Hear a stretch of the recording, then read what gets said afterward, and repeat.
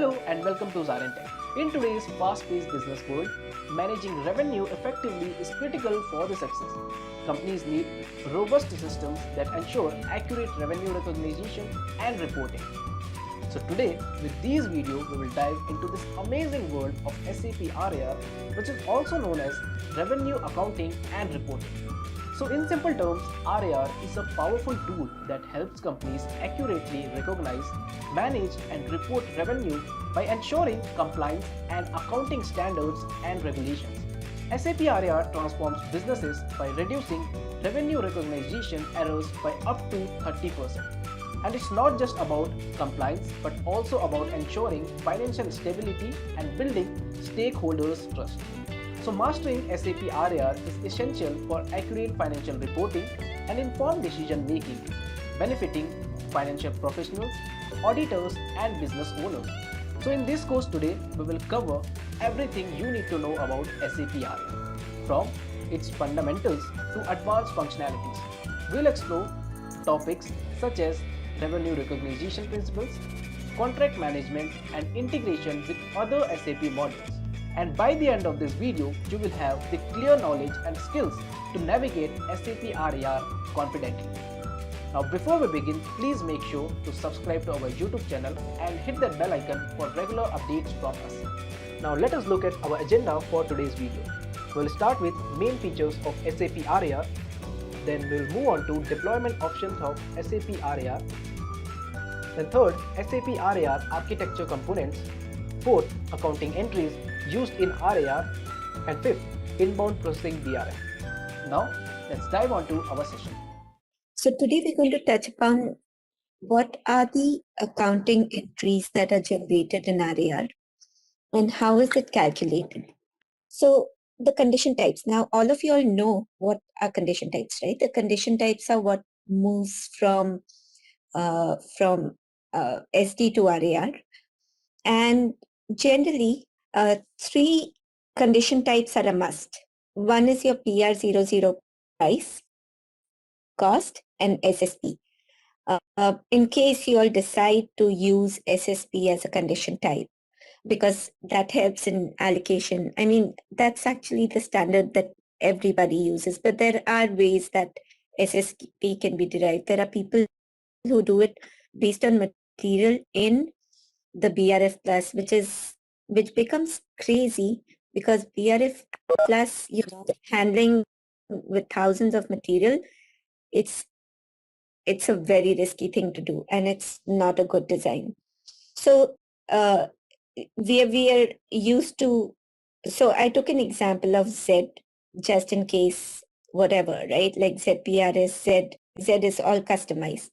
But one more condition type that we have in the system in RAR is COR, correction entries. So we spoke about allocations, right? So how allocations happen and the system makes correction entries. We're going to see an example just now. And that comes with COR. Now I'm talking, these entries are all in RAR. So these condition types now you see in RAR, you see these getting posted in RAR, which is with condition type COR. There's one more condition type, which I've not actually mentioned here, which is EXTF, which is foreign exchange. So in S4HANA, they've introduced foreign exchange in RAR, and we are using it currently. It is advised that we use it. So EXTF also is used. That is another condition type. Now posting category. Posting category, actually, it becomes a second language in RAR. So, when we are talking revenue, we are talking RV. When we are talking CJ, we are talking cost deferred cost. So it becomes like, so posting category is in RAR, the system recognizes these postings via posting category. And as we, in the finance team and IT, as we start interacting, we are only talking posting categories. It actually, one has to make an effort to remember, that IC is invoice correction. So over here, the posting categories, if you see, CACL is contract asset, contract liability. We all know what is receivable adjustment, RA. Recognized revenue is RV. Cost correction is CC. Deferred revenue, unbilled receivable, and invoice correction. Recognized cost and deferred cost. Now, there's one way to present in the system. We adopt one way, which is CACL or URDR. Now, CACL is IFRS 15. So if you have SAP designing the system, it is going to be CACL because SAP goes strictly by CACL. Unbilled receivable, people do use it, but using all of them does not make sense. It's like either you use CACL or you use unbilled receivable and deferred revenue. There's one way to present the books. So now I'm coming to the example. This is the source system entry. The source system entry over here is trade receivable to sales. So we're just looking at, the sales entry over here, which is 41,540. And we're looking at the trade receivables, which is AR. So now we're looking at an entire contract logic. So the transaction price over here is 41,540, 400.60 and 21,658, right? This is the transaction price.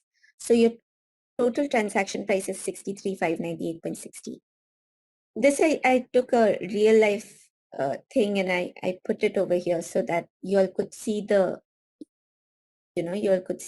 source entry and how it gets changed and what are the entries in RAR. And then we will also go to an allocation table. So the standalone selling price for these are defined as 26,660, 312, and 7973. The allocated amount, can anyone tell me how did we get this allocated amount? The 48,520. 26,660 divided by transaction, I think, sorry, 41,540 divided by total standalone selling price into standalone selling price, all right? So it's actually the ratio of the SSP into TP. So it is 26,660 divided by 34,945 into 63,598. So it is Okay. taking the ratio of SSP into the total TP. And then it comes to an allocated amount. So you see the transaction price over here is 41,540, but the receivable is 48,520. And so we will have a contract asset of 6980.21. Now let me touch upon contract asset and contract liability. And we'll again see this, we'll be seeing this many times. Then it'll just come to you all, like, 3-4 examples and it'll come. So receivable minus the invoiced amount is your contract asset. So according to IFRS 15, the receivable amount, because we are allocating based on standalone selling price. So based on the standalone selling price of this POB, the revenue amount that we should show in IFRS 15 that we should recognize against this POB is 48,520.21. Now this is the receivable, but how much did we invoice the customer? We've invoiced the customer 41,540. And so 6980.21 is the contract asset. That is the difference between this and this. This becomes the contract asset. Transaction price is a bundling selling price, right? No. It's for each PO.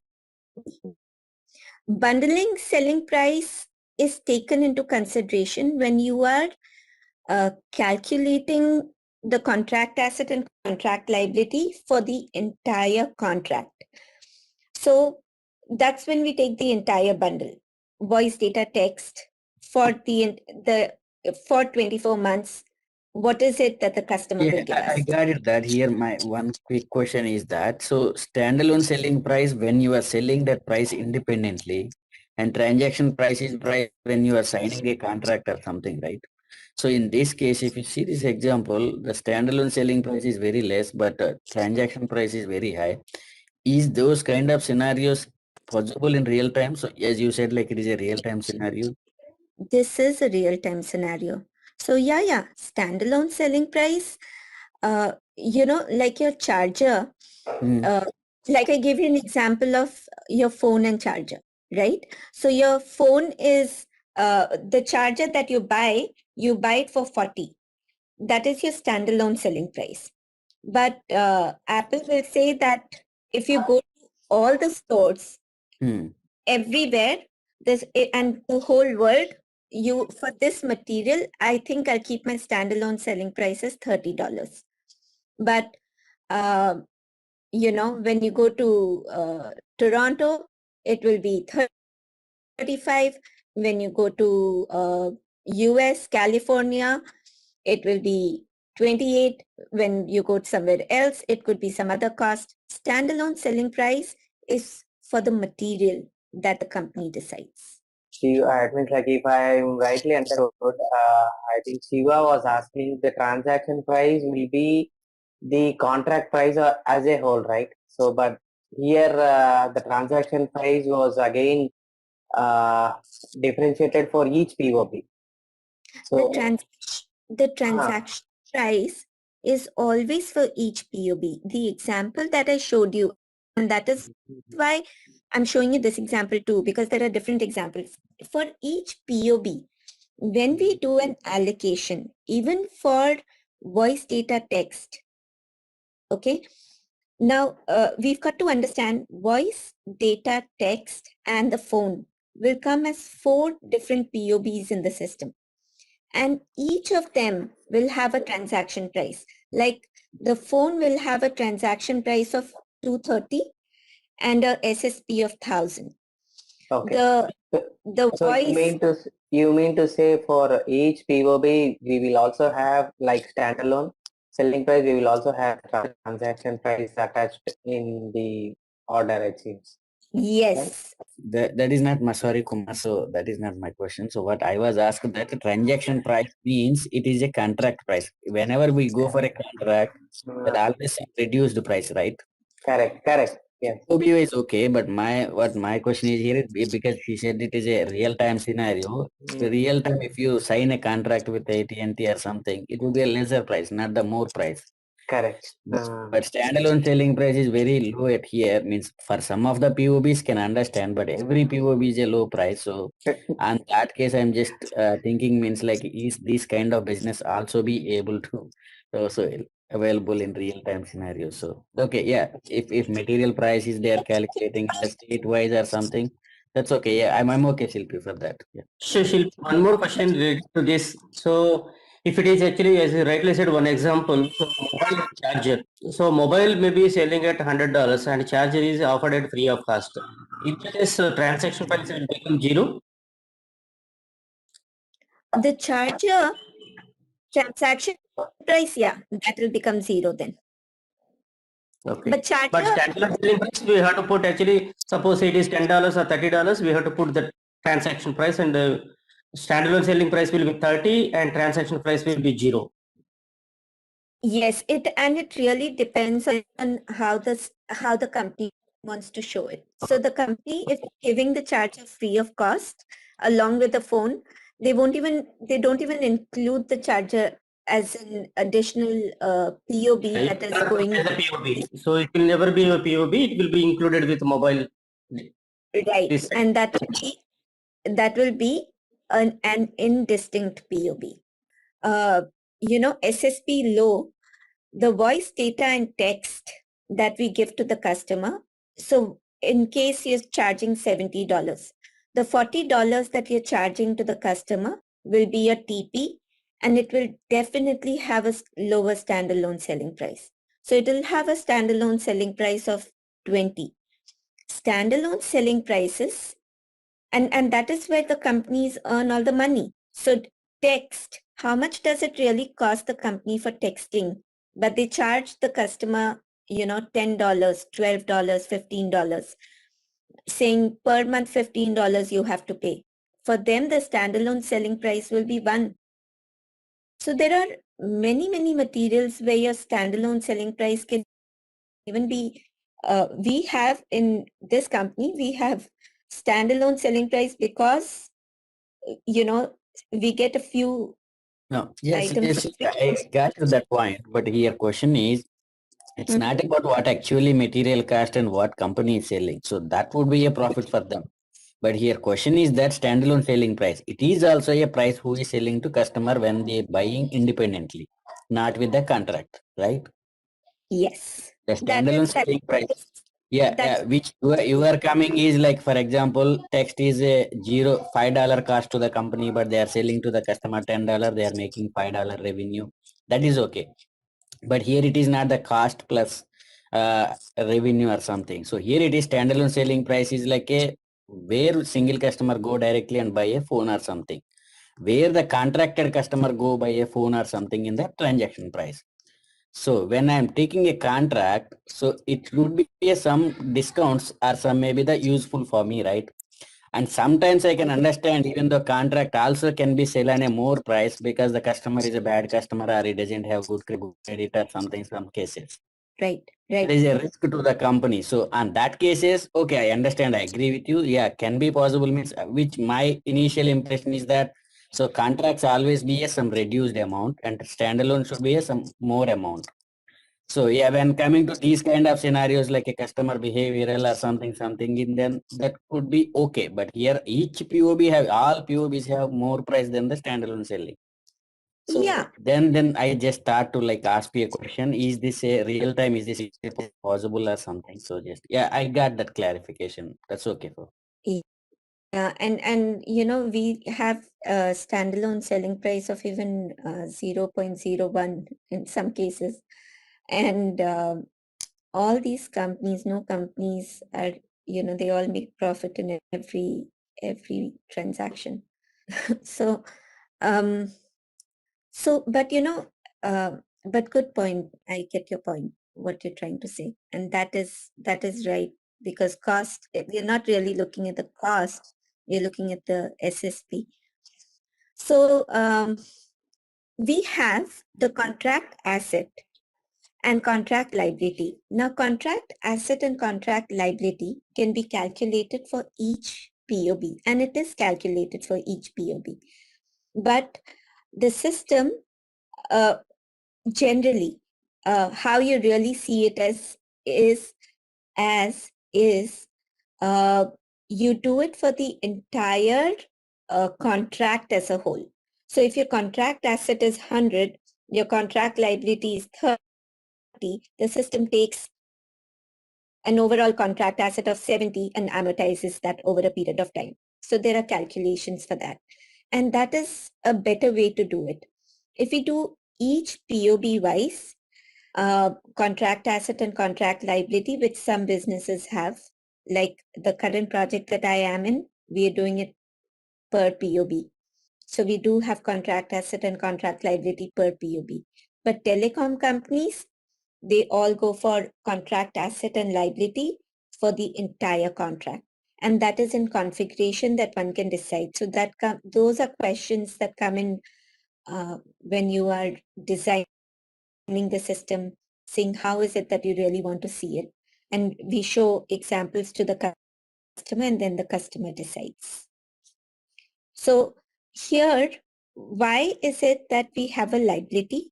We have a liability because we've invoiced the customer more, but the receivable is less. And so it becomes a contract liability. Contract asset. So contract asset is a conditional right to receive. What does it really mean? What it means is that we've done the work, we've invoiced the customer 41,540, and we've given them what they wanted. The fulfillment is done, but we should have received from the customer 48,520. And so we have a contract asset of 6980.21. But when we invoice the customer more, we say we've taken $100 from the customer and we've given them services worth only $30.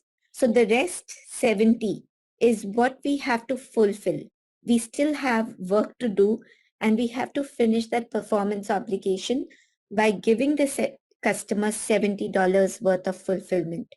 So it becomes a contract liability for the company. We'll come to this again. So let me take you through how. So I'm taking just one POB over here, okay? I'm just taking the first POB over here, and I'm trying to show you. Can you can you please explain here actually? So how this contract asset and liability came? Because in all the cases actually standalone selling price is less than the transaction price. So in one case it is coming as asset, and other case it is liability. Is it correct calculation? So exactly. So it's not upon the standalone selling price. Standalone selling price is again not the cost, like Mahasiba said. It is not the cost. We are only taking the standalone selling price. We are using it to get the ratio. So we are taking the ratio of the standalone selling price, and we are saying the allocated amount.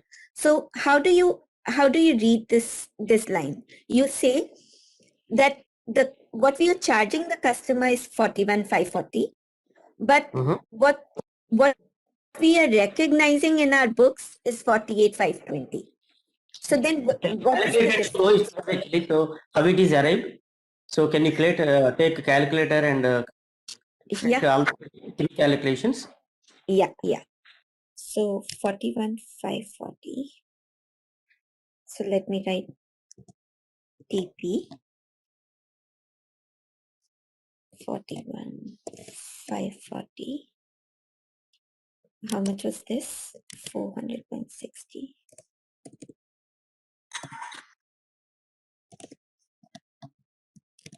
And 21,658.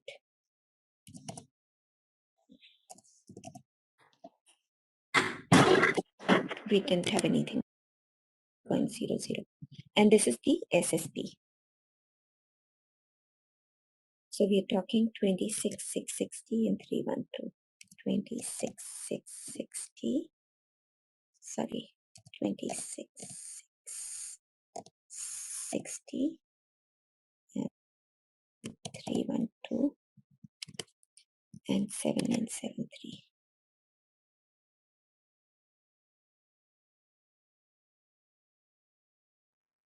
Allocated amount. Now we'll calculate the allocated amount, and then we'll calculate the contract asset, contract liability. So the total over here is SSP is 34,945, right? And this is 63,598. Okay. So now the allocated amount. Allocated amount is always the ratio of SSP to the TP of the POB. That is how it is calculated. Okay. For this POB, it is 26,660 divided by 34,945 into 63,958, which is 48,520. Okay. So yeah, decreased. Just 1 sec. Okay. So we have 48,520 over here. So yeah, we'll have to put the dollar value. Can I just quickly do it?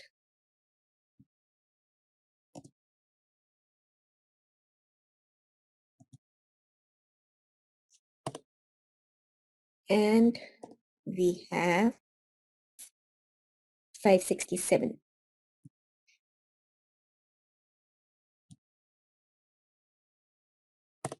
So now, you know what is more important over here that I really want you all to notice is the allocated amount. The allocated amount, the allocated amount and the total revenue. So even when you're allocating, see, according to IFRS 15, and I said that in the beginning, IFRS 15 requirements are to recognize revenue in a different way. It is not to change the revenue. So your total revenue always remains the same, always. So if this is 63,598, this is also going to be 63,598. But for each POB, we are going to recognize a different amount. So over here you have, so how do you interpret this? Let me go back to the presentation. So how do you interpret this line? You say that the transaction price for this line item is 41,540. But what we are going to be showing in our books and what we are going to be recognizing against this POB is 48,520. You know, the classic example, actually telecom has the most classic example, and that is your phone. The phone that we get is for 100 or 200, sometimes even $0, right? It's like a $0 phone because you're signing up a contract. So the $0 phone does, IFRS 15 says that phone is not worth $0.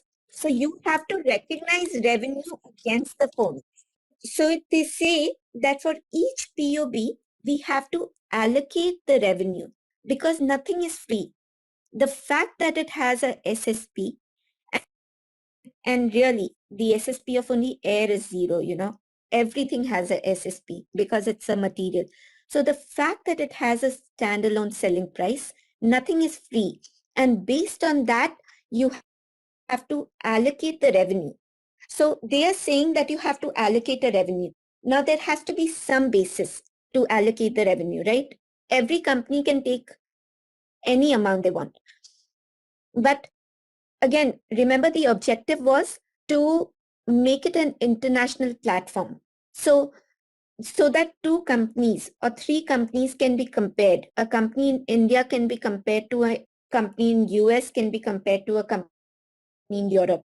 So when all these companies are compared, there has to be some level of comparison. And they say that you have to recognize revenue based on your SSP of your product.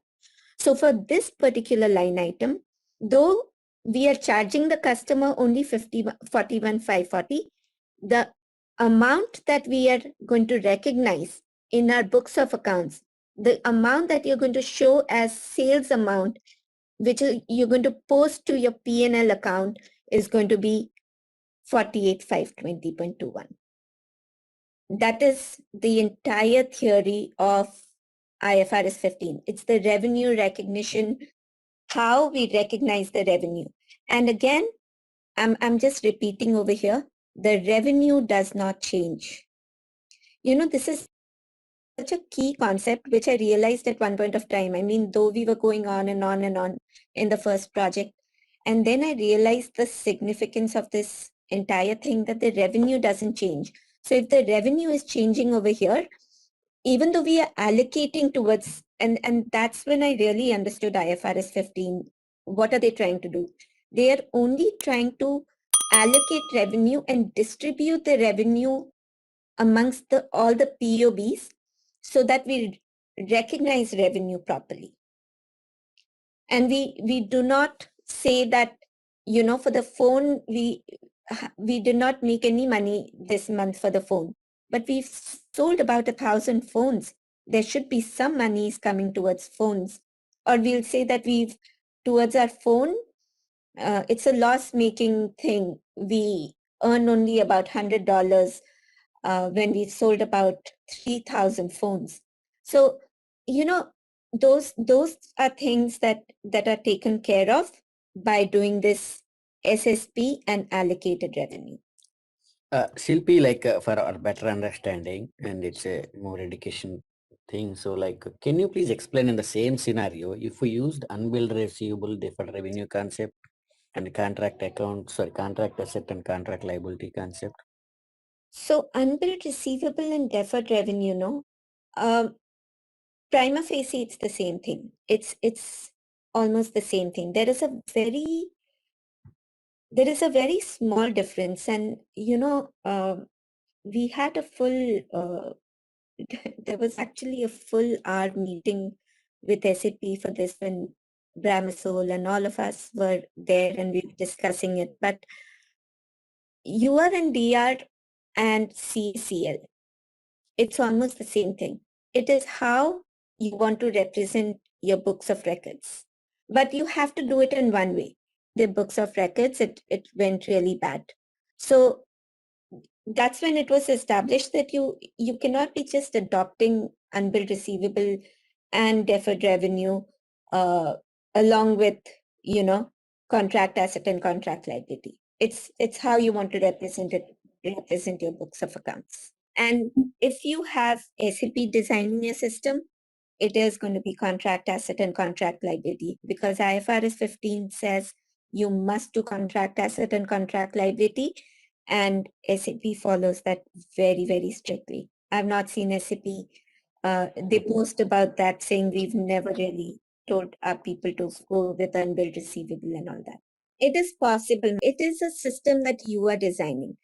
You want to show a unbilled receivable over here, and instead of contract asset, and you want to show a contract asset here. So it is possible. You just have to set up your system in that manner, right? So, But that in that case, the account determination, is it a material level, or is it a company code level, or is it a sales org plant? Which level in that case, like? account determination, again, it depends on you. It's never at material level, but generally it is at the POB type level. So all the POBs that you have, okay, and we touched upon this concept about, I think day before, we've had only 2-3 classes. So we touched upon the POB type concept, right? So Yes. you could say all your phones are, you know, one POB type. The accessories are one POB type. The television services are one POB type. So so your POB types are defined again during designing, and generally your count determination is at the POB type level, because Okay.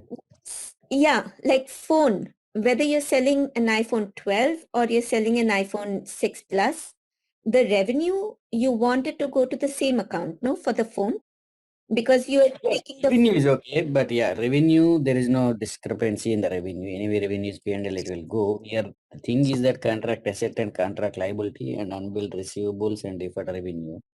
This is the concept is like striking as why we have to use this one, why we have to use this one. As you said, like it is a recommendation from IFRS 15, and there is a possibility to choose either this one or this one at the client level. Sorry, a client can decide. So in that case, if my client is choosing in the both, I want for some of as you said, like POB is material, I can understand that's okay. For these kind of POBs, I want to go this accounting approach. For these kind of POBs, I want to go for this accounting approach. So on that case, is it possible, as you said, like it is possible, if maybe not in today, as Murli said, like maybe tomorrow class or somewhere, or maybe in the practice session, I want to see that how we can determine that accounting and how Sure. the reporting is going to be ending on that case, like how we are going to be calculate our balances. That is my requirement. If anybody wants to add or something, you can. So unbilled receivable and deferred revenue, I can take you through the presentation that SAP had created, on what is the difference between contract asset and unbilled receivable. But I found they're almost the same thing.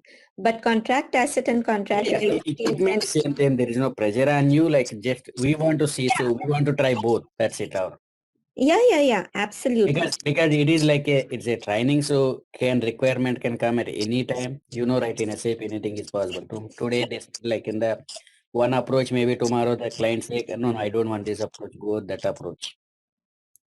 So in that case, how we have to act means like in that case, we are just asking you as an experience, you can help us to understand that concept. And if we want to deny that requirement, why we have to deny that requirement? We can give a strong reason, right?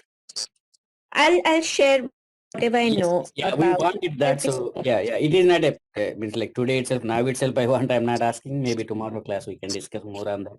Yeah. Just park this question for today's. Maybe you can read something or find something if you have any material or experience. I do have. In fact, I would have it in this laptop only. Sure. Tomorrow Sure. it is a point. Just you can park it, and we can discuss tomorrow this point. And we want to see in system also, like how we would do this one.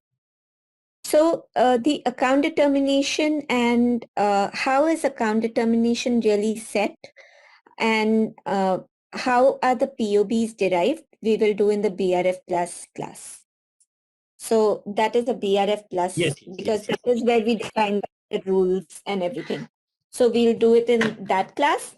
But yes, we will touch upon unbilled receivable in this. So yeah, and that, now that you've brought up that topic, we'll definitely discuss it tomorrow.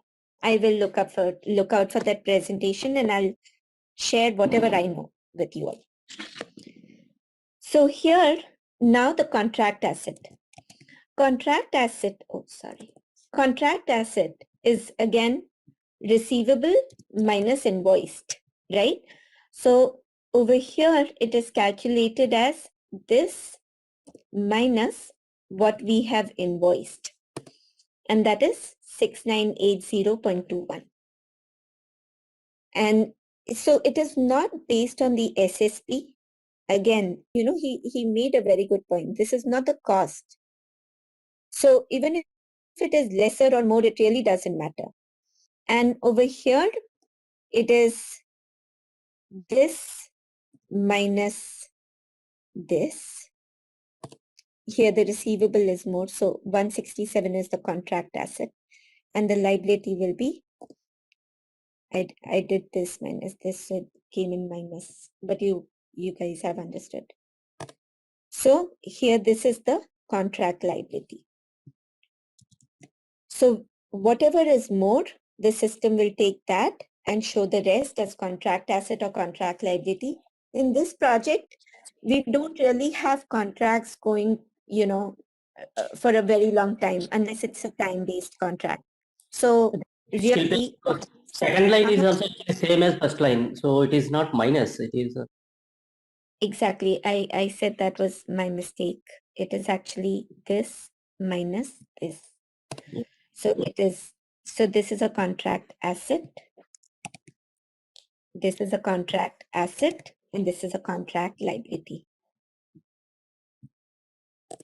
Okay, so now let us go through one POB and see when this comes in the system, what are the entries that is passed. Okay, so we are going to take just this line today, because then you'll just grasp what are the entries getting created. Okay, so I tried to show it in T accounts. Now, this is your current system.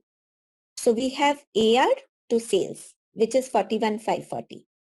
And in SD, this is what we'll pass, because we've invoiced the customer 41,540. We've recognized a cost of 26,660, and we've recognized a revenue of 41,540. Okay. Now, the neutralizing entry. So what happens is, and I straight away went to neutralizing. So whatever,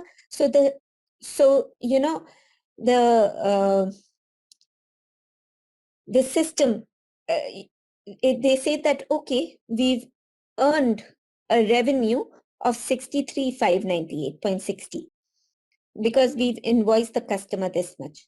So this is our revenue. But when it comes to RAR, RAR says, no, we are going to be recognizing the revenue in a different way. So the first thing they do is they neutralize all the entries that have been made. So over here, this is your current gap and the neutralizing entry that is created. And now I'm coming to the posting categories and why posting categories were important. So it says invoice correction to RA. So invoice correction is 41,540. That is, it reverses the entry. So 41,540 we've recognized, it debits 41,540 and it credits the receivable adjustment account. Receivable adjustment account is your AR receivables. It's the receivable, it's the adjustment account in between. All the revenue transactions touch receivable adjustment. So it shows you 41,540. At the same time, it passes the entry to deferred cost. It says 26,660 is the cost that has come in, which is 26,660 debit, and cost correction. It is creating a correction entry for 26,660. Now, the system says, why does it even put it to deferred cost? Because the system says, no, I see there is a cost and we recognize a cost, but I'm not going to be recognizing the cost before I recognize my revenue, right? I have to recognize both of them together. And so the system lets the cost sit in deferred cost account. So we have revenue recognized. So here, please notice the posting categories because So is it deferred cost is a P&L account or a balance sheet account? So here's the deferred cost, which is a balance sheet account. Deferred cost is, and that is what is holding the cost. At the end of it, it becomes zero. No, but here the concept is, sorry, I don't know, means like if everybody is understanding, sorry for stopping you. So you said like the 41,540 should be recognized, okay, right? But no. Okay, 41,540 is recognized in the source system. This is an SD. This is where the blue color is SD. Okay. Oh, this entry is in SD. So account receivable and revenue. So we are reversing the existing entries. The first line, so highlighted in blue, or actually it is already passed in the SD system. Okay. So because highlighted in green, we are now posting the corrections. Again, there will be postings from RAR that may be in the next upcoming slides. Yes, yes, exactly. Okay. So yes, yeah. So this is the SD posting, and then it comes to RAR, and we neutralize all the postings. We say whatever has been posted, we are going to neutralize it, and after that, RAR does their posting, and that is when a POB is fulfilled and invoiced. So when it is fulfilled, we do RA. RA is receivable adjustment to RV. RV is revenue recognized. So you see receivable adjustment debit and we do RV credit. So you see, and why I've shown you in these T accounts, then you'll see that it is all getting neutralized. And how is it getting neutralized? And then at that point of time, we recognize the cost too. So we are recognizing the revenue and we are recognizing the cost. The cost recognition is CO to CJ. But notice your CO and CC, okay? Your cost correction and your cost recognition is going to the same account over here. So that is why, like, see, 701,110. I've shown this on purpose, cost recognized, so that you'll see that cost in RAR is completely negated. RAR is a revenue recognition engine. So the purpose of RAR is to recognize revenue. It is not to recognize cost. But yeah, you can run, if you want, you can capture the GL. There are different ways how you can capture CO and run the books at the end of the day and see how much cost was recognized. But cost gets completely negated in the entries. And so debit CO to CJ. CJ is your deferred cost, which is getting completely negated. Yeah, that one. Okay. So standalone selling price, the thing is the ZPRS in this transaction was also the same.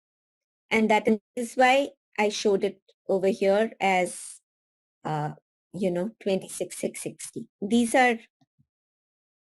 are entries that was there in the system already.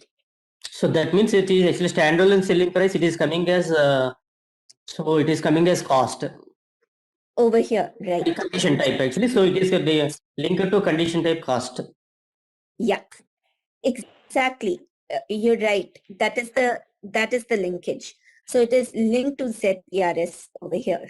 So finally, Shilpi, actually, when I look at that postings, so after actually neutralization, so debit is there in GL account 121,120,000 as a receivable. Where is the revenue? So that 41,540, there is no revenue, right? 121,500 is debit and credit is there. Revenue recognized is also 61120 debit and credit is there. So where is the other leg? Now, Okay. yeah. So here, see, so this is, that is like a very good question. So over here, what I've shown is revenue recognized. I showed the neutralizing entry going to one account. So you see over here, we were showing the original account is also 611,200. And over here, the revenue recognized is also 611,200. So actually, this is what I showed. What will be the effect? So it is strongly recommended that RAR as a subledger has its own GL accounts so that you can show the amount that is coming, you neutralize it, and then you capture the revenue in a different account to show that this is the revenue that we've captured. This is how it should be set up. Okay, so RAR, it will have its own adjustment accounts, so it will not disturb any existing postings in FICO. Yes, and that is how when you run your books of accounts, you can see that how much is the revenue recognized. You run your GL and you'll get your revenue recognized immediately. Initially, we discussed that is just a reference purpose to determine the allocation price, but here it is again coming as a cost. So on that case, so is it a pricing of the material or something, this SSP? SSP depends, really, it depends upon company to company, okay? Now, SSP is not the pricing, no. Your cost is different, your price is different. SSP is, if you're walking on the road and you want to buy something and go to the shop to buy without anything attached to it, how much is it going to really cost? That is SSP. So if I walk into Apple store today and I want to buy, the charger, or I want to buy something else, I want to buy an iPad, how much is that going to cost me? That is the SSP of that item. This is a kind of confusing concept where this Once we are selling as saying as selling price, standalone selling price without any contract. Yeah, that is And the coming same. to the next slide, now it is becoming the cost. See, when we are purchasing something as a standalone, there would be whatever cost. It could be much lesser than what price which on which we are getting that particular product, right? Without a contract. But it's Yeah. maybe I am getting confused. Maybe I don't know about others. Yeah, me too, right? Because as of now, which from starting class, we understand that this is just a reference price somewhere like price can Right. be sold at a standalone selling. Means like if I'm buying independently, that is a price you said. It is not a cost or something. So now it is becoming a cost. Cost means like it is again a different concept. So who So will sell Shilpi, the final cost to the customer? Yeah, Shiva. So let me clarify with Shilpi. So Shilpi in real time, so in other projects where you worked also, that SSP is linked always to ZPR's that cost, or it is something different, it is assigned to cost. It is always different. Okay. There are then some correct. things, the company could define like that, but it is always different. The cost of creating this laptop for me could be $200. I'm selling it for $2,000, and the SSP for this is probably 1,800. Okay, then actually, so it is just example you have taken in this case, but it is in real time when we go for implementation, both SSPs and costs are different. Totally different, yeah. And especially in Apple, you're going to find that it's going to be completely different. Because SSP is, in telecom companies, SSP is very, very well defined actually. SSP in software companies is not very well defined because they do not have a lot of these companies, they don't have manufacturing units of their own. So SSP for them and the cost becomes what the cost that they pay to the vendor to acquire that thing. The SSP is, they say, okay, let's take it the same as the cost, because that is what is, what we are going to pay if we go to the market to buy it. So it really is a concept which each company adopts to show how they're going to be recognizing revenue and how do they want to allocate the revenue between different POBs. So if a software company wants to allocate it based on, So I can give on that case example, Shilpi. So can you take your Excel sheet? Yeah. So there is a company I'm giving from a software services which is giving. So like for example, they give cloud service which is infrastructure of some value. Maybe you can write something. Yeah. Maybe you can write it down in the levels like each POB. So POB 1. Mm. So that may be something is infrastructure services. Okay. Okay. So Cloud service. It can take as a Google as an example. Google gives some cloud services. infrastructure services. Yeah. Microsoft. So, yeah. So then again, Microsoft gives some technical services like AWS, which is the Java or something, Oracle or something.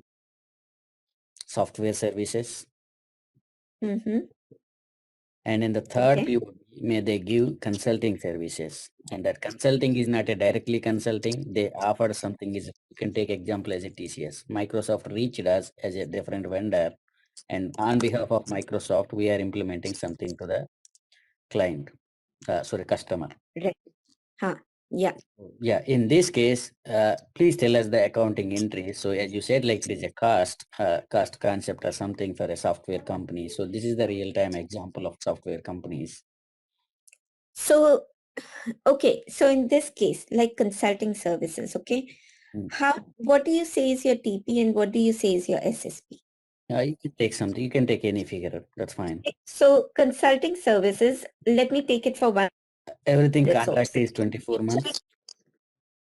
Okay, so for each resource, you're going to charge 200 into, okay, so let's take it per Maybe you month can take cost. bulk, don't for hourly rate. So I take as a annual maintenance contract only. So that's fine. So That- something amount, some that- bulk amount you can take it.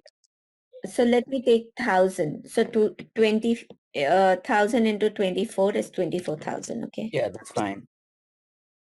Okay. And so we're charging this to the customer. Yes. And infrastructure, maybe you can put something 2000 or 1500, anything fine for 24 months. For 24 months, it'll be 2,000, or will it be 2,000? Anything, whatever the flexible for calculation, you can take any example. This is also 24 months, you can take some example. So This transaction price. And if I'm selling this to a standalone, it may be okay. some Now, more cost. Okay, maybe you can take SSP as like a 2200, hmm, and software services, maybe if independently I'm selling like a 5000 or 5500. And consulting services, like actually here the consulting services independently I don't have service, but as a contract I'm selling. But here I sell like independently 2000 or maybe 2000 or 3000. You can put 3000. so 3,000 into 24, right? You Yeah, will do 3000 you can put as a, this is a 24 months calculation, right? 3000, and I'm going to be pay vendor from this because my client don't know what I'm going to be paid to my vendor. So I'm going to be pay my vendor like a 1500 to TCS. you're going to pay 1500 from this consulting yes. services as a, my cost is this one for this POB. Okay. So, okay. So, you know how will, so, okay. Let me take, first of all, let me show you the calculation of contract asset. How will the revenue be calculated? What will be your journal entries over here? Yep. So, is equals to this divided by this into this. So though we are charging the customer only 2,000, we are actually going to show a revenue of 6,333. That's the allocation over here. Okay.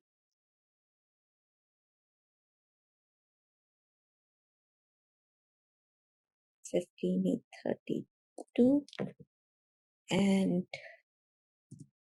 over here it will go really less because your SSP is only 3,000.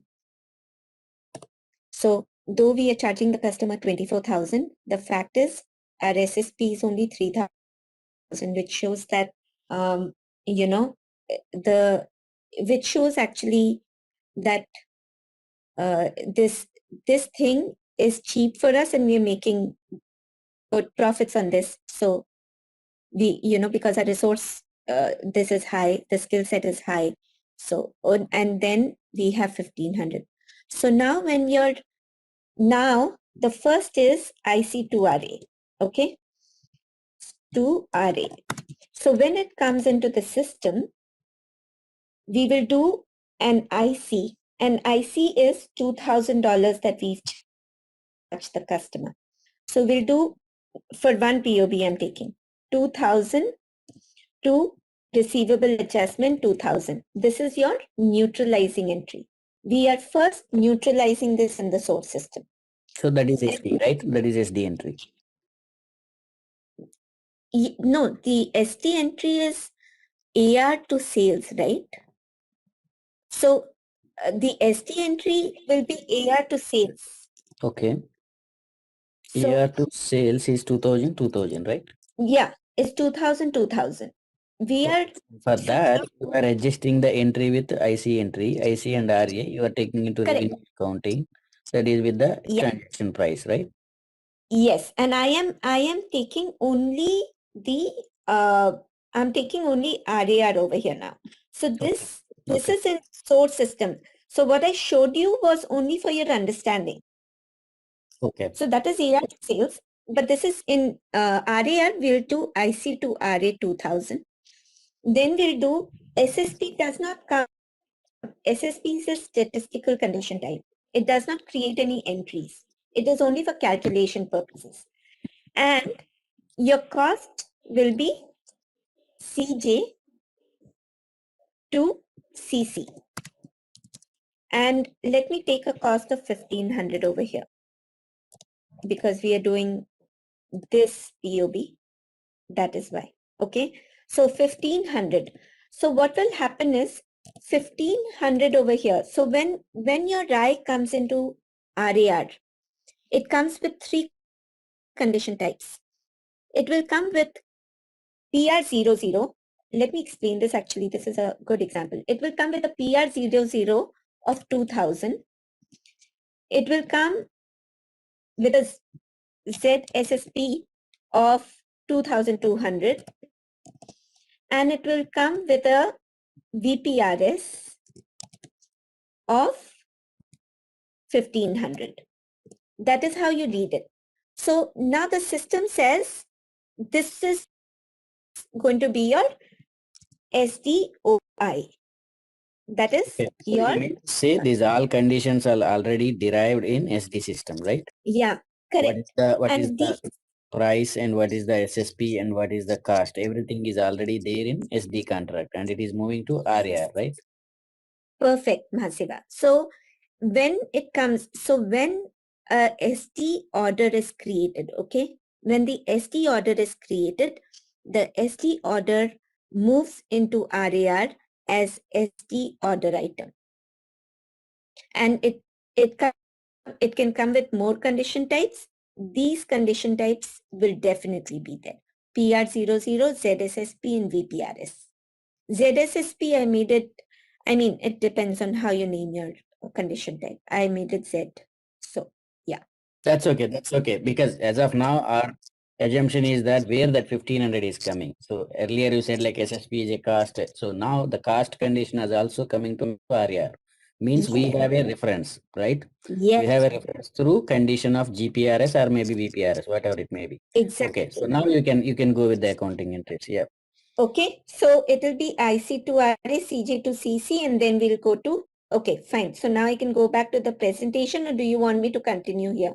Anyone else? Yeah, please continue, Shilpi. Okay, fine. So IC to RA and CJ to CC, this is the neutralizing entry, okay? And then I'm going to be, now when my fulfillment item, that is SDFI, fulfillment item, and SDII comes in, okay? That is when my fulfillment item and invoice items come in.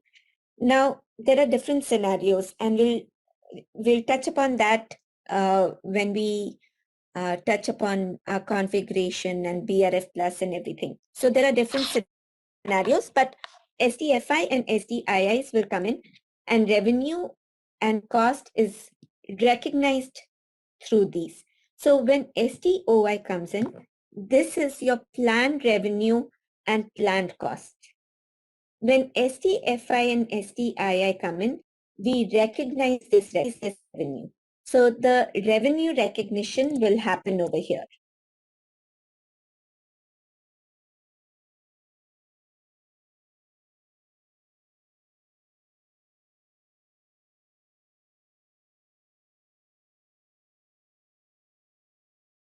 So here the entry will be RA.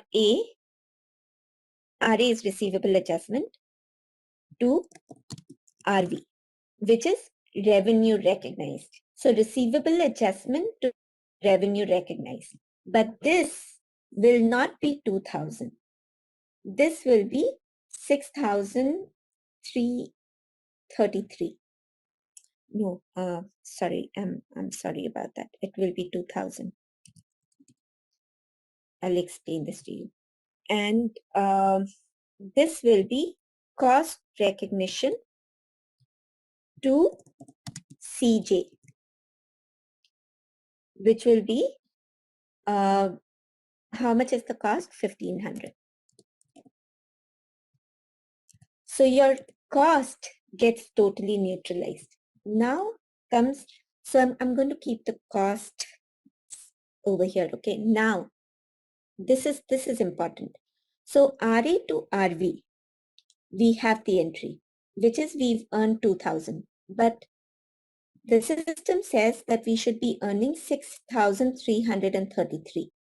So that is equals to this minus this, which is actually 4333. Oh, what did I do? This minus this. Okay, 4333. Okay. So what the system does is, remember I spoke about core condition type. So it creates another entry, which is RA to RV for 4333. This shows you that the core, and it comes with a condition type. So each of these entries, when they're passed in RAR, no, they are passed with condition types. Okay, so this is ZPRO, PR00, sorry. So let me show it to you in the presentation. That will make it more clear, you know, because over here it can get Okay, yeah, no confused. problem. So yeah, we'll continue. So we'll see in the system, like how it is going to be. Yeah, because But here, one thing, can you note down this point also? So again, yeah, said like the allocation is going to be happen in RAR system. But here, the revenue recognition, which is like a difference allocated amount difference is also coming from SD condition. So how that is possible? no, or is not. So maybe you joined late. I explained that these are condition types that are coming from SD. Core. Yeah, these are coming. Yes. These I have. These I am okay. So which is like a price, like a transaction price, SSP, Correct. VPR These as a are cost. from I'm but a core is just now I'm asking about only core. So correct. it said the core is a difference of allocated amount minus transaction price, right? Yeah. So So core allocation is happening in RAR engine. It's not happening in SD system, right? yeah. So this core does not come from SD. This is a condition type that is defined in RAR. And Okay. this is Yeah, just back you said like this is also coming on a condition. So there I have a doubt. So if it is happening in SD, sorry, RAR itself, okay. Yeah, let's see in the system. Yeah, you can continue. Yeah. so you have to see one thing. What is the total revenue over here? The total revenue that we are recognizing. 333 is the total revenue. Correct. Yes, because that is what we have as total revenue over here. That is, see, that is revenue recognition, and this is the main point of IFRS 15 and the contract asset, contract liability. Okay. So yeah, we will see in the system. So I'm okay. Like so here's the thing. So 41,540 is the RV. So we've recognized 41,540. But you remember we said that 6980 extra has to be recognized. And that is when we do a revenue allocation and with a condition type core. This is the condition type that is defined in RAR. And here we do RA to RV. So your total revenue that we are recognizing in your P&L account is 41,540 plus 6980.21. Okay. And now 6980.21 is due to allocation. So we've recognized this revenue towards this POB. For example, this can get actually a little confusing, but for example, your phone. We said the phone is, we are charging the customer 200, but the phone cost, the SSP of the phone is 1000. So we saw that the allocated revenue against it is suppose 700. So we are going to be showing 700 as the revenue earned against the phone for that particular month, that particular period. And then we create a contract asset of 6980.21. So we debit contract asset to RA receivable credit. RA account becomes 0 over here. And we have recognized revenue of 41,540 plus 6980 for this POB. And your contract asset after that, it is, so there is a clearing entry that is passed, which is, where we make your contract asset 0, and against the receivable adjustment, it all comes down to 0 then. And and that's how, okay, this is another POB. So these are basically the entries that are created. Now, in the Excel sheet, if we see, in the Excel sheet, you showed me the correction entry as 4,333. When you go to the Excel sheet, the correction entry was 4,333 that we adjusted from the allocation, right? yes. But in the slide, I think probably you're showing as the whole amount as the correction entry, the whole allocation amount as the correction entry. The whole allocation amount as a correction entry. Can you go to the? Yeah. Here, when you see the allocated amount was 6,980, right? You're passing the correction entry as 6,000. Yeah. 980, yeah. 6,080. That's because that was the additional amount due to allocation, right? So, see, the difference, we charge the customer 41,540, but we are allocating an amount of 40, but we are going to recognize the revenue of 48,520. So, okay. 980 is the additional amount. So we show the revenue of 41,540 and we show additional revenue with core correction entry. So that is where you can see that, okay, core entry is due to allocation. The ZPRO, and you know how it comes in the system? It's actually a very clear-cut thing in the system. In the system, it shows you that PR00 is, it will show you in our case 2000, our revenue, RV, and it will show you RV of 4333.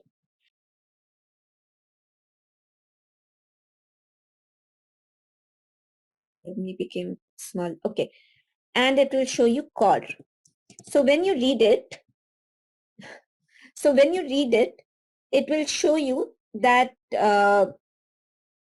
you know, when you see it in your entries, you will realize that, okay, in this contract, I have earned 2,000 against my transaction price, and we've shown extra revenue against the correction entry, which is an allocated amount. And this has, core is always due to allocation because of the SSP allocation that has happened between the POBs. This is, and it's not an easy, like, you know, maybe like you all are CA and ICWA and all that. So, but this concept, I took a little time to grasp. It was like that aha moment, you know, when I was doing my 25th contract, and suddenly I understood the entire system and what is happening over here. But it took me time. So this is a complicated system, and the contract asset calculation, the contract liability. In fact, I wanted to take you through another another sheet, which, you know, my first project actually was TELUS. I don't know if you've heard of TELUS. TELUS is, it's a telecom in Canada. It's huge. And TELUS was implemented, that was like implemented by SAP, when we co-created this module, the RAR module along with SAP. And so, that Excel sheet that I was showing initially is the Excel sheet that we used for telecom.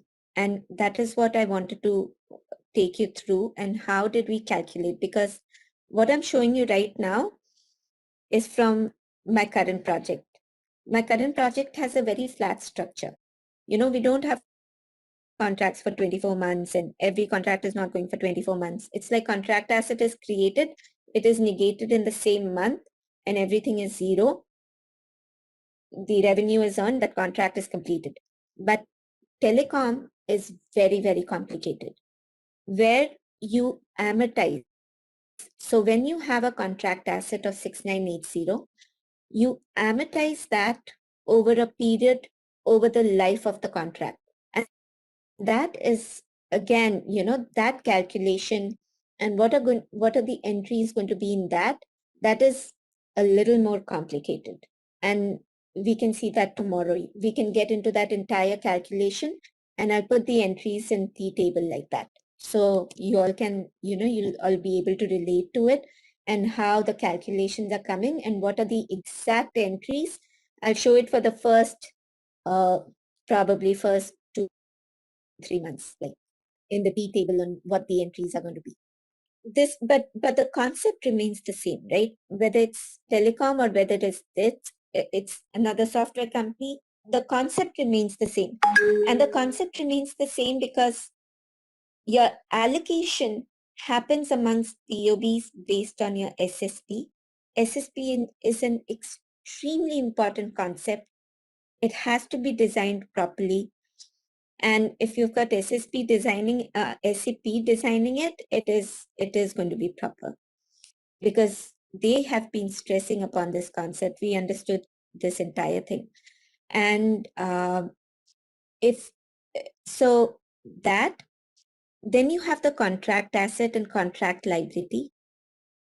The contract asset amortizes over the life of the contract. So generally you have 2-year contracts. That is how the telecom companies generally have, right? They have these 2 years and 3 years contracts. 2 years has become a norm, actually. So tomorrow we can see an example where it amortizes. How does it amortize over a period of time? What is the rate that we take? Because it amortizes equally, and then it comes down to zero at the end of 24 months. And when it comes to zero, it finishes over there, and the contract goes into the completed status. So that Excel sheet, and I'll create the entries for that in the T table. So this is how, but the concept again is the same. It's allocated, and that is why I was stressing. So though we are showing so much of amount over here, we are showing so little amount. Though we are charging 24,000, we are recognizing only 8,600. But the total revenue always remains the same. Because really, IFRS says we are only recognizing revenue based on IFRS 15 standards. The total revenue is always the same. So, so this is what I've shown for POB2 as well. So this, like I showed, the contract asset over here, I've shown for POB2 as well. And I've shown the correction entries over here of 167.23. Like you all pointed out, it's actually the contract asset. And then over here, I've shown the contract liability. So here, the key code for this is FAR_ING and inbound processing. It actually will touch upon inbound processing a little more. I jumped in over here only because yesterday inbound processing and integration was just such a drag, like there was no interaction. So I said, once I get the system, we will go through it. So over here, when we,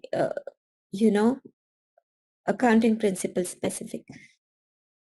So when we configure the accounting principle specific, it's not taking anything. The use of SAP is subject to a special release. Okay. So RAR, it's not allowing me to go into it at all. So over here, there is a you can actually choose, So as you all are designing the system and implementing it, in this particular node, there is a setting which says you can calculate contract asset and contract liability for each POB, or you can do it for the contract. So in telecom companies, they generally choose by contract, but in my current project, they've actually chosen by POB, which is quite messy because in every contract, you see contract asset entries also, and you see contract liability entries also, which is not the best scenario, but yeah. So this is the node where you have that configuration. So you do, why I'm telling you this is you have an option. So even as, you all are designing, you know what the options are.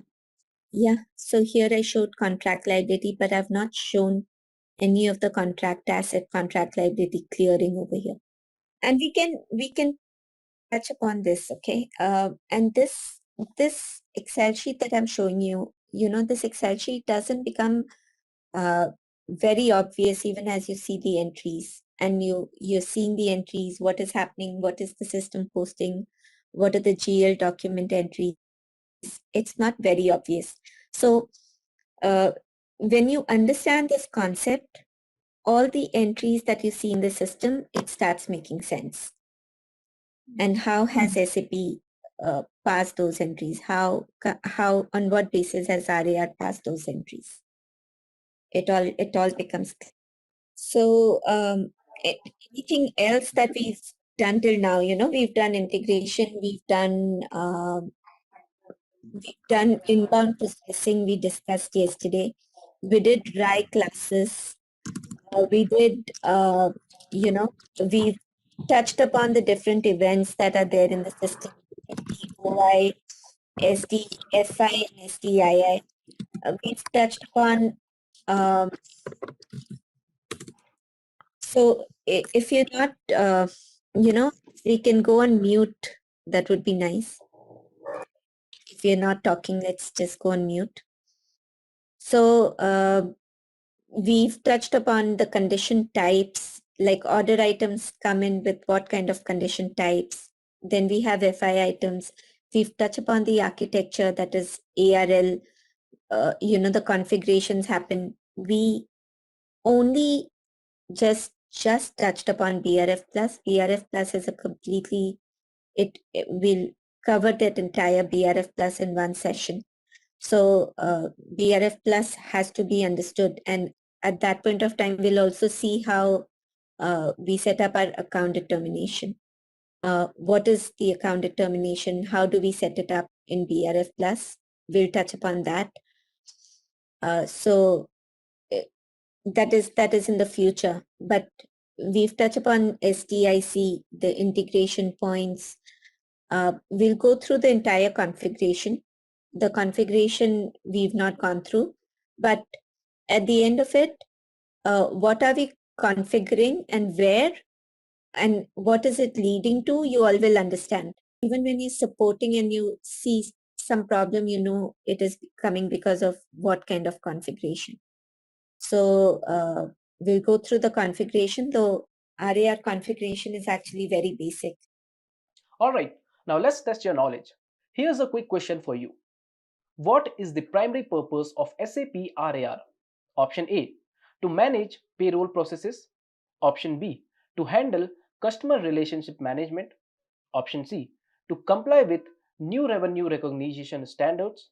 And option D, to optimize supply chain operations.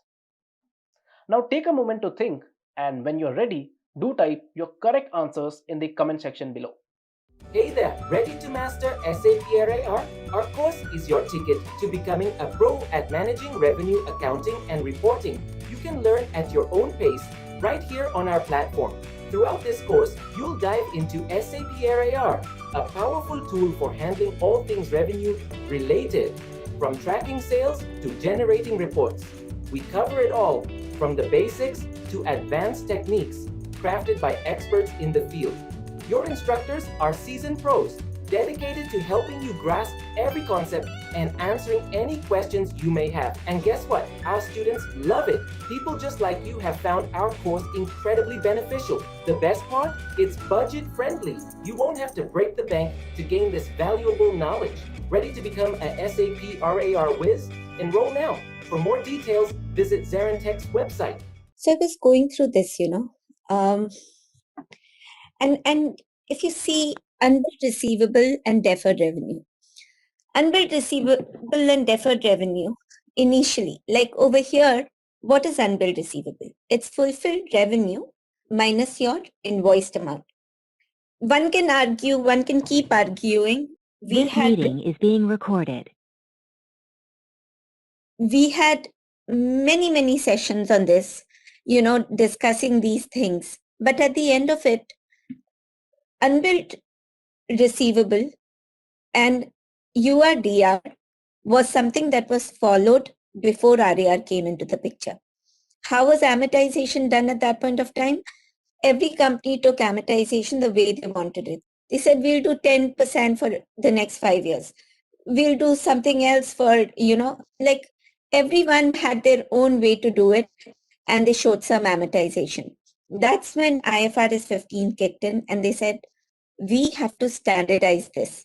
And they set CACL, and it is going to be amortized over the life of the contract. And that became a standard across the world. And that is why CACL.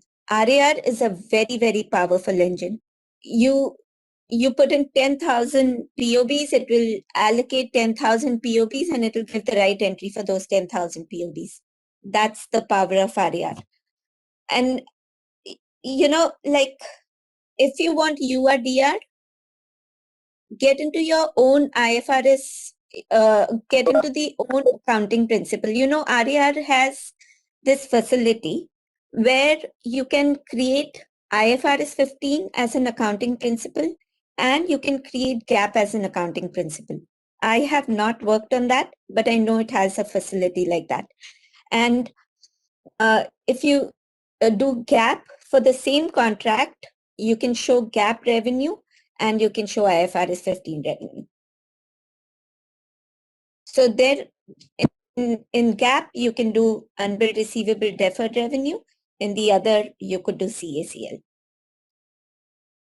Because the concept of amortization and, the entire, that receivable, the allocation was never there earlier. So those concepts have come only with IFRS 15. And some people have even tried to do all 4 in one, and it has failed. So there are failure studies that SAP, talks about. And they say this is a concept that is in the past. And what we have right now is CACL, follow that. But remember, CACL is calculated for each performance obligation, but always the entries that get posted is for the entire contract. It's not just for one performance obligation, unless you specify that. And in telecom, they really don't. Like, telecom is pretty complicated. They never do that. URDR versus CACL. And at the end of it, you can call it whatever at the face of it. RAR, IFRS 15, calculates CACL in the background. You call it unbilled receivable and deferred revenue. The system in the backend will do the allocation and give you the CACL effect. Because that's what it's supposed to do for IFRS 15. And every transaction, when we go through revenue recognition, when we go through the different reports that you're running, every transaction, the accounting principle input is a mandatory field. So it will ask you what is the accounting principle you want to calculate it for. And when you write IFRS, it gives you accordingly what is there in the system. So Shilpi, across the industries, so what exactly it is followed? Actually, majorly it is followed as CACL or URDR? CACL. Okay. For like across, so IFRS 15, this entire IFRS, it brought about a kind of regulation in the world because everything was set. Companies in India did whatever they wanted to. Companies in US did whatever they wanted to. In Europe, they did whatever they wanted to, whatever they believed in, right? There were these traditional ways, but that did not allow the companies to get compared to each other. So to create a common platform of comparison, IFRS 15 came out with this. They took about 6-7 years to develop this IFRS 15 regulations, this entire thing. And they came out with it in 2014, May 2014. And they've been improvising it because they've just come out with foreign exchange also in S4HANA and all that. We can have even foreign exchange in RAR, and there's a good chance that Apple will have it. So we've implemented foreign exchange in my current project. I really researched on it and I presented it and we implemented it. It's again, foreign exchange, to keep it mildly, foreign exchange is taking care of the RA balances. So the running RA balances always have to be taken care of. That's what foreign exchange is doing in RAR. And we can touch upon that.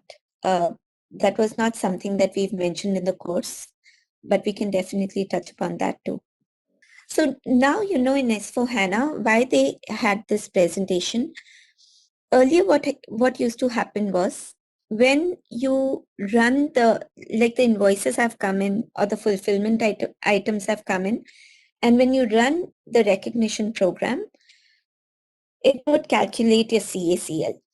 But now in S4HANA, everything has now gone to due date of the invoice. So they say that we are going to do it on the due date. So if your payment terms, it's 30 days. Regardless of the fact whether the customer has paid or not, on the due date, the system says, okay, the invoice has come in and now I will take the invoice into consideration and calculate CACL. Before that, the system doesn't calculate. This is something new in S4HANA. And this is actually the due date thing has become a big controversy. Siemens and many people have gone and said, this is crazy because all we are doing is we are keeping the balance in RA when it should show a CA and it should clear it out. Or we have a CA balance and it's not clearing it out. So when we do our year-end reporting, we are showing a CA balance. So because the system says, no, I'm going to do it only on due date of the invoice. I'm going to clear it only on due date of the invoice. So there are many companies that have actually canceled that and taken the due date to be immediate because really whether the customer pays or not, we don't know. And that is happening in AR. So we don't really have to bother about that. Over here, we just want to calculate the CACL. So it is all upon due date of the invoice. So that is why SAP, gave this, because naturally, I mean, they plan it from in advance, right? So, but the whole concept over here, if you see, the definitions are the same.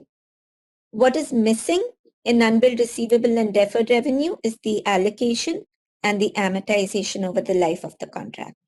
Shilpi, you bring up the topic. So, for example, invoice due date based revenue recognition is started. If customer is not paid, so is there any possibility that to add some more additional field or something to get to know customer is paid from the payment document? But why would you want to do that? The revenue recognition starts after customer payment only, right? So revenue recognition, so that we cleared it off, right? But the revenue recognition starts when the customer is invoiced. We never wait for the customer payment. Now, customer payment can come early, but you take, when you invoice the customer, you take that as a sale made, and this is the revenue that I'm earning. That is an assumption, like that is what it takes everything at gross. Okay, but just before your comment only I took as that. So invoices I can understand that, but you only said like this. There is a lot of discussion is going on that if customer is not paid or something. So Yeah, this is a huge controversy, and even in my current project, I actually canceled that, and I've put that code, in the baddie to make it immediate. then what is the means like a solution finally? So the solution is that when the invoice and the fulfillment item comes in, it will calculate CA and it will clear it off. So clear it off as in, if the contract is completed, everything is completed, the CA is not kept hanging, because we've got to do month-to-month reporting and we've got to do year-end reporting. And in our year-end reporting, there is one important thing, and especially for Apple, my company is not even a public company, but for Apple, these are public companies, right? And public companies have to disclose on unfulfilled POB. So unfulfilled POB, contract asset, whatever remaining contract asset, they've got to disclose all this to shareholders. And this disclosure will carry so many amounts that are not even proper, because really the contract is completed, but we are still showing as if this contract is still going on, and that is where the contract asset balance is there. So it should get cleared off when the contract gets completed. That's the entire. So, maybe this is not because I'm just talking this language because I'm doing it right now. So what happens is, when the invoice and the fulfillment item comes in, the system creates a contract asset. Okay, like I showed yesterday, we run the program and the revenue recognition program, and we see a contract asset getting created. And when the contract, and immediately, if the system realizes that the contract is completed, it passes off a clearing entry. So CA, it has a balance, right? The CA account, the contract asset account, there is a balance hanging in contract asset account. That gets cleared off. The RA for that contract is 0. Everything is 0, and that contract is in completed status. Now, the due date of the invoice could be, say, 3rd of Jan or 4th of Jan.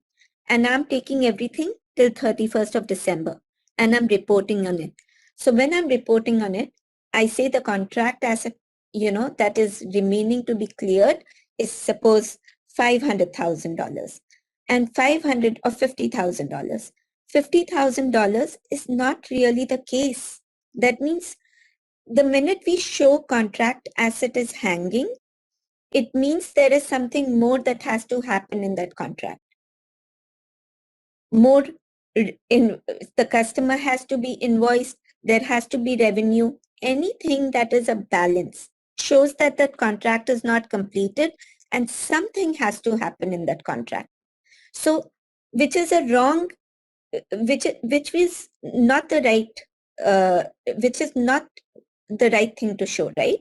Because that contract is completed on 31st of December. So there was a lot of controversy around due date of invoice. So that means actually some other performance obligations are pending, then only there will be balance, right? Otherwise CA and CL net effect should be 0. Yeah, the net, yeah. So yes, but based on what you said, it's not that some other POB is pending. It depends on, like in telecom, they generally do it for the contract. Like this thing is very important. CA and CL is calculated for each performance obligation, like the example I showed you yesterday. So those, we take it, for each POB, we take it as for very flat kind of organizations. But for telecom and all, we sum up, it is always taken at contract level for telecoms. You cannot take it at POB level. It will become impossible to calculate. And we sum up the CA and CL for the POBs to get CACL for the contract. So Correct, what Shilpi. So, yeah. So what I'm telling is actually, suppose yesterday we have seen example, right? Transaction price is suppose 1,000. Okay. Yeah. SSP is 750. So 250 is the difference. So what we allocate is actually as per transaction price we will allocate. So the difference of 250. So there will be balance in contract account, contract asset 250 and contract liability minus 250. Net effect is 0. So at the end of the year, when we are going to report, so we will to the balance sheet account, it will go as 250 in asset and 250 as liability. So both the accounts, it will never become 0, right? Correct. You got it. Okay. Yeah, I got it. Yes, you're right. Like, when it is at the contract level, the CA and CL cancel each other. Correct. So both are separate GL accounts, but there will be balance. When you combine both of them, it will be an effective T0. Yes. I don't think so. Shilpi, like, because whatever we are recognizing more than the SSP or something, SSP or maybe transaction price. Yeah, transaction price that should go to CA account, and whatever we are not less recognizing from the transaction price that go to contract liability account. And these both, how could it be a 0? Means like how contract level can it be a 0? At 0, right, Shiva? Actually, what they are doing is, see, yesterday we have seen example of 3 performance obligations, POBs. Yes.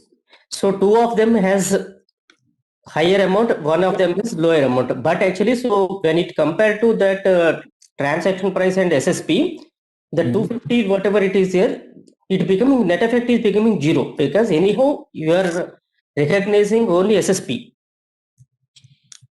No. Recognizing is transaction price, not SSP. Sorry, recognizing transaction price. So net effect is 0.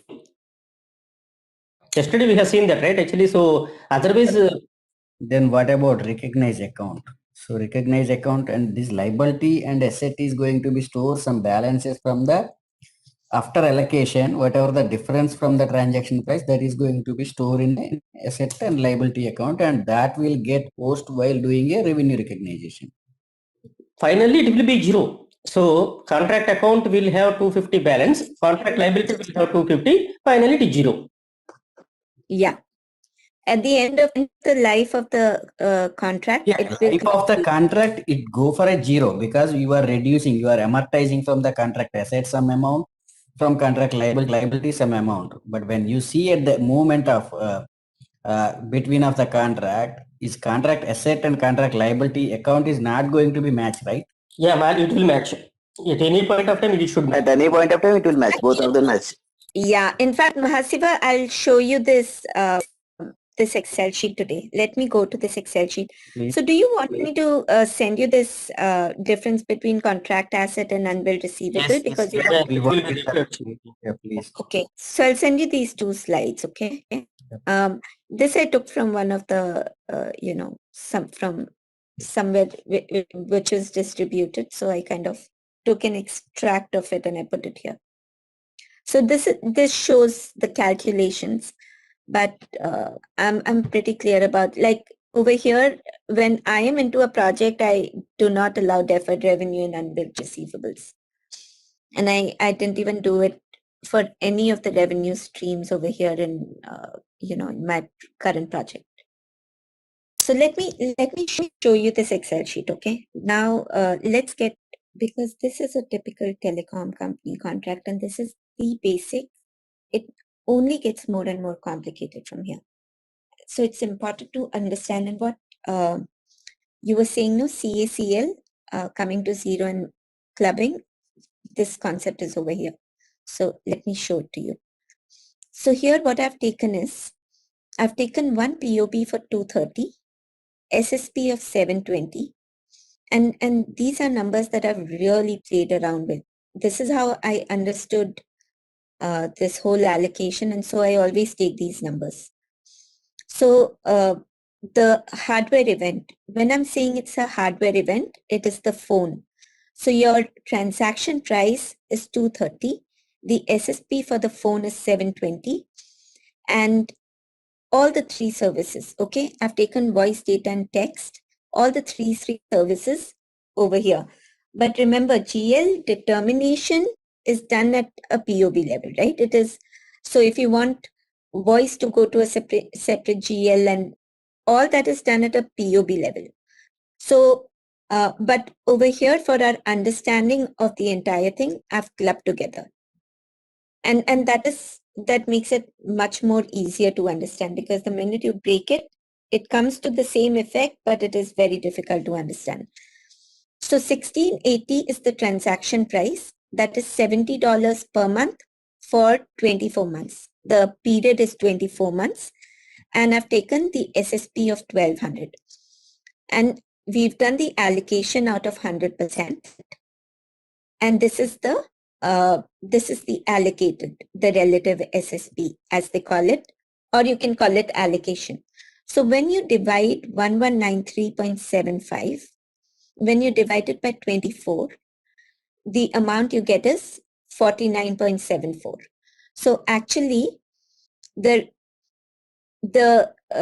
amount revenue to be recognized in the first month. So this is in period 0. That is, the customer has gone, taken the phone, signed up the contract. So immediately he pays 230 and he pays $70 for the service. That is what he ends up paying. But we recognize 716 and we recognize 49.74. You got how I got 49.74? So I divided 1193.75. So now we've understood this allocation, right? And I've divided the 1193.75 because this is a clubbed amount by 24, because it's 24 periods. So I get 49.74.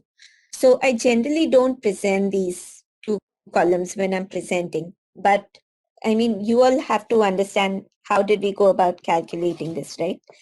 So it calculates a contract asset of 486.25. So the system sees, that the revenue is recognized more than invoiced. And so it gauges the overall feel of the contract, and it says that this is going to be a contract asset. So it says 486.25.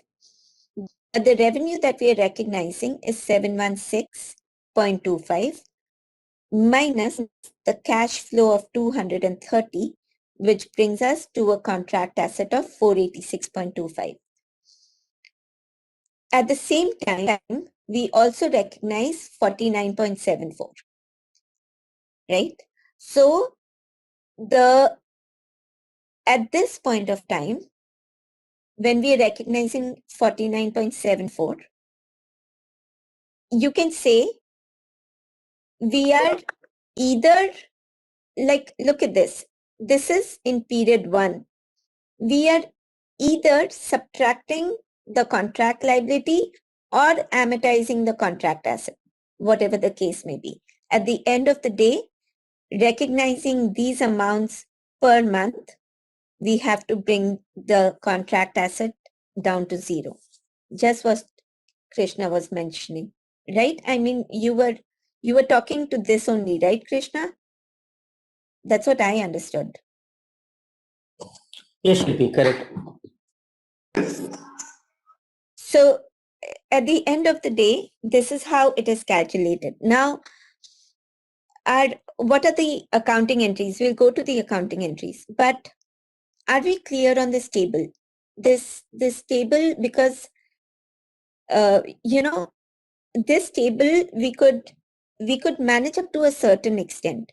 So up to a certain extent, when a discount came, we put in a second POB, then, some other subscription came, so we put in a third POB, and we played around with this table for some time. And this is the table where we usually to, match all our amounts, whether they're fine or not. But it just gets very complicated when contract modifications come in. And at that point of time, there was a point of time when we couldn't do this Excel sheet anymore. So, but if you've understood this concept of CACL and all that, calculation, allocation, and I'll show you in the system, the system is really, we are not ready with the system yet, but I'll show you in the system how to see what is the allocation that is done, what is the SSP, how can you figure out on what basis has the system given some kind of entries, the GL entries that are created, what is the basis for that? So the system itself, the tables itself, if you know it, you will be able to gauge that and understand why is it happening. And this is a time-based contract. This is a typical time-based contract. So your phone company will keep charging you, whether they've invoiced you or not. Maybe they invoice you once in 3 months, once, in a year, whatever. They recognize the revenue per month. This is a typical time-based contract. And this is a typical telecom contract. So let's go to the... So in this column 0, so 1680 in the contract asset. Yeah. So what is that 1680? Oh, no. 1680 is not a contract asset. So like I kind of... 1680 is the amount that... Contract price. Yeah. It's the contract price. It's... And 1193, that is in contract liability. What is that? So contract liability is that whatever we've invoiced minus whatever we've recognized. So you see for the for this for services, not the product. The product is the phone. For this, we have 1910 minus the sum of E4 and E5, which is E4 and E5 here. So it is taking the total transaction price minus whatever we have recognized.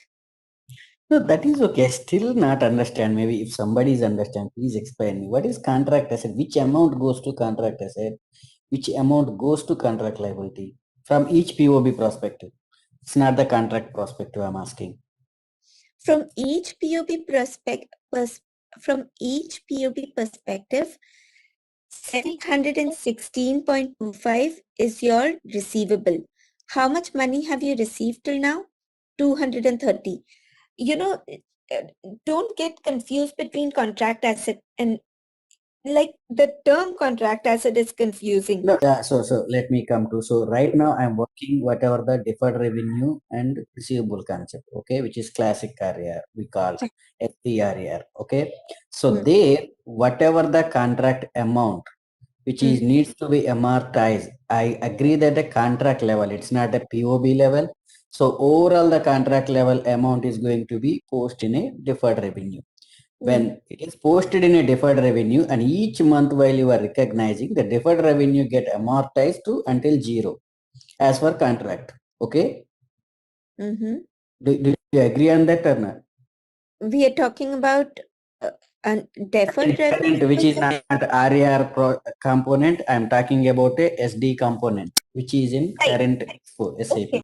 Row number 4 and row number 6 has the two POBs, right? Actually, so if we put that accounting entries, I think it will resolve our doubts. Yeah. So still because I'm confusing there only, so contract asset and contract liability. So where is the total amount then in that case? So receiving receivable means, what does that mean, receivable? Receivable is because how much has the customer paid? The customer has paid The 230. customer needs to pay entire amount. It's contract amount, entire amount he will pay, maybe today, maybe later. Yeah. So maybe later. So the customer will pay, when the customer pays the entire amount and everything, it will come to zero at the end of 24 months.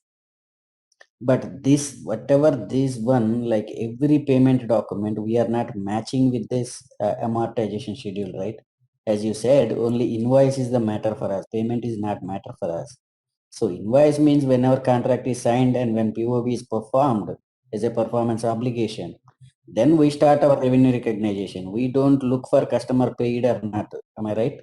Here, okay. So over here, Mahaseva, over here in this example, we are making an assumption that we are going to invoice every month.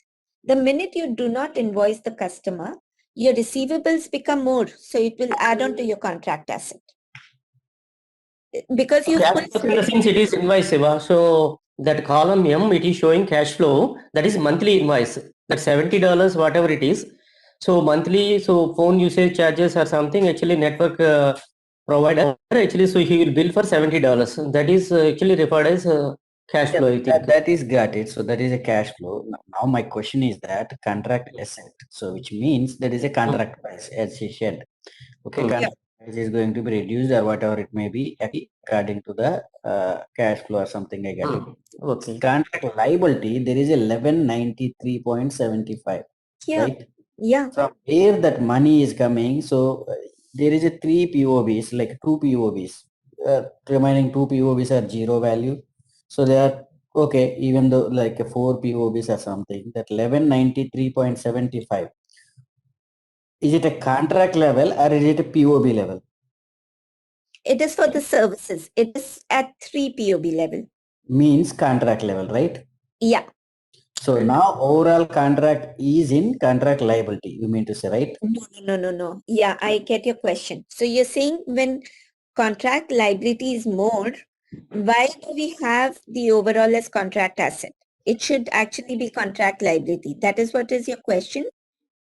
Yes. So because what I understand from the concept is, it's for general concept. So when POB contract price is after allocation, allocated amount, if allocated amount is lesser than the contract price, that goes to contract asset, or higher if it is goes to contract liability or something. So then when I come to know here, the contract price is 230, but relative SSP, which is relative SSP, is 716 in one POB and 1193 in one POB. So 1193 is SSP 1200 and 1680, and this is allocated to 1193.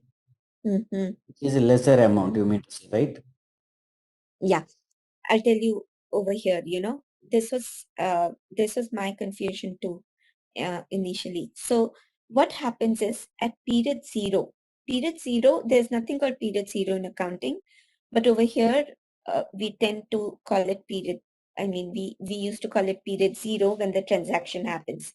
So in period zero, the system says there is a receivable of 486.25, which has not come from the customer, but the customer should have paid. Why? Because the customer has paid only 230, but we are saying that our revenue for that in period zero is 716.25 for the phone. Okay. And at the same time, we are saying at that point of time, the customer paid 70, but the customer should have paid only 49.74. So the system gauges the overall this of the contract and says there is a contract asset of 486.25. And this starts getting amortized over the life of the contract.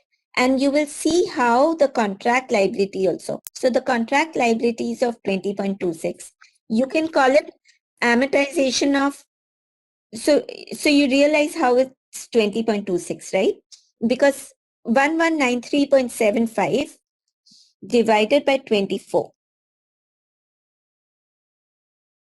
Divided by 24 is 49.74. Just round it up to 49.74.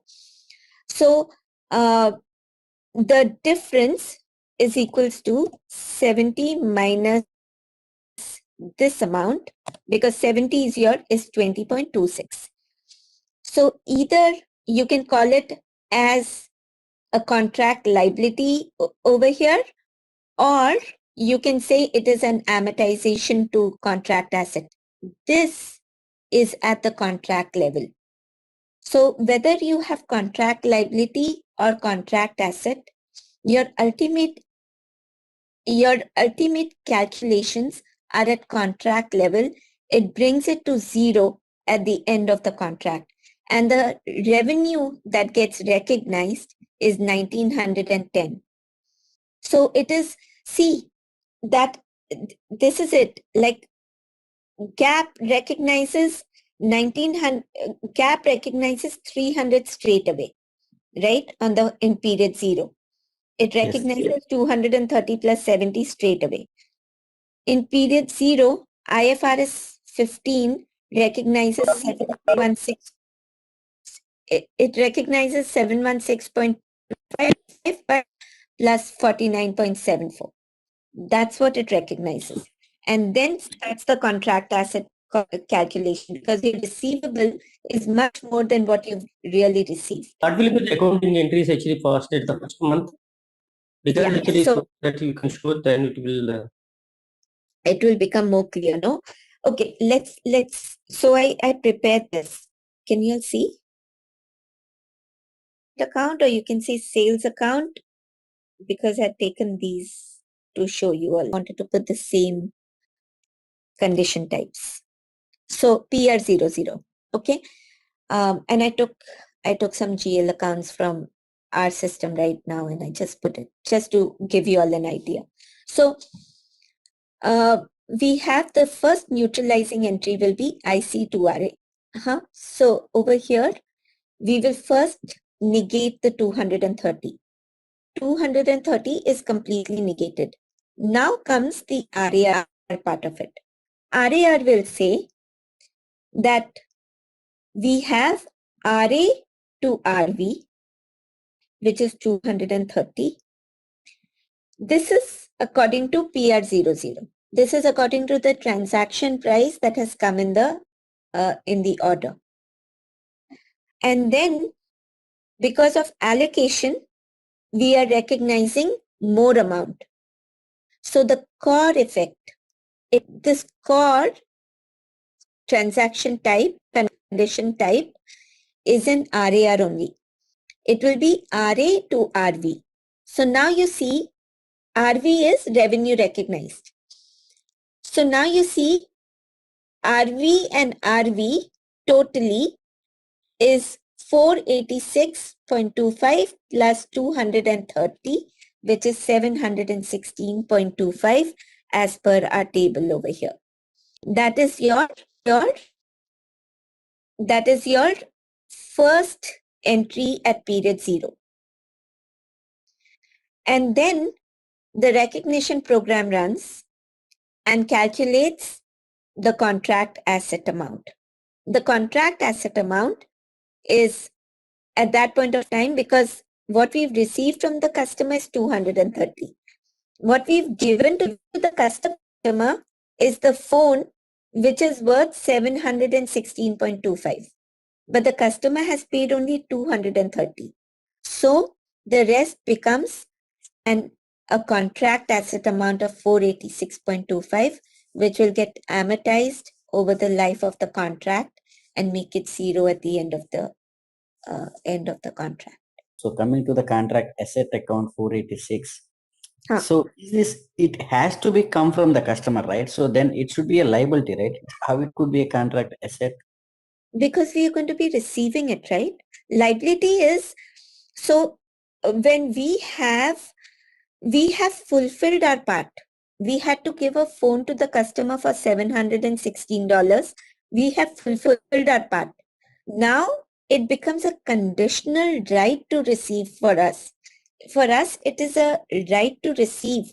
The customer should be giving it to us. Okay, So, so right to receive. Okay, okay. yeah. And I focus on conditional right to receive.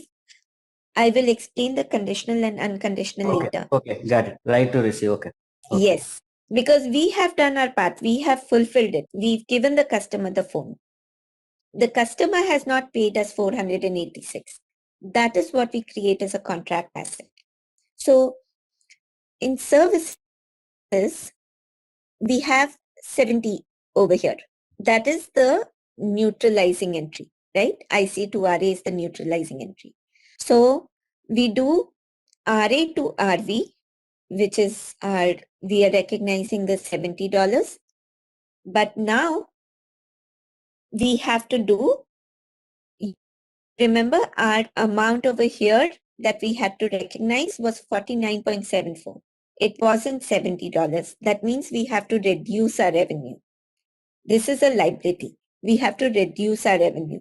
So here the system passes an entry RV to RA of 20.26. And you see, this entry is for your running RA balance. Yeah, again here, sorry. It is also right to receive, right? Is it contract means? No, But in fact, service hasn't delivered. Is that the meaning? no. Their service is already delivered, and here service is not yet delivered. Is that the meaning? Means like it is going to Right. be. Yes. See, because this customer has given $70 to you, but you have recognized, but they should have. No, I'm not asking the $20. 20 amount. I'm asking about the total amount, 1,000. Sorry, something is. 1683. Right. Yeah. Huh? Something happened? No. Okay. So it hasn't delivered, but it has to be delivered in the coming month. So this is called, that's why liability, and Yeah. that is The customer has. already delivered and it has to become. So that's why it is called asset. Okay. Right. Okay. Yeah. And this is how even I take it, Mahasiva. I think of what has happened over here because till date, one has to think about, oh, this is it. The customer still has to pay us more. So it is an asset. I still do it in a few contracts when I'm analyzing a contract. So over here, the customer has paid us 70, but the customer had to pay us only 50. That means we owe the customer something. We owe the customer $20 worth of something. That is why it becomes a contract liability. And Realistically, it's not a woe, right? We are adjusting in some other POV, right? yes, realistically, yeah, that is what we do. So we actually, and that's the allocation. So we subtract it over here with core effect, and then it gets amortized from the CA. So your CA has a balance of 486.25, right? It has a balance of 486.25. And we are amortizing it every month, 20.26. So this keeps on decreasing, which is running your RA balance. And this receivable adjustment account over here is decreasing your contract liability. Here it is cancelling against your CA balance. At the end of the day, your RA comes to zero. So the receivables adjustment account is so that is called as contract liability, or there is no contract liability over here? There is a contract liability which we are showing with core. So the contract asset and contract liability. So here I'll explain this. So we earned 230 from the customer, but we were supposed to get 760. We got 70. So we were supposed to get 230. We got 230, but we were supposed to get 716. So this becomes a contract asset, right? And the difference, this is CA. The difference between these two is what goes as a contract asset.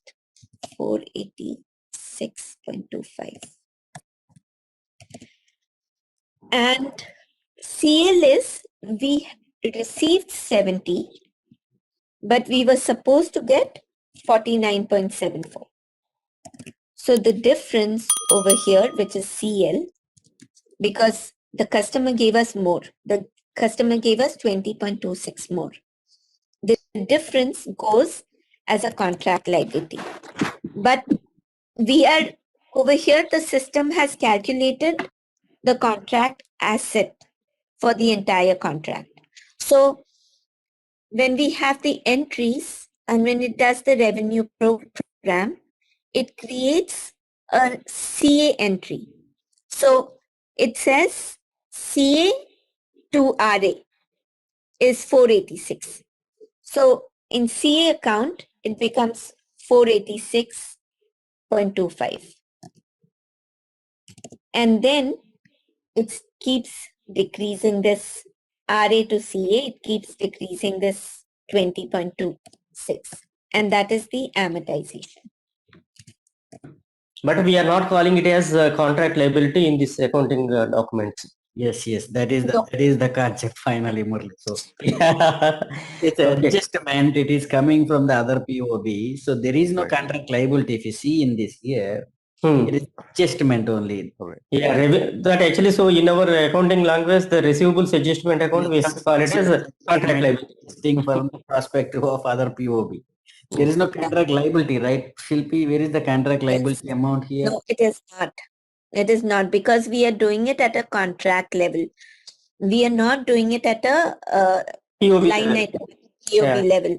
If you load, So- if you complete it as POB level, then it will be zero. So contract asset and liability both will be there. If it is at contract.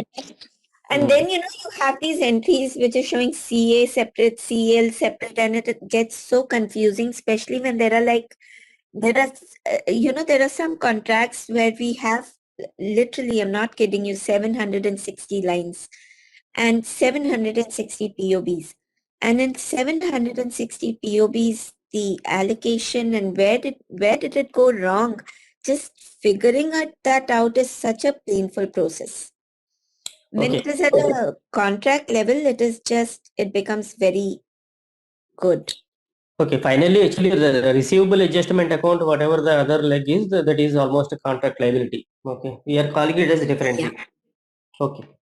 So when you have whatever the old method and new method, both are one and same from accounting standpoint. Only thing is how the revenue is recognized is different. Different, correct. In the first case, maybe based on our want to increase the share price, we can do anything. But when IFRS came into picture now, it has to be a kind of streamlined manner we need to do.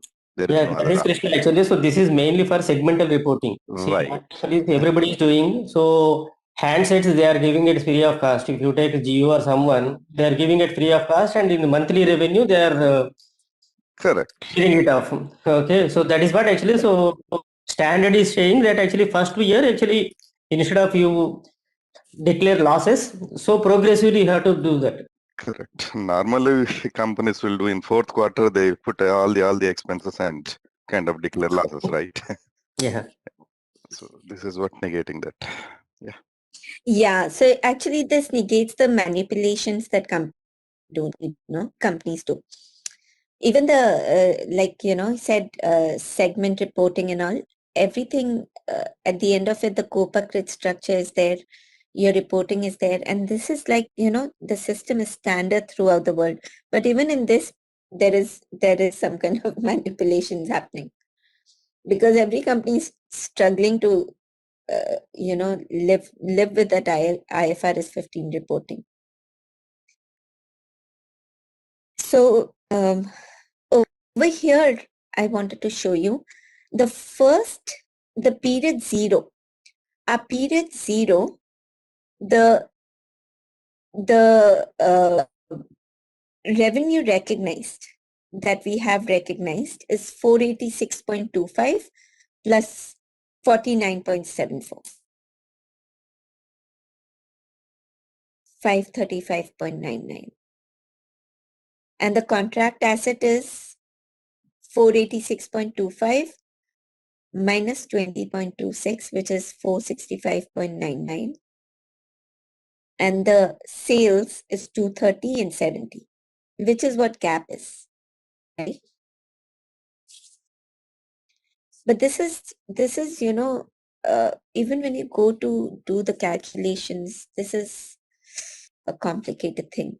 And when you see those numbers and, you know, your tables and how the entries are getting posted, you just get it. Once we go to system, actually, if we create one contract and play with that, actually, so then everybody will be understanding easily. Yes. Now the example which you showed is the POB calculation at the contract level is first point. In the previous sessions, we also see that it means like the contract asset and liabilities are calculated at the POB level. Yeah. Correct. So can we have at least one the same for the same entry which you are showing us? It is very clear for us, for me. And if you can put in the same format for at POB level, if that is possible, then we can have we can see what is contract asset and contract liability. You want me to So, put this one at POB level? because there are two types right now. We have seen the POB calculation at the contract level, which you have shown us the example. Yeah. So why I have taken this at a contract level is because the number of variables and the way you calculate to show you the difference that these kind of calculations should be done at a contract level. So and when you have at a POB level, that is when your structure is flat. You know, you are not calculating like this. So your invoice and everything is coming. You're creating a contract asset. You're creating a contract liability for the other POB, but it all gets cleared in 1 month. And it's over. It's done with.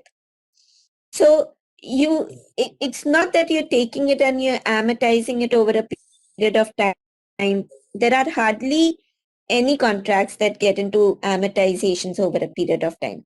But when you have amortization and this, you should be taking it at a contract level. That's the training part of it. Like, because tomorrow when you are designing the system, you'll be taking all this into consideration. So when you know that this is how it is going to be and there are going to be contracts for 24 months, then you might as well do your contract asset and contract liability calculation at POB level. At contract level. Is there any criteria for that? Like these should be go to POB level, they should go to contract level only? No, From FRS? that is a setting in RAR, but it is a setting at a, you cannot change it for different POBs. So once you've set it in that client, saying this is how it is going to be calculated at contract level, then that's it. All the contracts go at contract level then. Okay, any experience which kind of industry goes for POB level? So POB level is mostly like your software. So the current project that I am in, we are not manufacturers of anything. So we take our products. The customers give us the products. They order the products. We take it from the vendors and we drop ship to the customer. The vendors do it directly. So those, and the second kind of revenue that we have. So it's a very structure, So if a customer orders 7 products, we take it from the vendor, it goes to the customer, done. I mean, really, whatever CACL has to be calculated, if allocation has to be done, it's done immediately. Service revenue, and in this kind of environment, even if you get all the kinds of revenue into the system, that is also okay. You don't even have to get into IFRS 15 relevant or not. So services, And our company provides services to the customer. So they take contracts for the whole year. They'll take a contract and then they'll provide different kind of services. We have engineers and all who go and, so we charge them for the resources like that. So though that is also, it's a kind of flat structure. We say, fine, what has the customer consumed this month? And then we invoice the customer. It's mostly event-based. We don't even, time-based is hardly anything. Those are the companies we go for PO at POB level. And that too, if we went at a contract level, it would have been better. But no, the client insisted on that. We said, okay. This Excel sheet, I'll send it to you all. Yes, please. Yeah. Like, go through this, like really go through this, play around with the numbers over here and understand this part. This is a very important part. Really understand the calculations over here. And I'll see if I can, once we have the system up, if we can, our first contract can be something like this only, if I can set that up. Because we'll have to do it through the sample, the FARD sample. And FARD sample is like, an Excel upload. So let's see how much can we manage through that. I don't know. They're saying that BRF plus also will be a problem. So even if we don't go to BRF plus as such, that I'll show you. BRF plus is a very important part. So we'll cover that entire thing thoroughly on how Who is saying that BRF plus have a problem? The system, in the system, like the BRF plus, it has to be connected. A lot of arrangements have to be done. No, RAR is not. ZaranTech is not supporting on that perspective? No, ZaranTech is really doing everything that they can. Okay. Today, I think we spend a couple of hours trying to, get the process running, the system. ZaranTech is really trying. They're very fast with everything. So this, and you can see the accounting consequences here. This is the same accounting entry, the consequences that we've created, and the entry. This I created today morning, just to show you all what are the entries. So IC to RA, RA to RV, RA to RV core is important to be understood, and the CA over here. And there's another concept. The contract asset is a conditional right to receive. What is the condition? The condition is on the basis of fulfillment and allocation.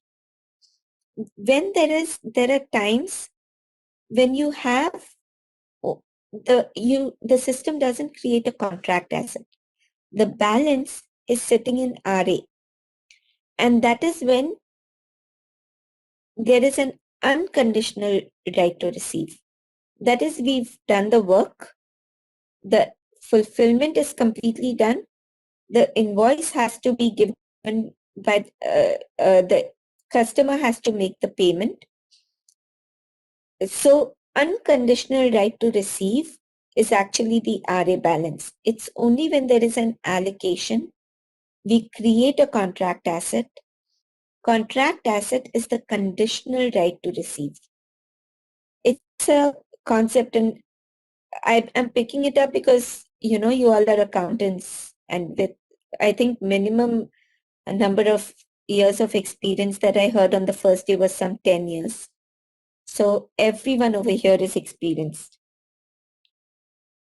So this also will come. In fact, I have another Excel sheet where I've shown the movement of invoice. When invoice when we do complete invoice with the booking, when invoice comes after the booking, when it comes before SDFI, when it comes after SDFI, what are I have an Excel sheet.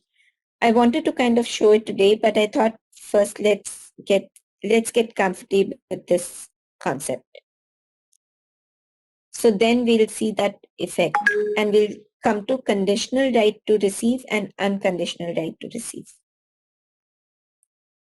And I'll send the URDR also. Yeah, Shilpi. So here we are saying that this recognition is at contract level because Yeah. we are taking into consideration the sum of all the POBs, and then we are taking the weightage. That is why it is a contract level. So Yeah. we have taken 1910 as a base, right? For Yes. allocating all the thing. And Hmm.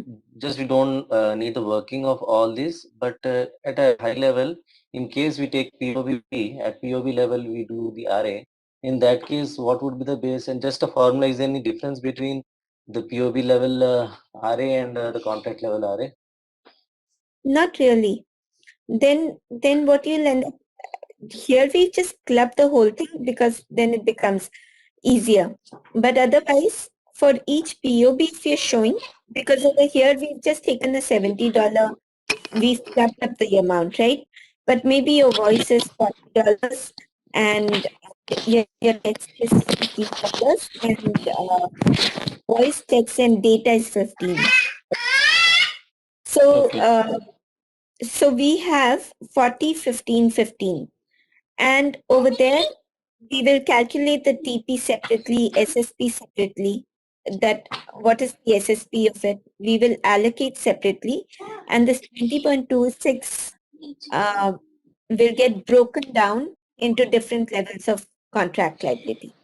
Okay, in that case also we are deriving the contract asset and contract liability, and that procedure itself is again a contract level calculation. I'm just confused about no, the contract level asset and liabilities and POB level. What is the difference between POB level? Because it is a one-time configuration, and we should be knowing the difference between a contract level asset and liability and at the POB level, so that we can take a decision at the time of configuration. So yeah, that's right. So this is the phone, okay? This is the phone. This is voice, data, and text. Now I'm doing it at a POB level, okay? So the SSP for this is 720. We took the SSP as 50, right? So 30, 10, 10. Let's take the SSP as this. And then the allocation will become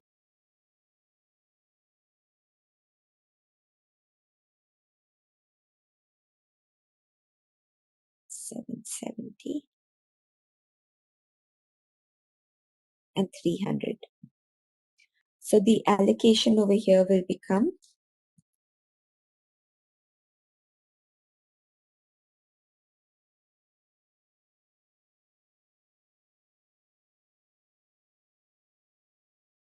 280.52, and similarly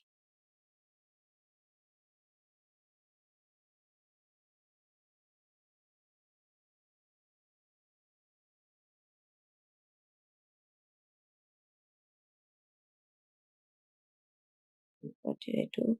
C19 by C20.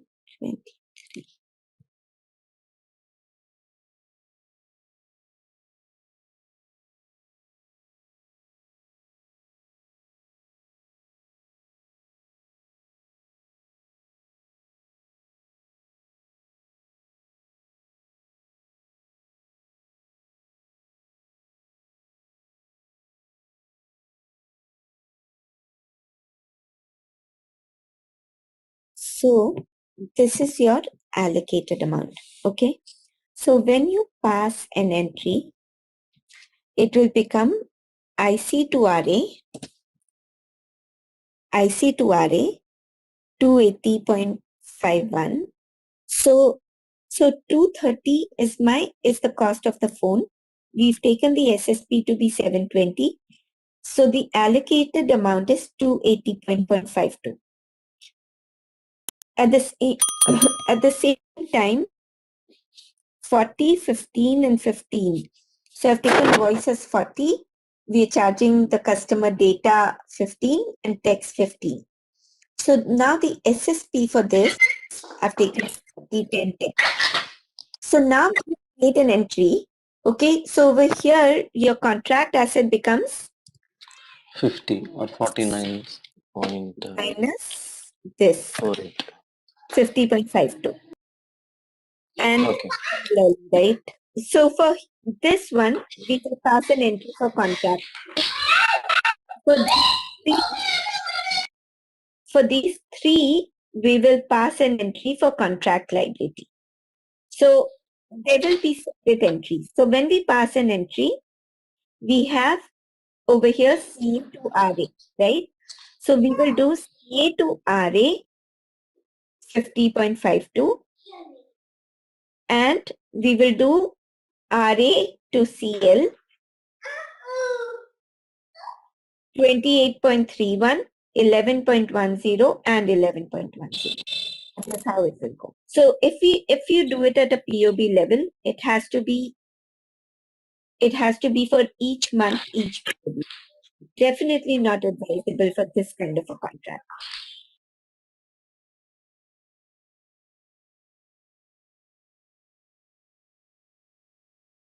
So this concept, this concept is a little difficult to grasp. I mean, if you've grasped it, it's amazing. It does get a little difficult to grasp. So the system is not yet ready. For today, I had prepared these two things. I prepared URDR and I prepared this Excel sheet. Because over here, see your event, this is called the event-based POB. And this is the time-based POB. Event-based POB is fulfilled immediately. It is invoiced, it is fulfilled immediately. So you give the product and it is fulfilled. The time-based POB is over a period of time. And then we have POC. So how do you really, and over here, our SDFI and II is all defined over here. So we want the SDFI to be the revenue that the customer pays. So it is customer based and we are invoicing the customer. That is SDII. So I told you, like, there are three events in RAR: SDOI, SDFI, and SDII. SDFI and SDII, these are the fulfillment. The entire revenue recognition is around this. The SDOI is only the planned order. So when SDOI comes, the system comes to know that this much revenue is planned and this much revenue is, like, for over here, the system knows that there will be a planned revenue of 1910 and we've not taken the cost into consideration over here. But cost is a very simple thing, like we saw yesterday, it is CC to CJ and then CJ to CO. It is a very, very simple thing. It comes, it gets recognized and it gets negated. So cost is not a complicated thing. So it takes the planned cost into account. Now, if we've taken a cost of, say, $50, and when your SDFI and II come in, it depends on the POB type configuration. If you want, if you say that in POB type configuration, because my cost is big, I want MIRO to be my fulfillment item. That means when the MIRO is created in, after the purchase order, when GR happens, MIRO, when it is done, the SDFI will flow, and at that point of time, whatever is the cost in the SDFI, like 100. So then your planned cost gets wiped out completely and your cost now becomes 100. and this is what the system recognizes. This is what it shows in the revenue schedule. Then revenue schedule is also one thing that all of you all must know how to read it. Once, the RAR does have a lot of these elements, but once you know all this, then it becomes easier to as you go forward. Alright, now let's test your knowledge. Here's a quick question for you. Which standard does SAP RAR primarily help companies comply with? Option A, IFRS 15. Option B, IFRS 16. Option C, GAAP 13. And option D, SOX. Now take a moment to think, and when you're ready, do type your correct answer in the comment section below. Hey there, ready to master SAP RAR? Our course is your ticket to becoming a pro at managing revenue accounting and reporting. You can learn at your own pace right here on our platform. Throughout this course, you'll dive into SAP RAR, a powerful tool for handling all things revenue related, from tracking sales to generating reports. We cover it all, from the basics to advanced techniques, crafted by experts in the field. Your instructors are seasoned pros, dedicated to helping you grasp every concept and answering any questions you may have. And guess what? Our students love it. People just like you have found our course incredibly beneficial. The best part? It's budget friendly. You won't have to break the bank to gain this valuable knowledge. Ready to become a SAP RAR whiz? Enroll now. For more details, visit ZaranTech's website. So let's see. In fact, I'll take you through the production system today because I wanted to take you through a proper use case, which is not really what I'm able to get over here. So in the standard system. So let's see a real use case scenario today. So it's a workbench and it's transportable. So if you've created it in like dev 100, so dev 110, 120, 130, all can use the same BRF plus. You don't have to define it for each system. So it's client, you can just put it in one client and it works for all the servers that are there in that client, and you can use them. So sorry, Shilpi, it's work or is that the only option? Sorry?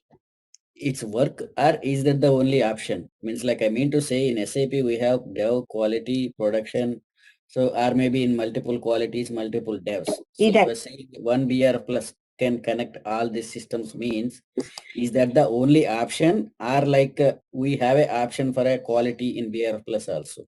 No. It's not. It doesn't connect all the systems. It is connecting only dev.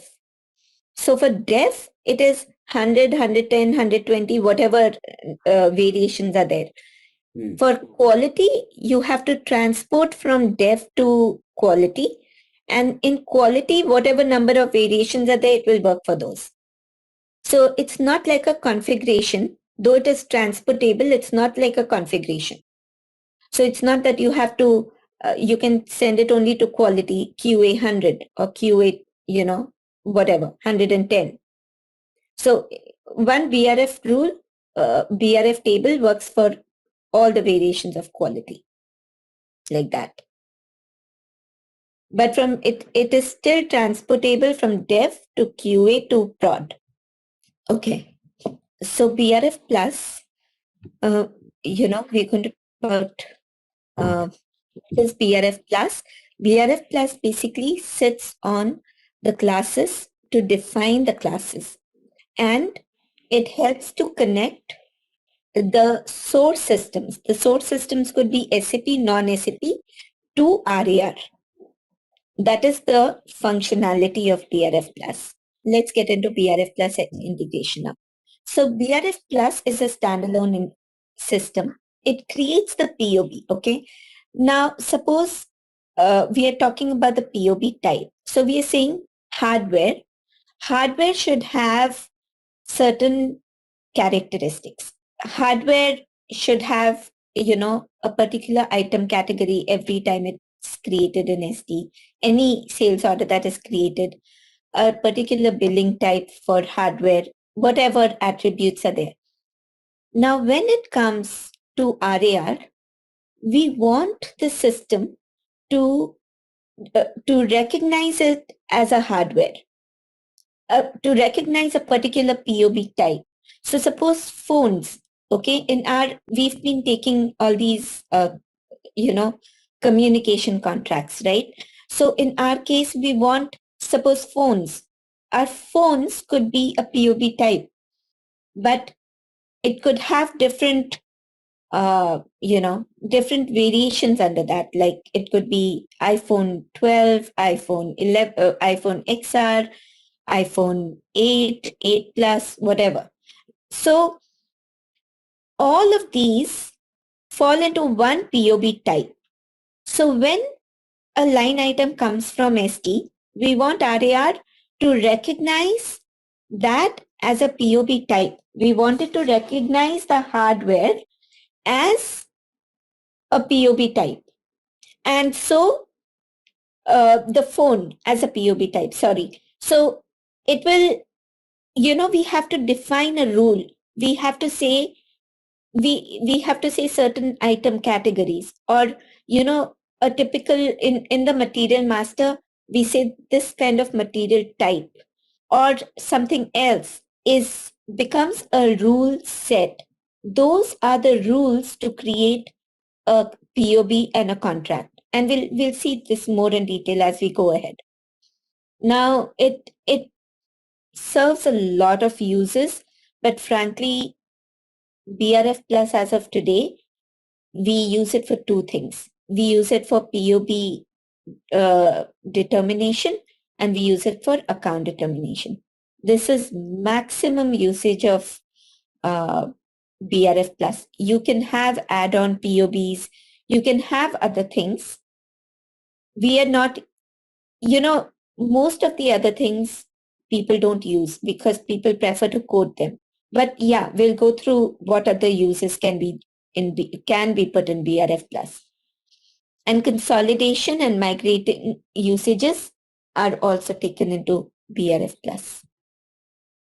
So BRF Plus Workbench, the features of this is we have a workbench, we have a rules engine, and we have a rules repository. Again, like I said, we're going to get into a little technical. It's good to know that there is all this technical. It's good to know the system, right? So let's get into a little technical. But if you really want to do and learn BRF Plus, it can be built from the scratch, and that is like a 5-day course in SAP itself. So we're not going to touch upon all that. So BRF Plus Workbench, it provides a user interface in WebDynPro, and it encapsulates collaborative functionality for modeling, editing, and managing business rules, what I just told you. We don't need to install it. It all comes once we define the drivers and everything. It automatically gives us a template. We use the template to fill it in. We upload Excel sheets and it's all done. SAP has made it very, very easy. And now, with S4HANA, it has become a very easy thing to use. So all those horror stories that happened in version 1.1. After that, in 1.2, it started stabilizing quite a bit. So we use several settings that allow user to configure the one workbench. We're going to go through that, and the building blocks. So a full-blown public maintenance API for custom UIs is provided by SAP. And the simulation tool, that is a tool that you can use for yourselves as you're going through the support, because the end users are going to come saying, why is this not working? And when you actually run it in simulation, sometimes you realize that whatever rule that you've created is not enough. And so I'll show you, like, there is a simulation tool. So this is the adopter reuse layer. Like ARL is where we define what is the distinct item, what are the different clauses, what is SSP, what is, it depends on what you really want to show. Like, look at this. What I have over here is our system. For our, this is what we use for my current project.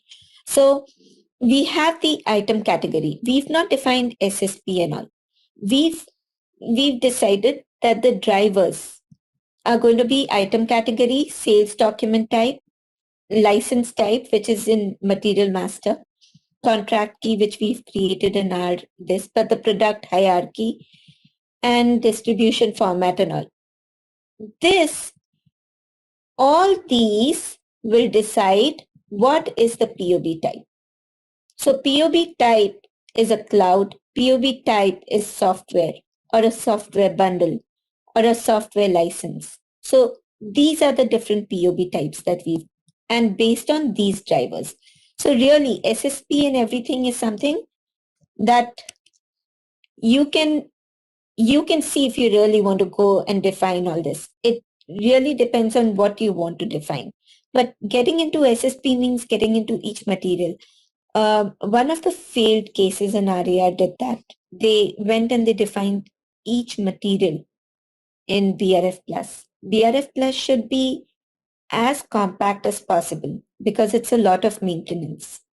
But you have SAP in the this, so in fact, these slides that I'm showing you, I've taken from the SAP training. They have that training from BRF Plus. I'd gone through that training. So I've taken screenshots from there and I've put it in this presentation. And so whatever attributes you define, those go to create a POB. And that is how the POB is created. So this is the SDOI. On SDOI, we have all these attributes, which I just showed you. We have the ZSO1, the sales document type, what is the material, what is the contract key, item category, material type, product hierarchy. So we've defined all that over here. And based on this, the system derives the POB type. So when I go over here, this is BRF plus, the T code is BRF plus. BRF plus can be set up in the same SAP system, or it can be set up as a different, through Internet Explorer. It works both ways.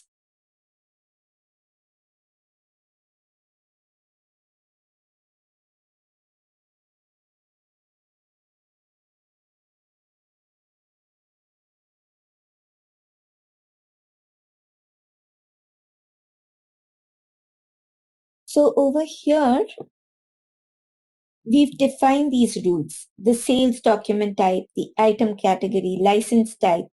These will go and create the POB type over here, which leads to the next set of activities for that POB. So the ARL layer is what decides how the system is going to read and define the POB based on all the drivers that we define. And then the system decides how that POB has to be treated in the system. So, it's a distinct POB. I mentioned distinct and indistinct.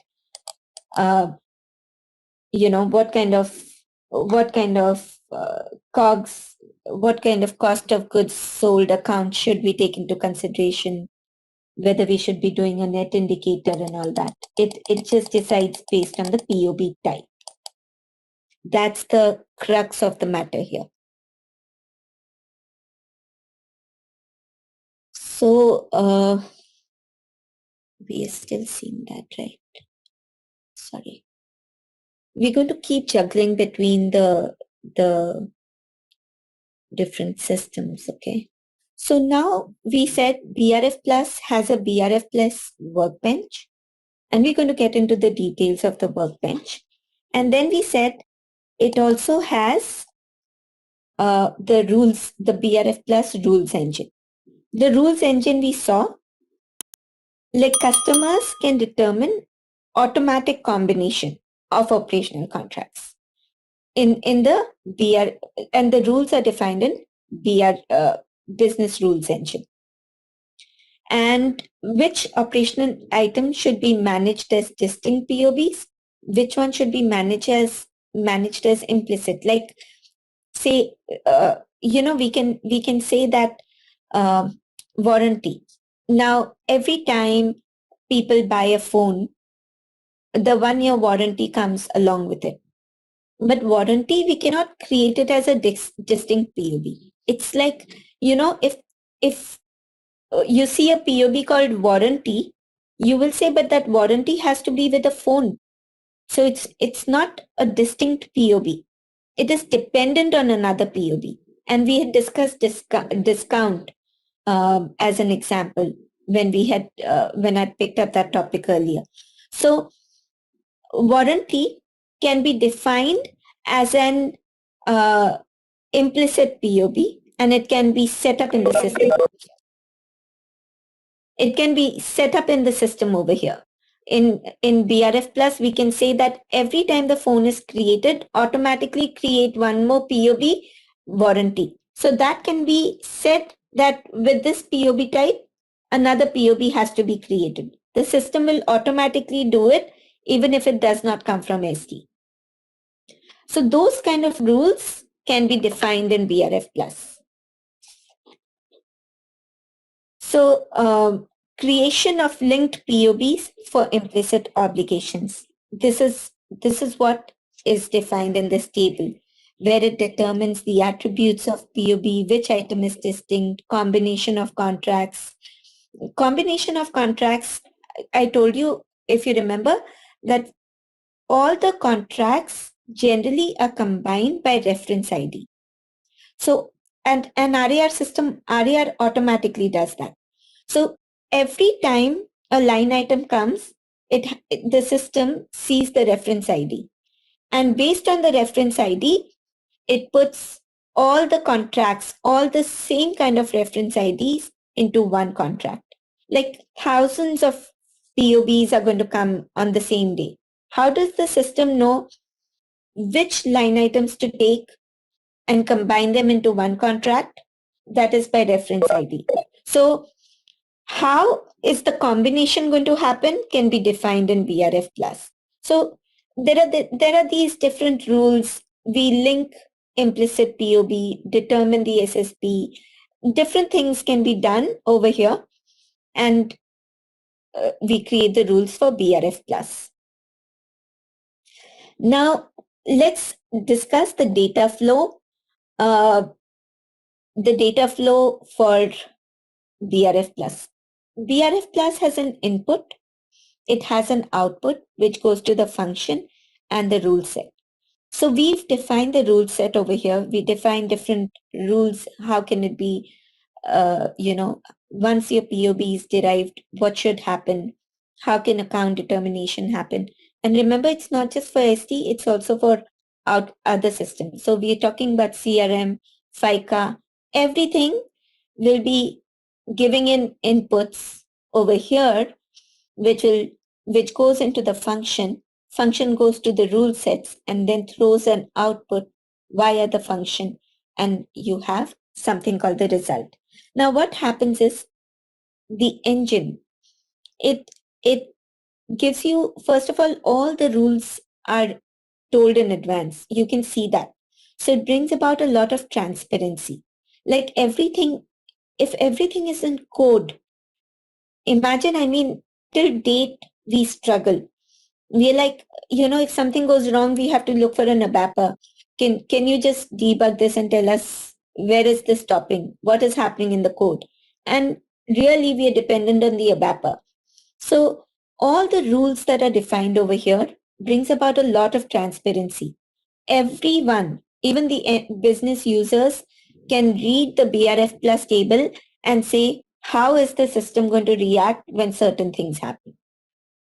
That is the kind of transparency it brings. And because of that, it brings in predictability of the application behavior. Like, how is the system really going to behave? Just what I just said right now. And frankly, it's really decreased the maintenance cost.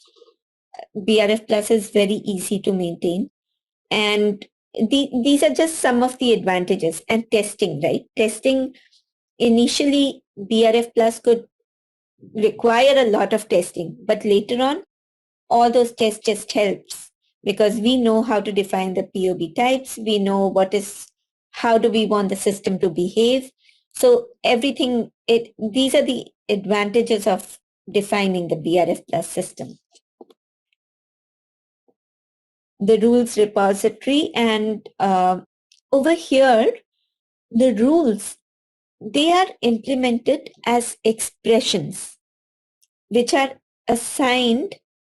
So all the rules are created as something called expressions. Now these are again technical terms, but good to know. So I am covering those. They are implemented as expressions which are assigned to a function through a rule set. And then it spits out the result over here. The rule input is known as the context, and the output is known as the result. And you'll hear a lot of this when the implementation is going on. You'll hear a lot of these terms being thrown at you, like SAP and all those people. They'll say the context is this, and that is why the result is this. So you would know that context is the input that we're giving in BRF Plus, and result is the output.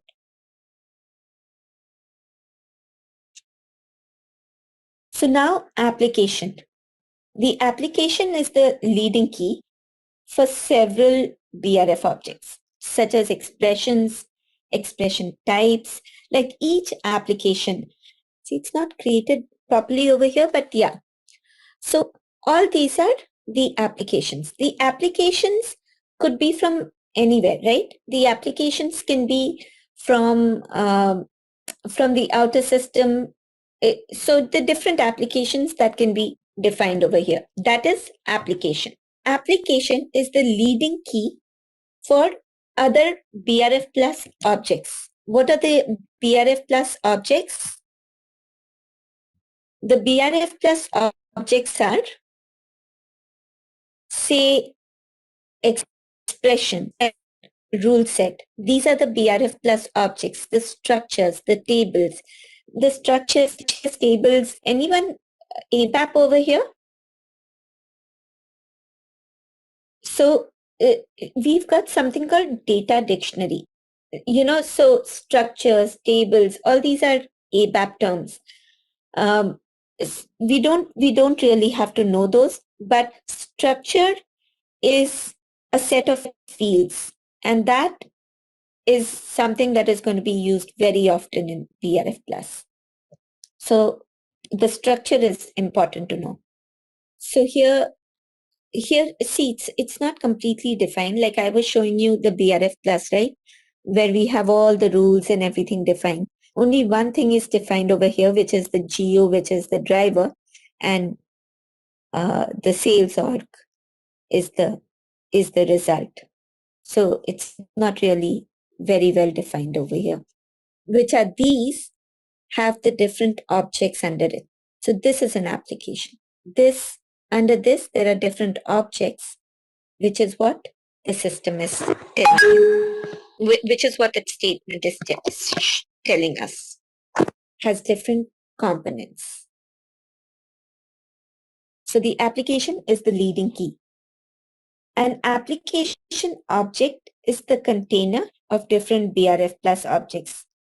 It is a reflection of the particular system functionality that you want to enhance. Now, you can enhance each application as you want to. If you want, like, what do you mean by enhance? Enhancement is if you want that additional POB to come, warranty. So that is an enhancement that you do at the application layer. So you say in DT process POB,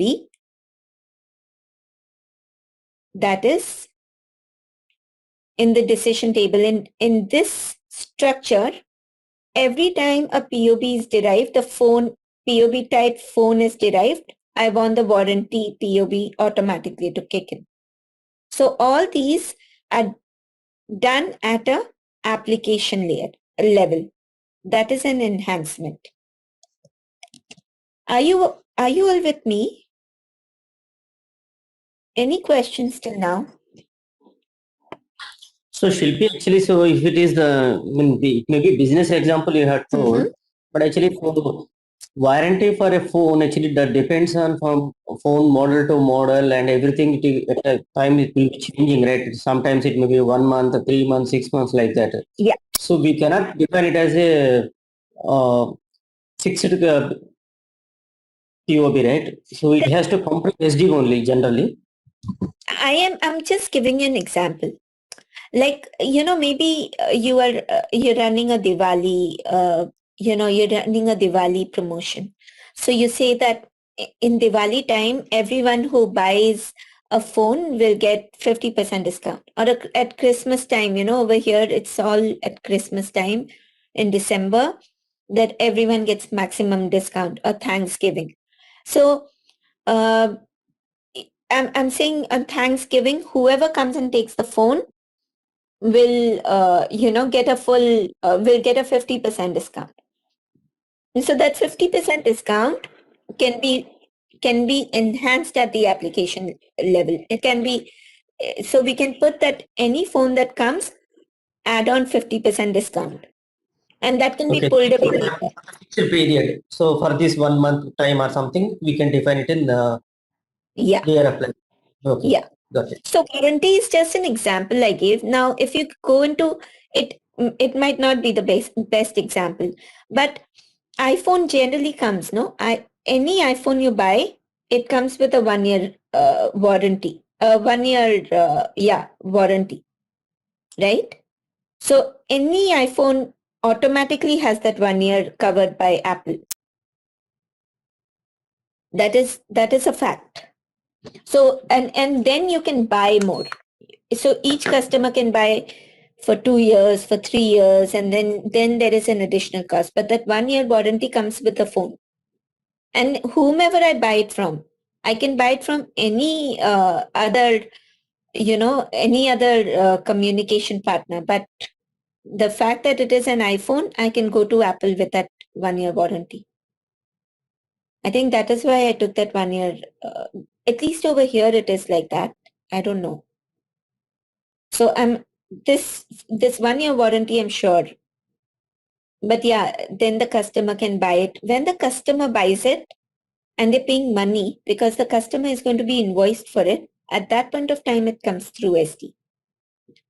So then, and again, that is a good example of indistinct POB. Because just a phone coming as a POB, you will say, yeah, this is the right POB. But a warranty coming, you'll say warranty has to be in something. Warranty can't be on its own. So that is an indistinct POB. So the function, rule set, rules, expression type, all these are objects under the application. I know this can get a little technical, okay? And frankly, we don't even have to go so technical, but just good to understand, because even when I had gone through this training, in SAP, initially BRF Plus, which our client had organized for all of us. I had taken up the contract with TELUS, and they had organized this training. When they went through this, I was like, my mind was reeling. But because I went through that training, when I started working in the system, you do tend to get the connections. And that is where, even listening to all this helps. So even if it's technical, it's okay. It's good to know. And I'm covering only that part of technical, which is good to know. I'm not going deep into technical. So now we spoke about functions, rule, expression, action. So functions are the connection between the application code and the BRF code. So functions, we said, these are the connections. It carries a context and it carries a result. It carries all the rules. So that connects our SD system and RAR. Like all those drivers, item category, material type, those coming from the SD told RAR what kind of a POB type it is. So it serves, so those are the functions. Like I told you, function, the context and everything happens through the function. We saw that in the earlier slide here, right? And function, feeds into the rule set with different rules. It spits out the results as a result.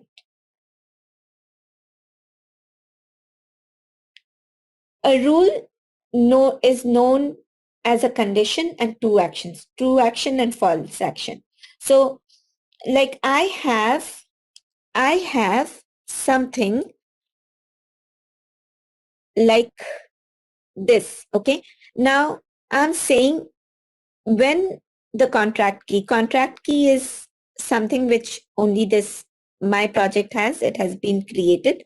It's a customized field. But even Apple will have its own contract keys, right? So I'm saying when item category is Z010 and the contract key is 42, the POB type should be cloud N. So I have defined this. Now, when something comes with Z010 and the contract key is 42, but item category is Z010, but your material type is, say, ZER1. So what will the system do? The system will say this is false and it will not be able to derive the POB. BRF plus is extremely, each rule over here is defined so that a POB is identified in the system. It is extremely important for all the POBs to be derived so that the system knows. Then the allocation and everything happens in RAR. That is then how that POB type has to be taken into consideration, how the revenue is recognized, all that happens. So this is the true and the false action. So when all this is there, the system will use this to create a POB type. Otherwise, it is false.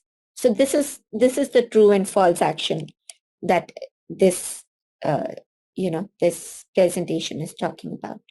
So now, and then it has expressions, which are the building blocks of a rule. And expressions may be nested. Like when we say expressions may be nested, over here, expressions, we say, this is the POB type, but we say like, okay, so in our system, we have something where we say that all the prices, all the rates come into the system in RAR in gross.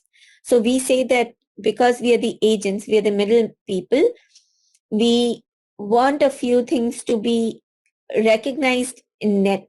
We don't want it to be recognized in gross. So we define, a net indicator. So this POB type, automatically the system says, okay, I have to calculate, I have to see the cost and the revenue both into consideration, and I have to post some other entries. So this is nested. So you can define different rules along with the main rule of POB types and the different stuff over here. That is called nested. And the action types are special expression types that define the interactive part of BRF plus.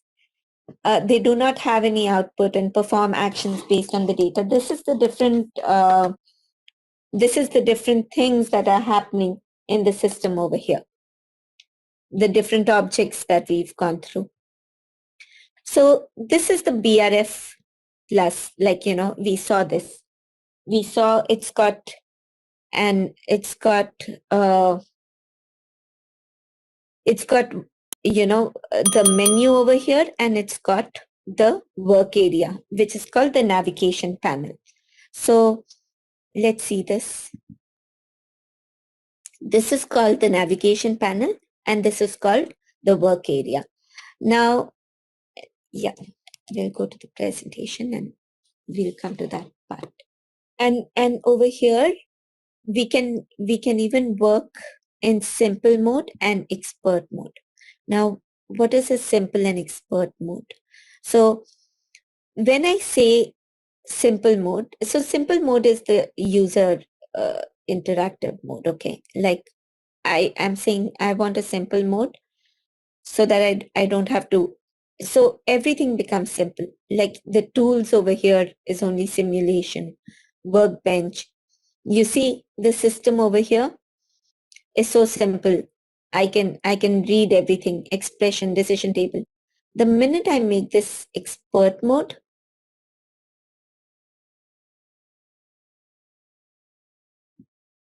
remember the simple and expert, because you might have to go into expert mode at times. See, everything changes. Look at the tools that we have over here that weren't there earlier. Earlier we had only simulation. So the different options, like look at this, it becomes more complicated to even read. So that is what we have, different modes over here.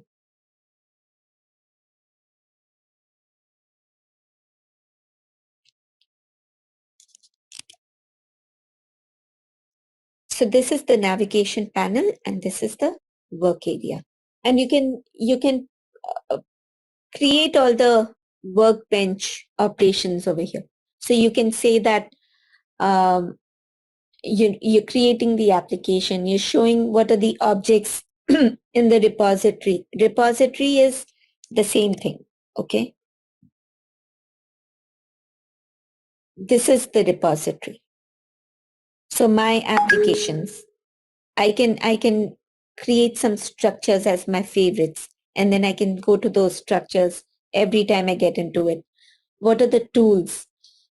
Tools depends on the UI mode that you choose, simple or expert, which I just showed you.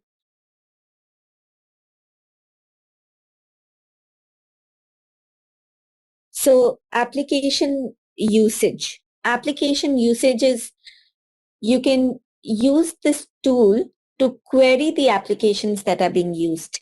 So now I don't know, my application I'm using is not going to be SD only, right? It's going to be BRIM, it's going to be CRM, it's going to be others. So what application am I using over here? You can go to the application usage and you can see. So you're not, and why I'm showing you all this is so that you're not dependent on BAPers and others. You know where to go and look at what should you look at to get your answers, So then you have a debugger, you have dictionary usage, application cleanup, which says you can delete the unused objects. You can, insert new rules or new criteria wherever you want to. You can analyze and check the consistency of all the BRF plus objects in a transport request over here, the transport analysis. So the different tools that you can use comes in the expert mode.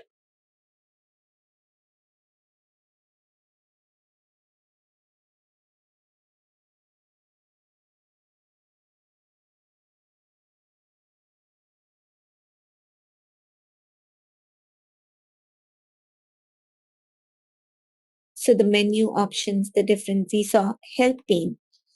Help pane is help pane is the help center over here. So it gives you access to the help center, which, you know, you have the frequently asked questions, you create a link, you can have some learning content over here, so that if you want the end users to kind of know certain things, you can put it in the learning content. So every time they come over here, they can kind of go there, they can see what are the options available to them, how does it work, whatever learning material you want to put over there.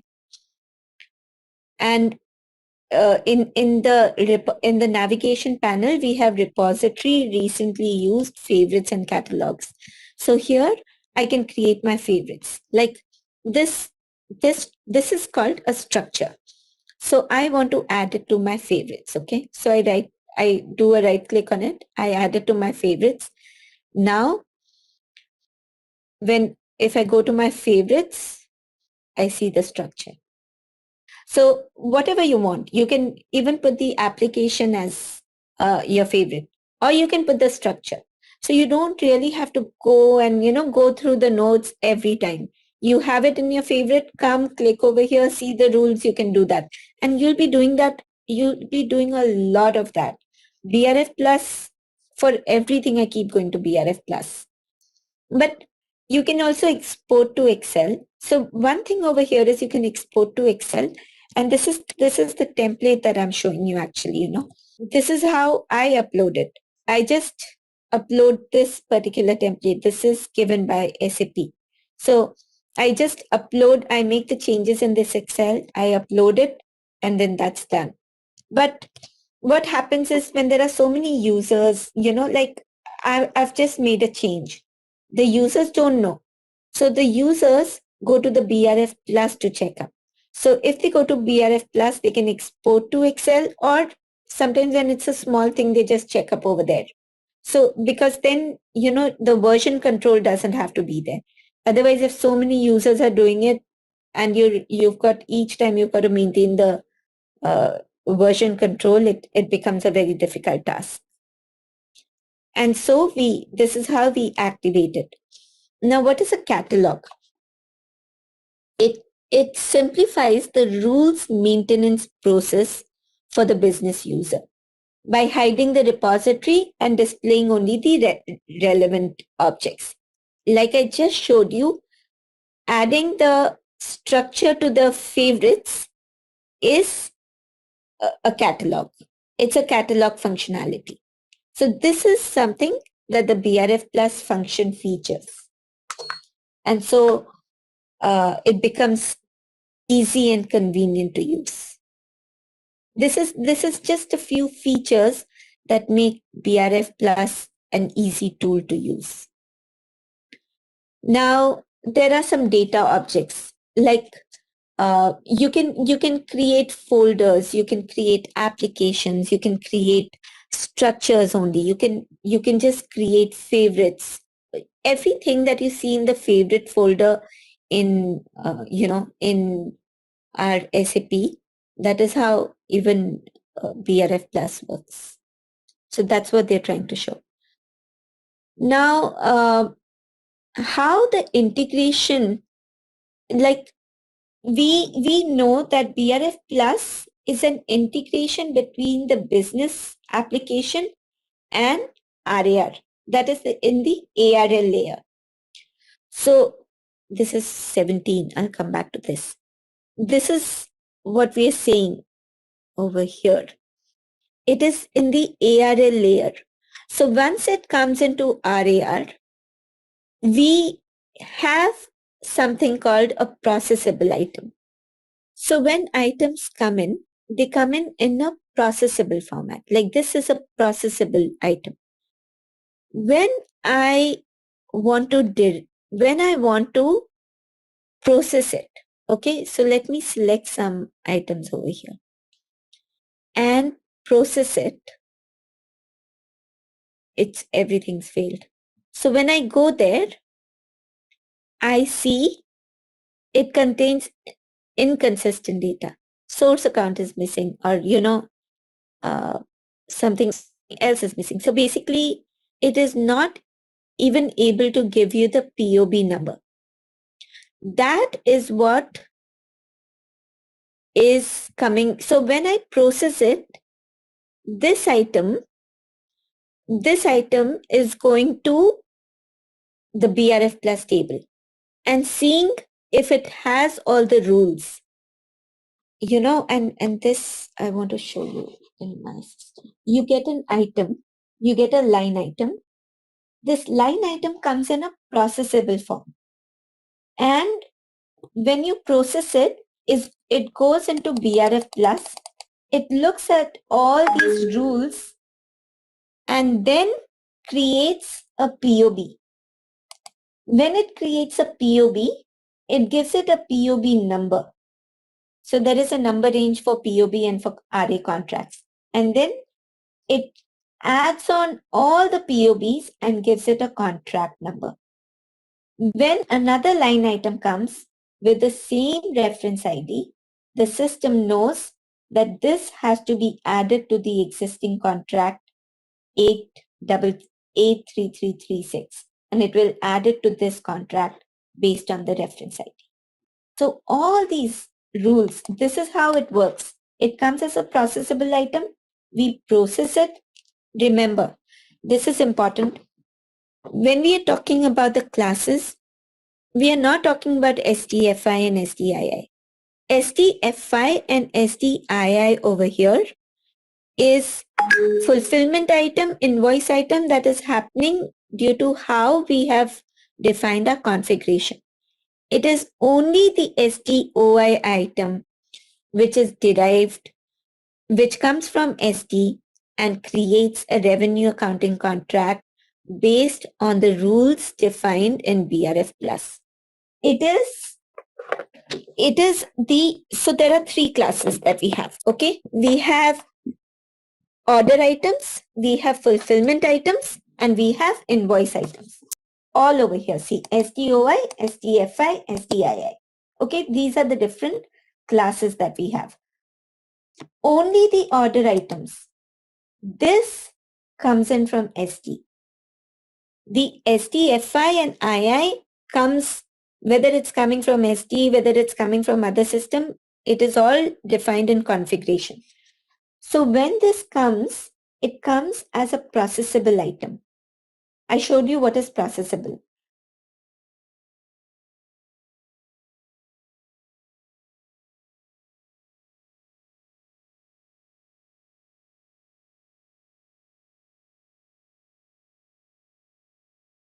So it comes as processable items, okay? I did not put a limit. Now it will just go into a whole frenzy of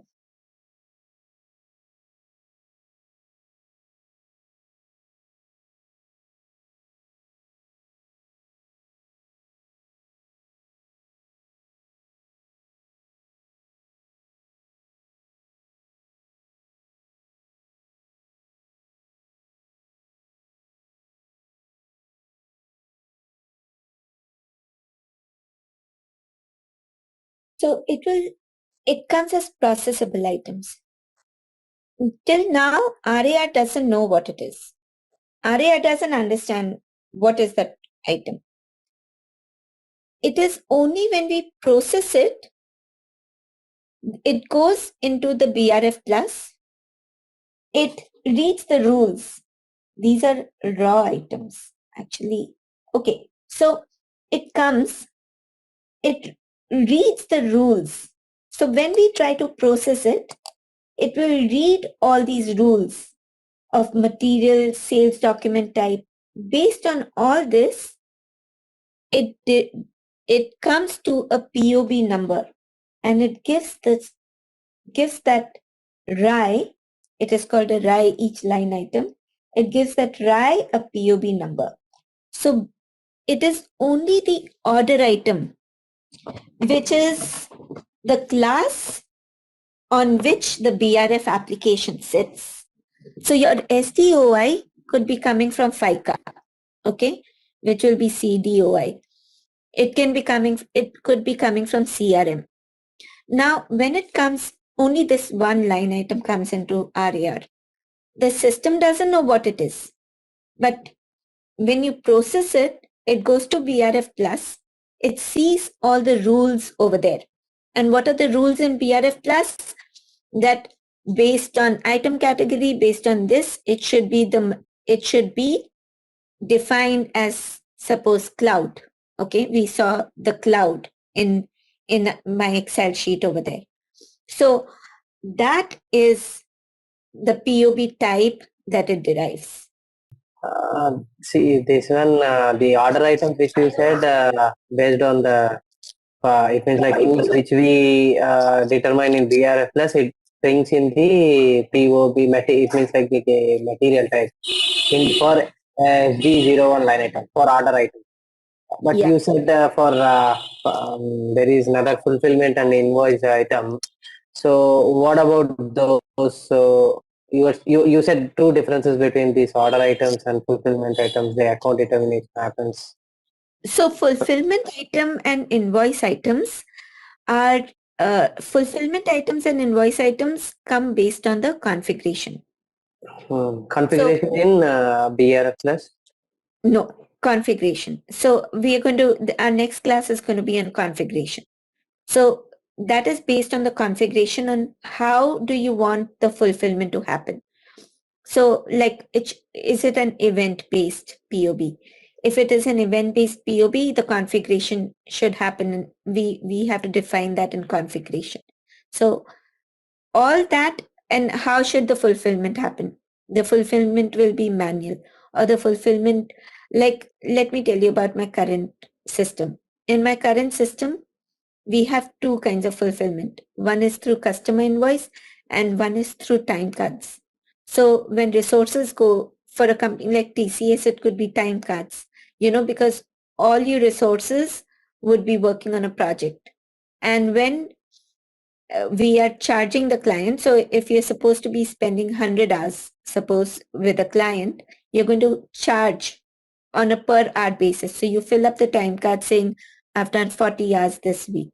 So when those time cards come in, that is a fulfillment item, because TCS will say, okay, I can charge the customer based on this, and this is showing that we have fulfilled from our part. So STFI and II will get into that concept some other time, okay? Right, that is another concept. So SDOI. Now let me show you the what we were seeing at that point of time, and I'll show you this to you again. So that's when you will. So here, so this is the SD order, okay? This is the SD order.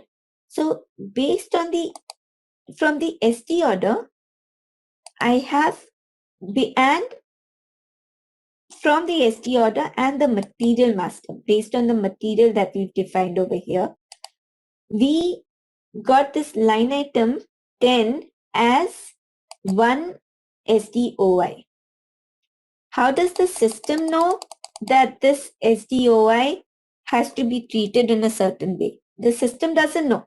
So when we process it over here, it goes into BRF plus, it sees all the rules, and at that point of time, it derives what kind of a POB type this is. So if you go to a contract, if you go to a contract, this is a POB type hardware. It is a distinct POB. You can see different things over here. So it has now derived a POB type. So because it has derived that POB type, it knows how to do the account determination. It knows how to treat it, whether this is an event-based POB or time-based POB. It has understood everything now. And that beginning comes from BRF plus. Showed us only, it means like in your Excel sheet, the POB type, which is determining from your BRF plus.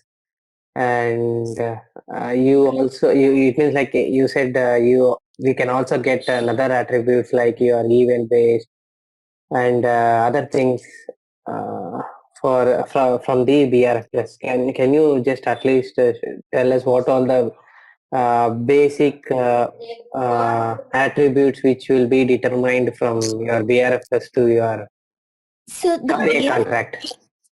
the BRF plus takes determines your POB type.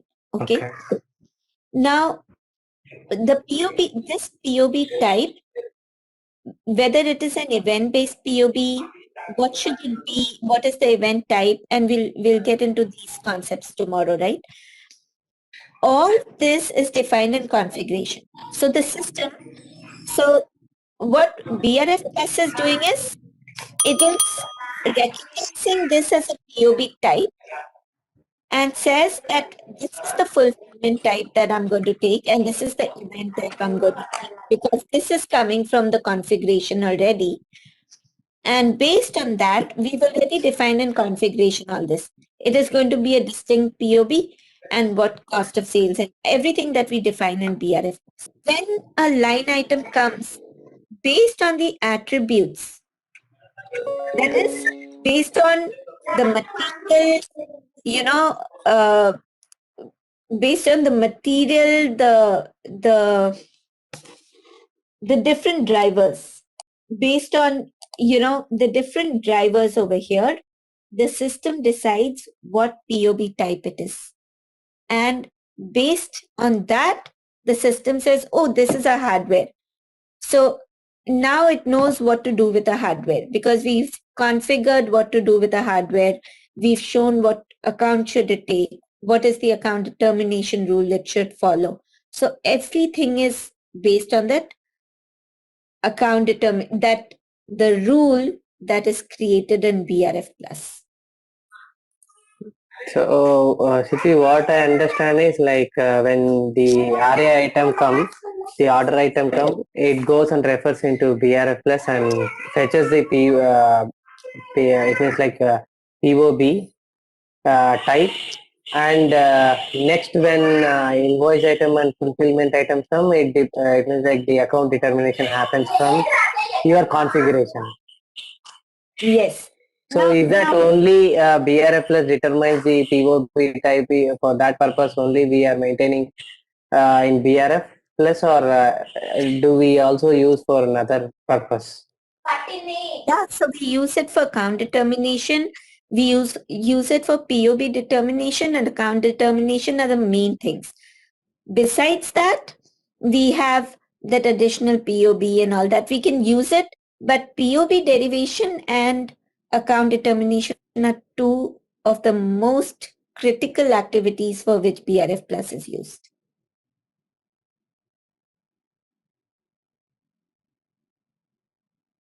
Did I make this full screen? Not really, no? Can you all see full screen? Yes. Okay, then it's okay. So look at this, okay? I have an SDOI. It's got a header ID. It does not have a POB number, but it's got all these characteristics. So let me try processing this. I hope it doesn't become an error.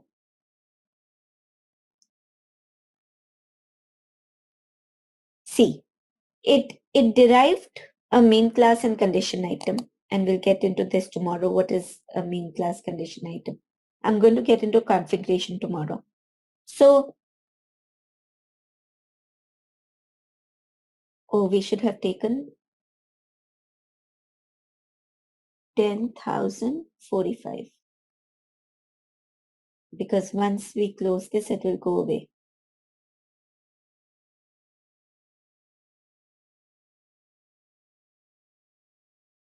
It has based on this. So just now when I processed it, no, it went to BRF plus and it saw the rules and it said whether this is processable or not. And it said, oh, I found this rule. That is fine.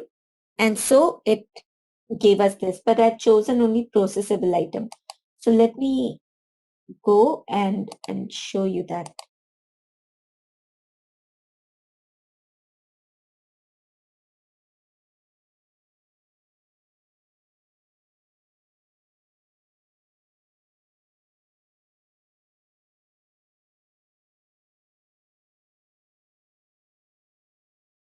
And see, we just did it. We just processed this. So it did not have a POB number. The system read this. It read all these attributes from the BRF plus and gave it a POB number and a RA contract number. Now, if I click on the RA contract,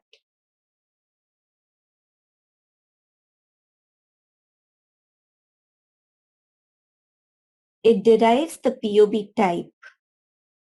This is also a hardware. It happens to be a hardware. So it's a hardware POB type. And now how should FI and II be treated is already for hardware is defined in the configuration. So we've already defined, and I'll take you through that cycle. That's a different cycle. But what is the role of BRF plus? Did you understand now? Yes, to some extent. I see. So right now, actually, so we are using BRF plus to identify the performance obligation type. Yes. To understand the POB, what POB it is, POB type, and then based on that, a lot of other things, other things come into the picture. But what is the role that BRF plus is playing is important over here. When you process this line item, it has showed us main item, main condition, and condition item, right? So this POB type comes under main condition or item? No. So the POB type is, there is main item and condition item. So Correct. Each line item has certain characteristics. Condition item is only the condition type that each line item has. So like, so over here we have ZPRO and ZSSP, but it will come with ZPRS also. So I told you ZPRO, ZSSP and ZPRS. So that is condition item and then the main item. But so tomorrow when we are discussing the configuration, we will come to this. What is main item? What is condition item? Then POB type, how do we define fulfillment and all that? We'll see those different examples. However, when you saw this, what we did, this was a processable item. We took that processable item and we processed it. This line item went to BRF plus. It read in BRF plus, it read what is the based on these attributes, what POB type should it derive? It derived a POB type as hardware, and now the system knows that for this hardware, what all is it going to really do? For this hardware, it knows now how should I be taking in the fulfillment item? How should I be recognizing the revenue? What is the account determination rule? Everything is based on this now. So the POB is identified because of the rules that we defined in BRF plus. If it is not there, here, let me show you actually in this system itself, because here I'll in my system, I'll have to search. So if I run these, I'll process these, I'm sure I'll get 1 or 2 POB. See, all of them is failed. See, required field fulfillment type is empty. Required field event type is empty. Source account is missing. All these this means it is not able to read the POB because there is no rule for this in the BRF plus. That's what it means. So it's not been defined properly. So every line item, and this is a processable item. So every line item comes in this processable format. When we process it based on the features it has, based on the attributes that have been defined, which is going to be defined by you all. So you all are going to be interacting with the customer and the project team and deciding what should be the drivers, like what are the distinguishing factor. When we had to create it, we said item category should be one of the factors and the material type. So we defined what are the distinguishing factors over here to come to a particular POB type. We said software will always have the contract key, this license type, this material type, this, and it could be item category, these. Then it is a software. So it has to be distinguishing, right? Otherwise, how will the system know? System will get confused. So how it reads it, how BRF Plus reads is, it reads it line by line. It goes to the first line, it says, no, these attributes are not over here. It goes to the second line, no. Third, fourth, fifth, and then it comes, oh, I found it. So this is a software. Oh, this is a hardware. That way. So system always reads it line by line. But it's very important for you all to understand what BRF Plus is doing. So this entire table will be, so we have to maintain decision table?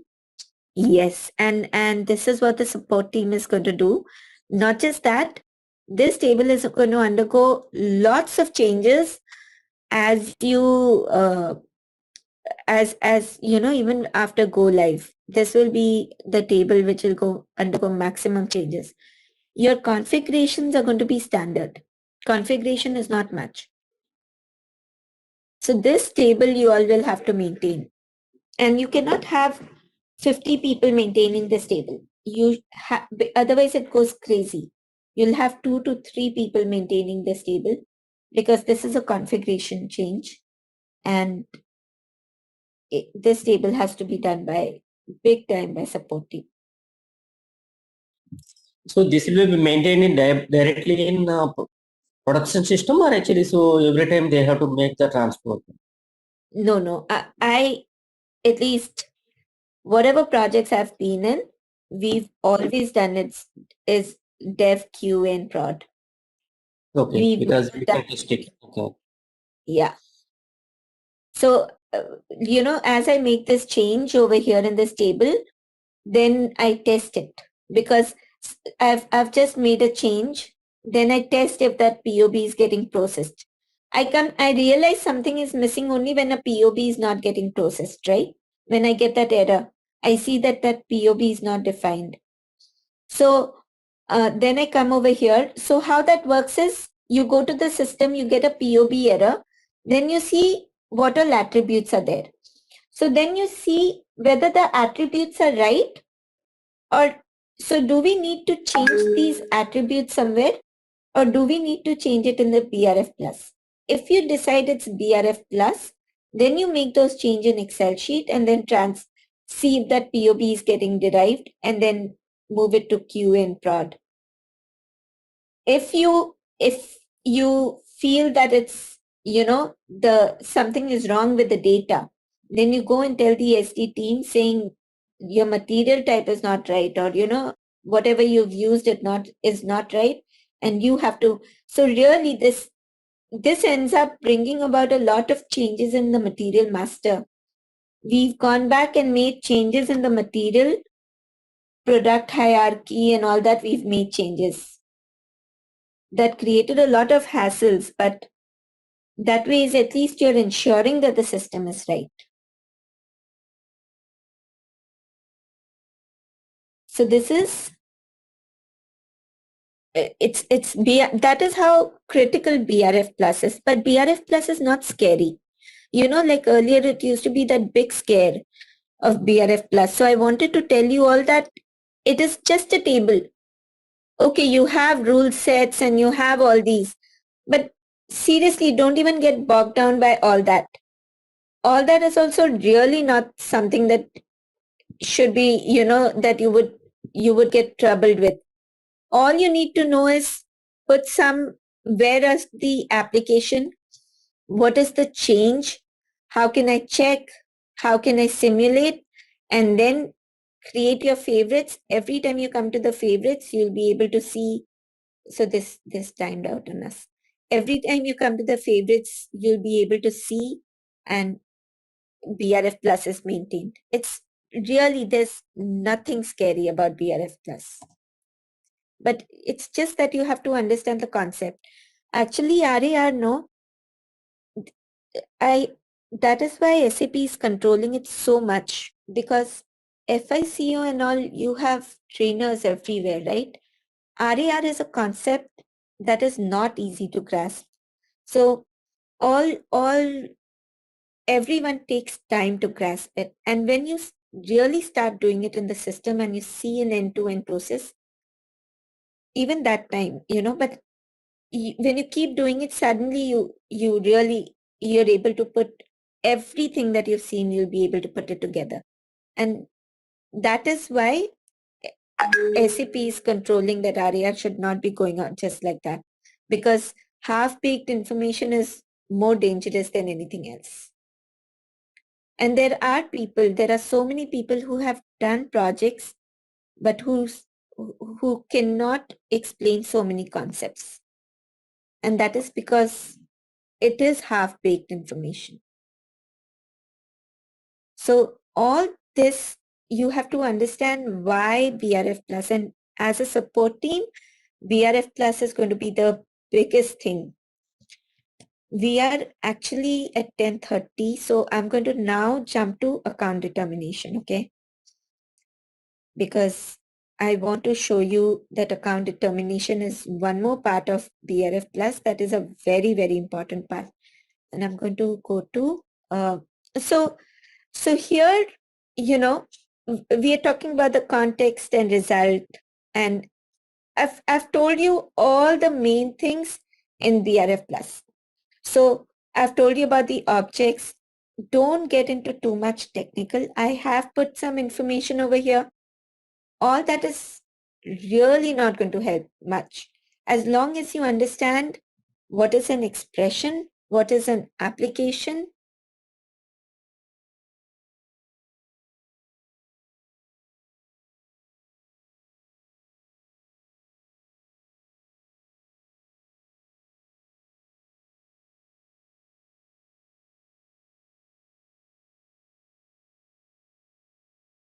so what is an application? What is a structure? You go to expression. In expression, you go to the decision table, and this is a structure. This is where you define all the rules. Here, nothing is defined. This is where you define all the rules, and the BRF plus is created. This is the table that the system reads. As long as you know that, everything else, expert mode, simple mode, these are good to know. What you need to know is this: how to add it to your favorites, how to see the application. Because initially when you go, how will you even know what to put over there to come to the system? So how to see the application, exporting to Excel, and uploading from Excel. Those are the only things that you really need to know as functional consultants. And understand that SDOI is getting created and recognized by all the rules in the BRF plus table. The application which you said we can create, no? So applications, it should be whether one application or based on again on requirement we can create multiple applications and restrict our items like the configuration or whatever the things to a specific application only. So here you have created Z sales organization application, right? So if I don't want to include or have another separate set of calculation, so can I create one more new application and have two applications in place and check my BRF, restrict my BRF to go to this application and fetch all the details? No, you can't do it. I mean, I don't have understood your question properly. You can't do it individually. So it's not that each user can decide which application to use. that is decided at the project level. So the project level decides which is the application and which structure should have all the rules. So, and then all the users have to use that application. Okay. Now, at what levels these applications are created? It means like there might be some. It means like for this, you have one application. So you have created like, see, you have created 3 applications, right? So the purpose would have been different, but it means as a standard, you can have multiple applications. So I wanted to understand for how many types it means like the applications are created and the calculations in a standard. Yeah, the standard is the application is created for POB derivation and for count determination. That is the standard, nothing else. Like applications over here,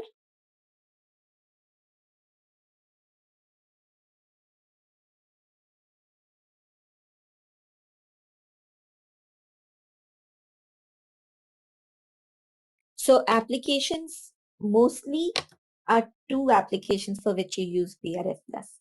Those are the standard applications. And see, so you come to a repository of my application. I have created favorites. So I go to favorites. This is what I am looking for. Shilpi, you have process SDRA items, POB status template. So why are these applications are created? So I just wanted to understand like for what reasons we have multiple applications. So your reason, so when you have FICA, you'll have 2-3 more applications for FICA. So when you have CRM, you'll have 2-3 more applications for CRM. So your reasons could be, so what is BRF plus doing again? You know, I'll again, it's a revision so that you'll be able to connect. BRF plus is integrating, it's an integrating application. So it is integrating your source systems to RAR. So what is it? What are the applications that we need over here? With the number of the systems that you have. Over here, we are still talking CRM, we are still talking SAP, right? We are talking FICA, we are still talking SAP. But you can also have non-SAP systems integrating with RAR. And so you mean to say for if we have multiple system, more than one system, like if we are integrating with FICA, we can have one application for FICA exclusively where account determination happens for FICA. And if it is coming from SD, we can have one more application where account determination and RAs, everything will be determined in another application. Is that what you are, it means like? Perfect, Kumar. You got it. Yes, that is exactly what I'm saying. So yeah, you've understood that. So, you know, the more you can just decide what applications to have. Generally, you know, you don't create too many applications. You create, like you over here, you have SD POB determination over here. You have POB determination and you have account determination. So you just have 2 determinations, 2 applications over here. You're not even we are not even using a third application. We've got to keep it simple. And this happens at the project level. It cannot be at user level, the user deciding that I want 2-3 applications or I want only 1 application. No. The user can decide what to put in their favorites, the ones that they use. That is all that the user decides. This is decided at project level. So now let me get to account determination. Now, account determination, what is the main reason for account determination? Again, we are talking about external systems and internal systems, right? So we say, what is the first entry that happens when it comes to RAR? Can you all tell me what is the first entry that happens? Reverses the original entry of SD, right? That is what. Yes, absolutely. So when it comes into RAR, the first thing that the system does is it reverses the original entry. So the original entry, it says I'm going to reverse the invoice correction, and I'm going to hold that amount in RA till I determine how should I be recognizing the revenue. So now, based on hardware, based on the POB type, okay, generally, and I'm showing you generally, you can also do it based on something else. But if you remember, Shiva, I'm not trying to point out to you, but you had asked that question, initially, and when we had touched upon BRF plus, and I told you that generally it happens at POB type level. So that is because your account determination rules that we are defining, we can define at POB type level. So generally, that is what the projects decide. You can decide it at any level. The actual GL determination, it happens at POB level. It does not happen at POB type level. It happens at each line item level. That is the account determination. But the rules that we create in BRF Plus is created at POB type level. So for all hardwares, what should be my contract asset? Okay, forget contract asset and all. I'm going to go to recognized revenue. So what is the main thing over here? Again, remember BRF Plus is the integration point between a source system and between RAR. So what does it do? It has a reference account, and it has a reference account over here, and it has a derived account over here. So we are saying when you see a revenue accounting item which has the, which is posting to 611200, in RAR accounts, it should post to 613070. So from SD, the revenue is getting posted in SD to 611200. So the system sees, oh, the revenue recognition is posting to this. So what does it do? The first entry is IC to RA. It reverses the revenue in 611200 and rebooks that revenue to 613070, because these are the RAR accounts. And when it posts to 613070, it does it with, the allocation, the core effect, like for the phone. Like let us take the phone example. Okay, our example is 230. So for $230 for the phone, so 230 is what we've charged the customer, right? So what will the system do? It will come into RAR and it will first reverse 230 in 611200. But now when it books to 613070, it will book a core revenue, because we have the contract asset revenue. Remember, we've got our receivable, we've got our contract asset, we've got our contract asset clearing. All that will come into picture in these RAR revenue. Another thing about BRF Plus that I forgot to mention is, whatever are the drivers is always in gray. When you activate it, this turns to green. So this is important, because as you're doing it and you're showing it even to business, so you make the change and you see whether this has turned to green. So when you activate it, it turns to green. There is an activate button which will come when you edit it. And when you activate, it turns to green, it's successful. So first, actually, what you are telling is actually we have to reverse the SD account document, right? So whatever the document it is posted from SD, first that is the actually we have to post. So that means actually, are we reversing in only in RAR actually, or it will not be reversed in SD side, right? It is the GL document, no? So when you reverse it in RAR, when you reverse it to 61, see, the SD revenue has posted to 612110. So when you reverse it to 612110 and you're posting it to the GL effect of that revenue become, then you are reposting it to 612110. So over here they've kept the same thing. Okay.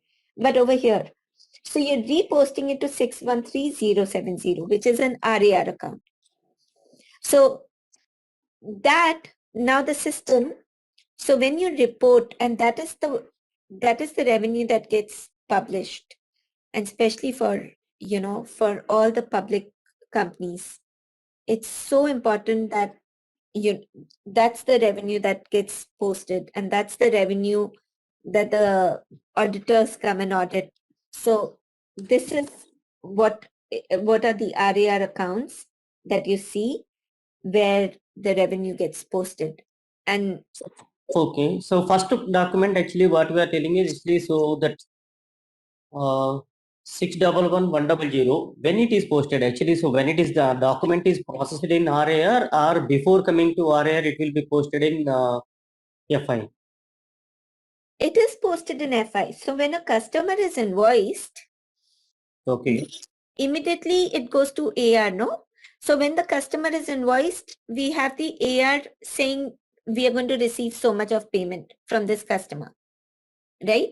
So Right. $500 from a customer, we are going to receive $500.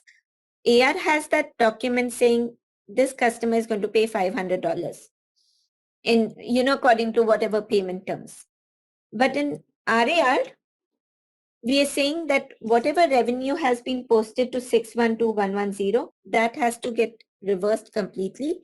And we are going to now post it to this RAR account. See, sales hardware. So we're going to now post it to 613070, and we'll post it according to our rules, according to IFRS 15 requirements, basically. How IFRS 15 wants, no, because of the allocations, and they want to see the revenue in different ways, right? So we now take all those things into consideration. But that is the main thing in account determination.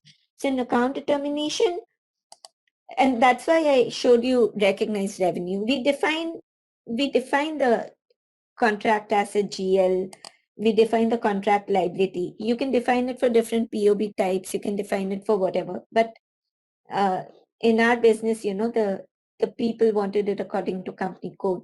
So that is how we did it. Deferred cost, deferred revenue, receivable adjustment. But main thing is your recognized cost, because this is showing, this is again your connection between outer systems and RAR. So even in FICA, here it's only SD, right? But even FICA, you're going to define over here saying whatever, now when we're integrating FICA and when we're integrating CRM, we want to take the revenue from those systems and we want to show it according to IFRS 15 standards. So we are going to define what account over there when the system sees, you know, the system now knows that this is a hardware. Before even it comes to posting this, the system knows it's hardware. But for that hardware, we define that if it sees 611200, it should post all the revenues to 613070. That is how the system is now integrating your router systems into RAR and doing the account determination postings.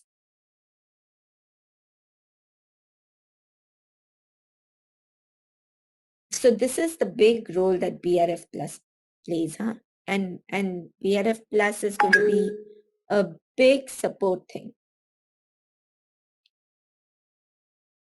And we'll do it ourselves, right?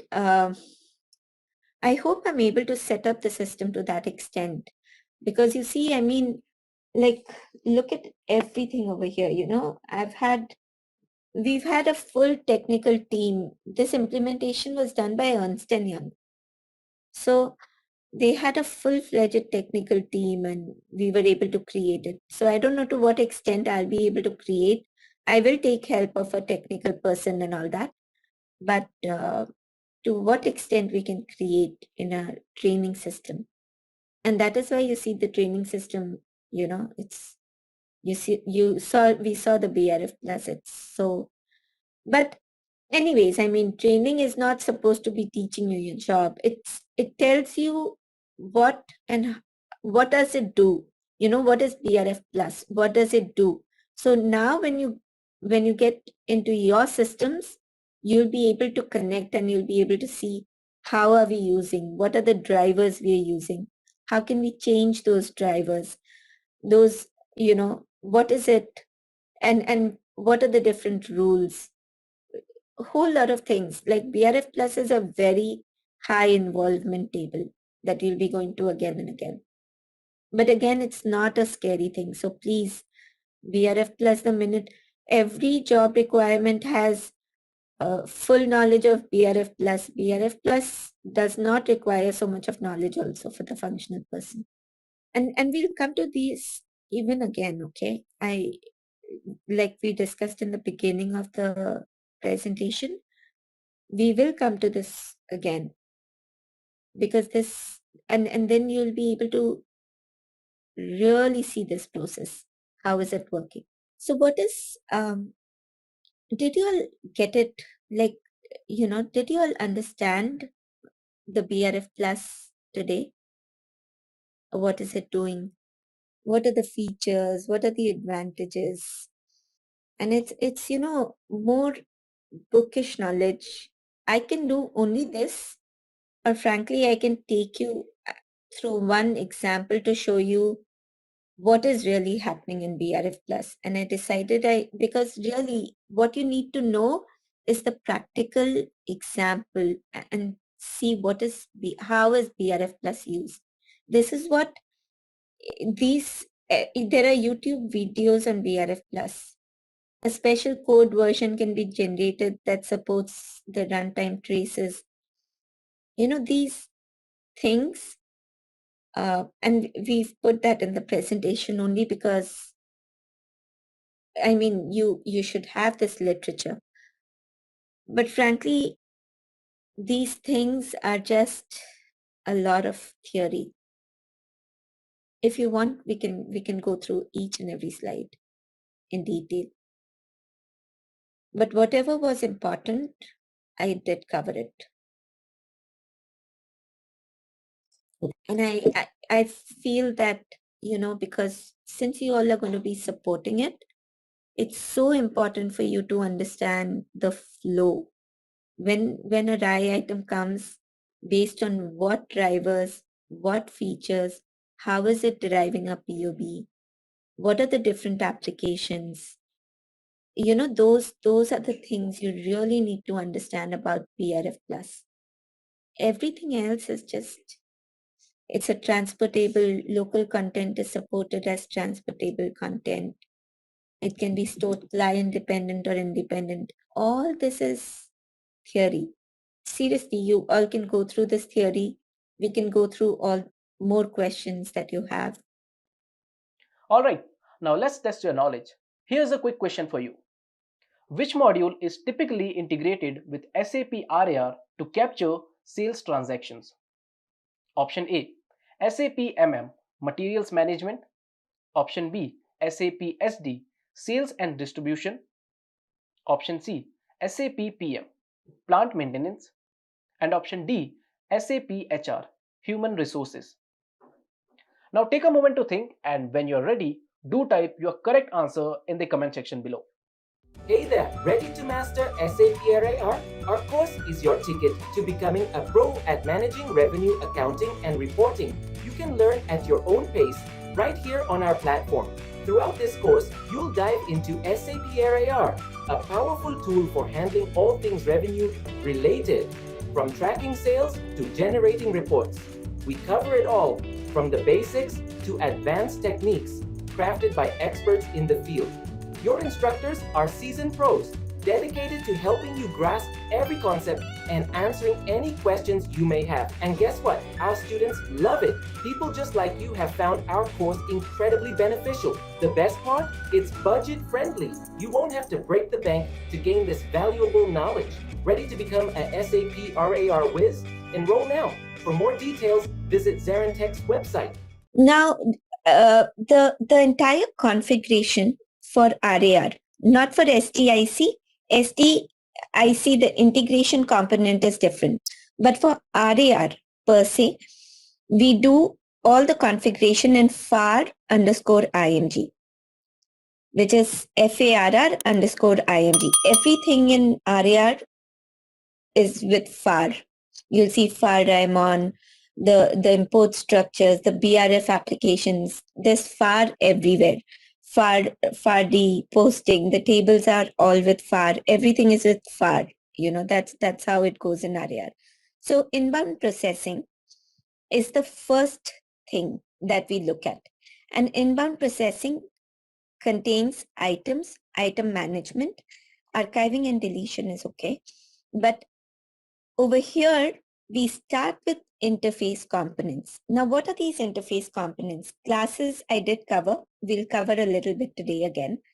And then we go to item management. And item management, what really happens in item management is, we have the BRF applications, ARL. So inbound processing begins with these import structures, classes, everything to move the rise or move the line items which become rise in RAR.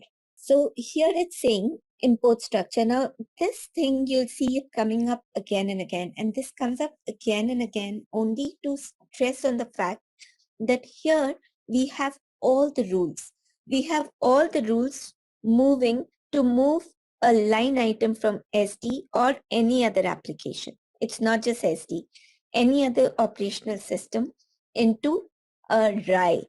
Now, when it comes as a line item in RAR, when we process it, it goes to the BRF plus, which is sitting in the ARL layer.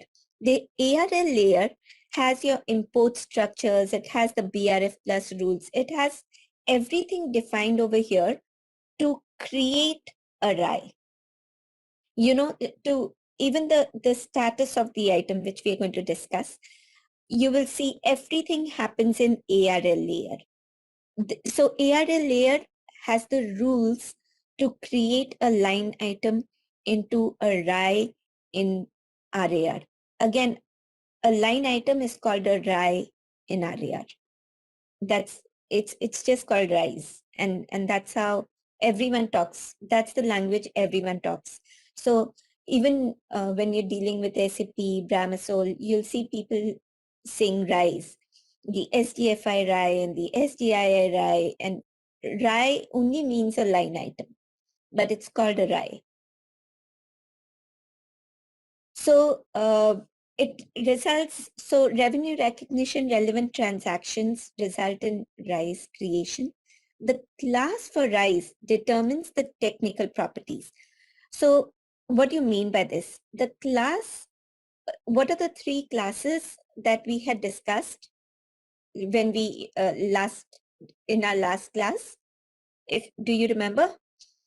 So we have order RAI class, fulfillment RAIs, and invoice items. See, so the three, okay. So the three classes that we have are order item, fulfillment item, and invoice item. These are the different RAI classes, the class type, okay? So these are the different classes that are sitting on the SD structure. And these generate complete revenue accounting contract in RAR.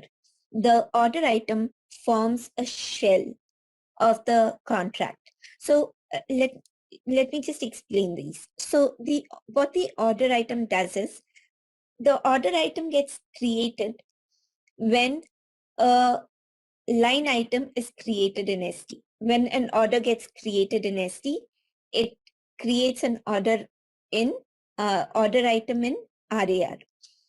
That order item creates a shell saying that, let me show that to you as well.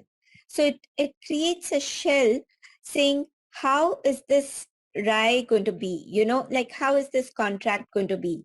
Let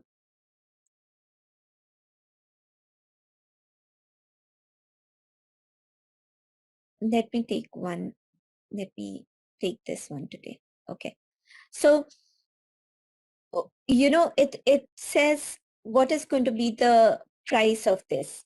So there is a price that it has a SSP. And if I go to this POB, and I'll show you all this, how to do it. I'm just kind of trying to show you what is a shell that gets created.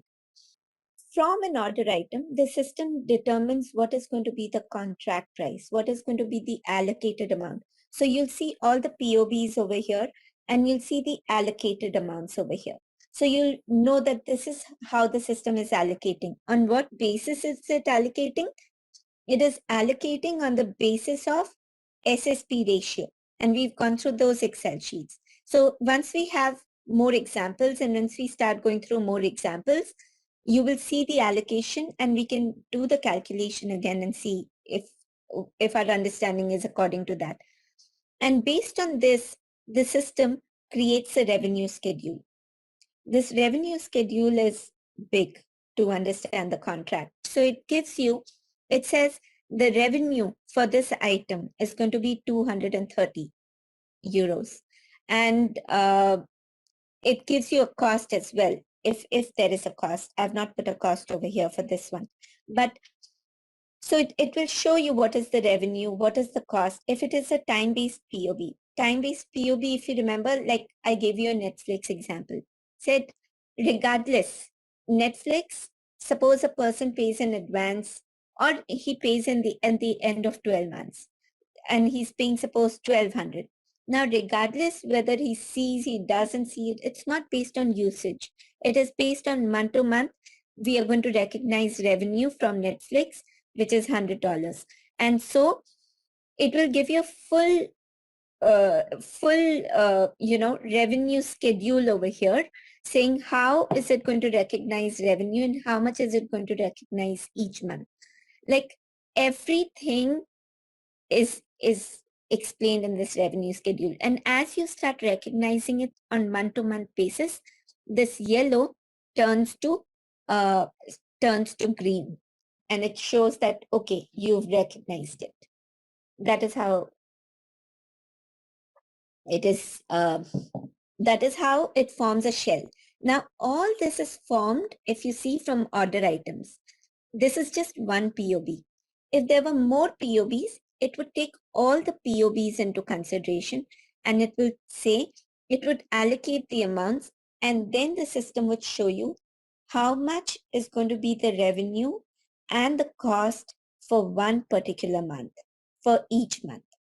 And that's how everything is explained. Like this is the shell that it has created.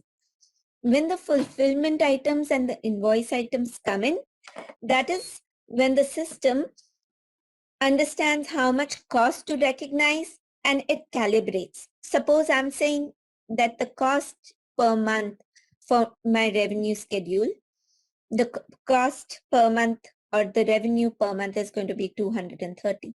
But your invoice item for the customer invoice comes in, say, for about $500. So the system recalibrates and says, okay, the revenue is 500. So the cost should be according to the revenue over here. And it recalibrates and assigns the different costs over here. And all these are coming from some tables, okay?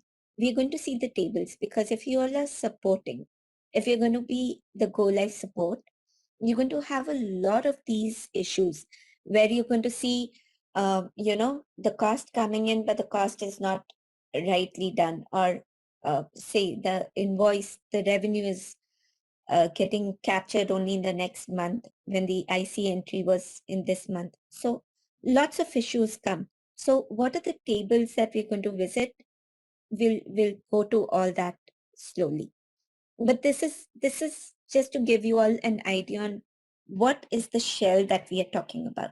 So the class again, now you'll all understand this much better. The class is SDOI, SDFI, and SDII. SD is because, we've been taking it from SD. But if it is from a different system, like if it's from FICA, FICA, then you'll have CAOI, CAFI, and CAII. But idea being the order items, fulfillment items, and invoice items are the three classes that RAR recognizes to complete the revenue contract. So now you understand this better. Now, the RISE status, each item comes in raw form in the system and moves to a processable form. Now, the monitor, how we've set up in the monitor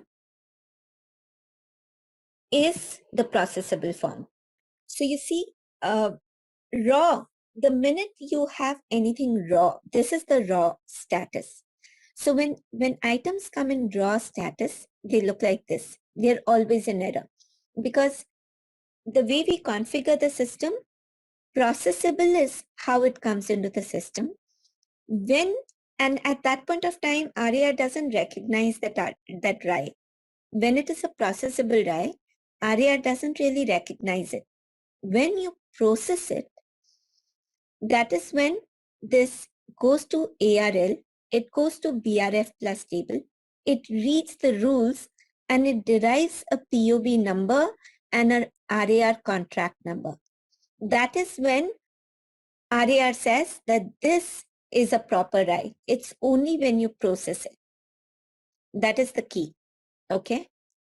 So this is just to show you raw, processable, and processed.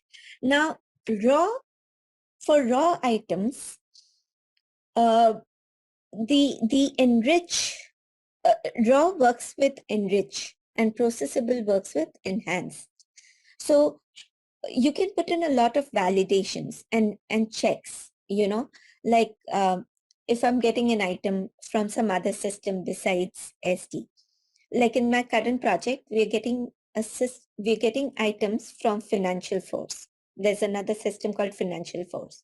So when items come from Financial Force through interface, that is when the system, we've put all these validations and checks saying, the system, if it does not have a VPRS, then stop it.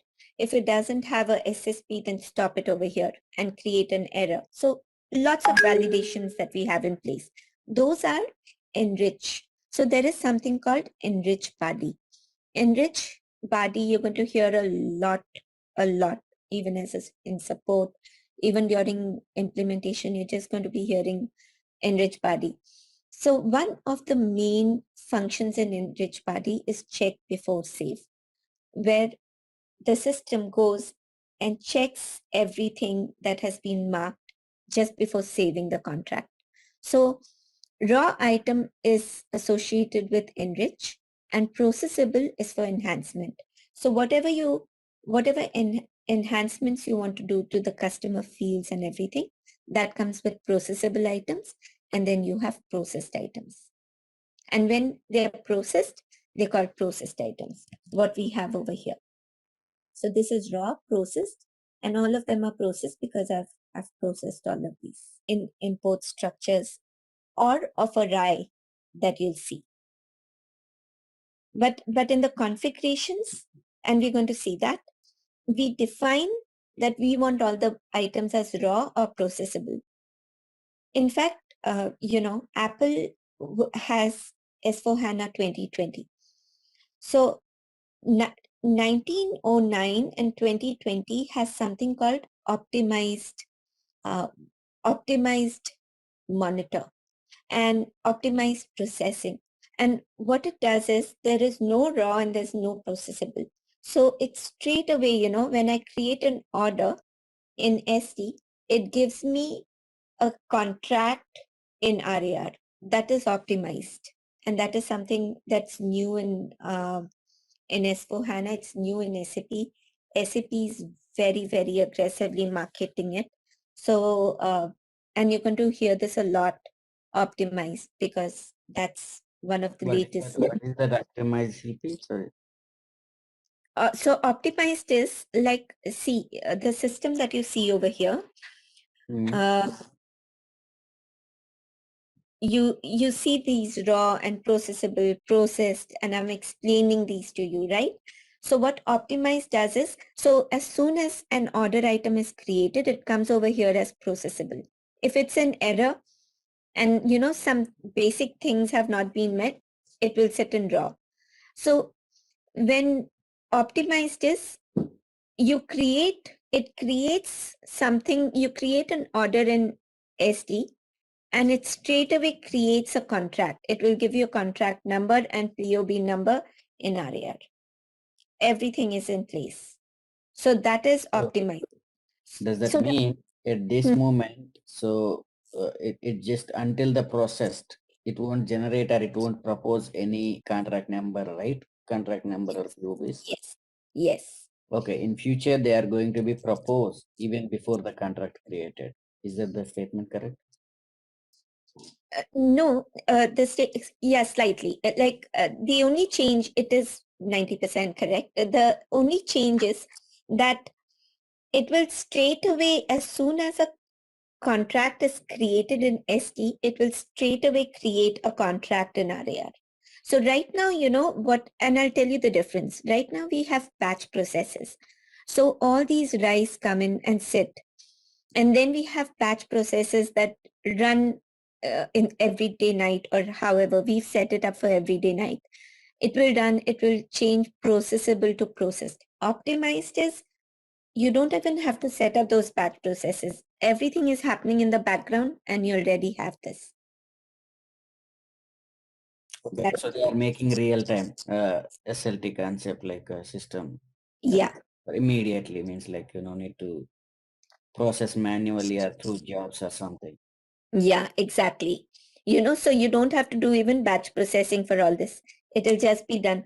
And optimize, I don't know about the ABC run. I still have to learn about that. But even ABC run and everything, we have everything in batch processing right now. So on that case, this RAI monitor is going to be take off, or like they still want to keep this RAI monitor? Oh no, RAI monitor is there. RAI monitor, in fact, at all times, it gives you everything. It will show you for each contract. Right now, I'm testing a lot, right? So I'm kind of just creating order items, and I'm just doing everything. But soon you'll see we can create it for each. We can create it for we can see for each contract what is the status. Have the fulfillment items come? When did they come? So you can see the 2 invoice items came, say in December, and 3 invoices came in February. So you can see every time the customer was invoiced. When did the fulfillment items come? How was the cost recognized? So monitor is always going to be there. At least till now, I think monitor will always be there. But I don't know what SAP will come up with next. But yeah, monitor gives you a full status on each contract. What is the billing plan? How is the customer going to be, how is the customer going to be charged? All the details are in the monitor. And the monitor just doesn't have this, okay? It has so many other things, like, see, it has the item number. It has a lot of details. I've not set this up. I'll set this up soon. I'm still working on this. So revenue class, the header ID, what is the reference ID, the customer details, company code. And if you go to change layout, you'll see the different, the billing party, the bill plan mostly. Currency is okay, but you can also add things over here. So, like, whatever enhancements you do, you can even add the fields over here. So you can see the different fields on what GL accounts it is posting to, a lot of other information that you can put over here. So monitor is a very, very useful tool. And you always start with the monitor. Whatever you do, you always start with the monitor. Even your basic processing of RISE, finding out the errors, what is the problem in a certain contract, everything starts with the monitor. So I took a lot of help with this, okay? I can, so FI I can explain. So the FI is, creating a company code, currency, company assignment and all that all of us know, right? But SD, I actually, ZaranTech provided a consultant who would do SD, MM. He created a plant. He did the SD orders and SD organizational structure and all that. And I'm going to take you through RAR configuration for sure. Like, see, my favorite, I would add one or two more. The only thing that really matters, which you can't remember, is the reports over here. But otherwise, the transaction codes are not too many over here.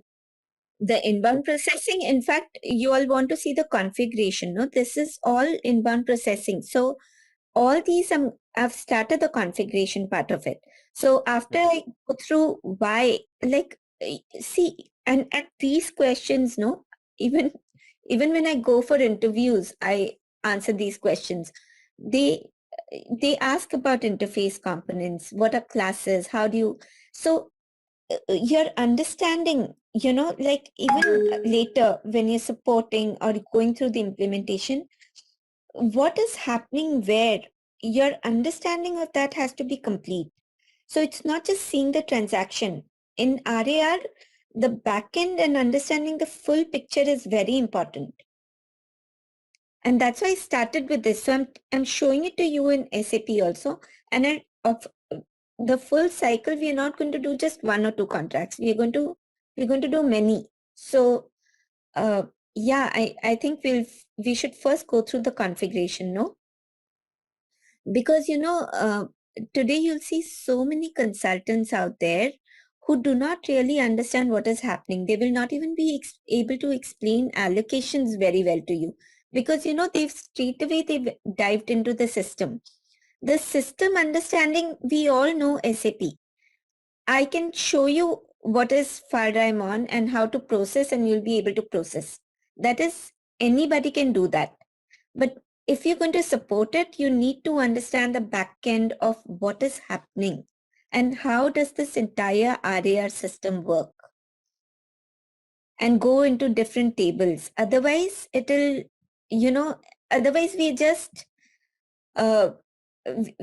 going to cover, like, anyone can go and do a FB03 transaction code. Anybody can run a FBL3 in transaction code.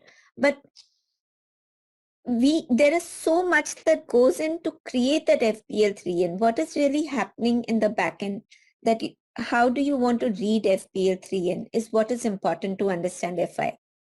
And that is what RAR, all this is important. So let's cover the configuration, okay? And I'll try to cover it as soon as possible. And from the next class onwards, you can even start practicing every day.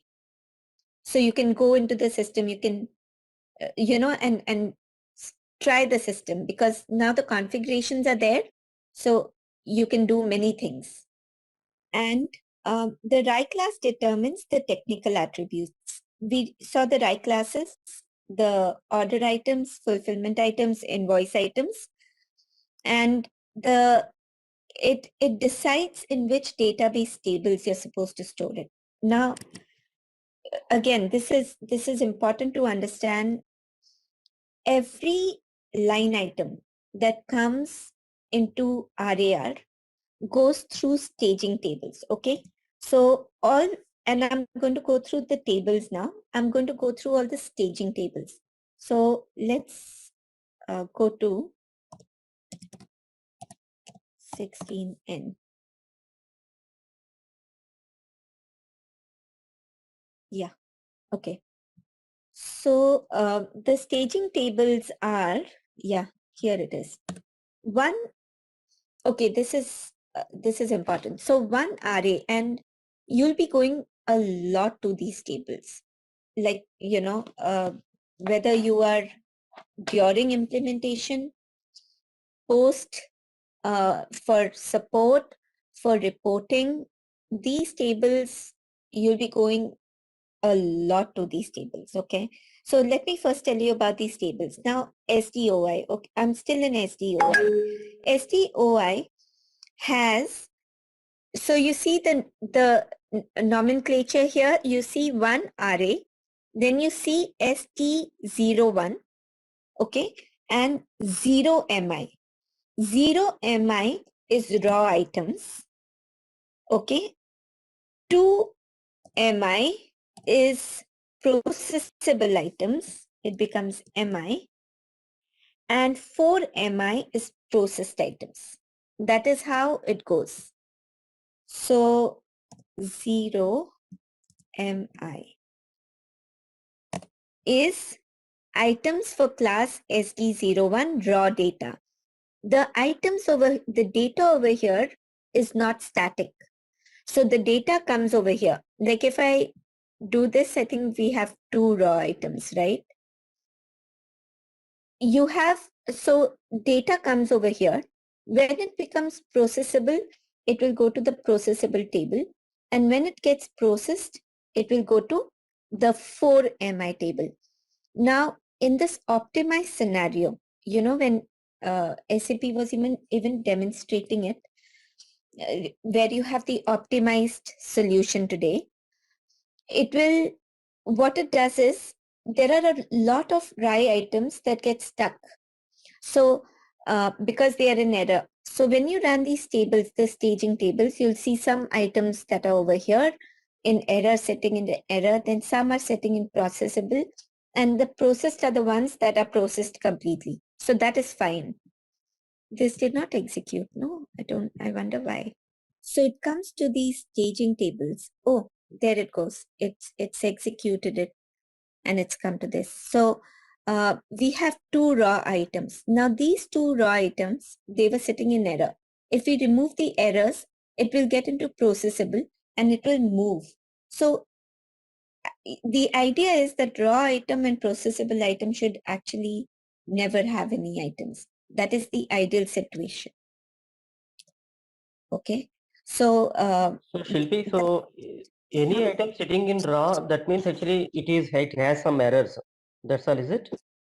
yeah, actually any item sitting in raw, because as how we process it is, how we configure is that we want it in processable.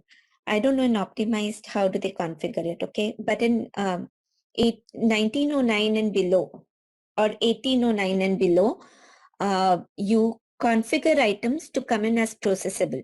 So if they are in raw, they are definitely in error.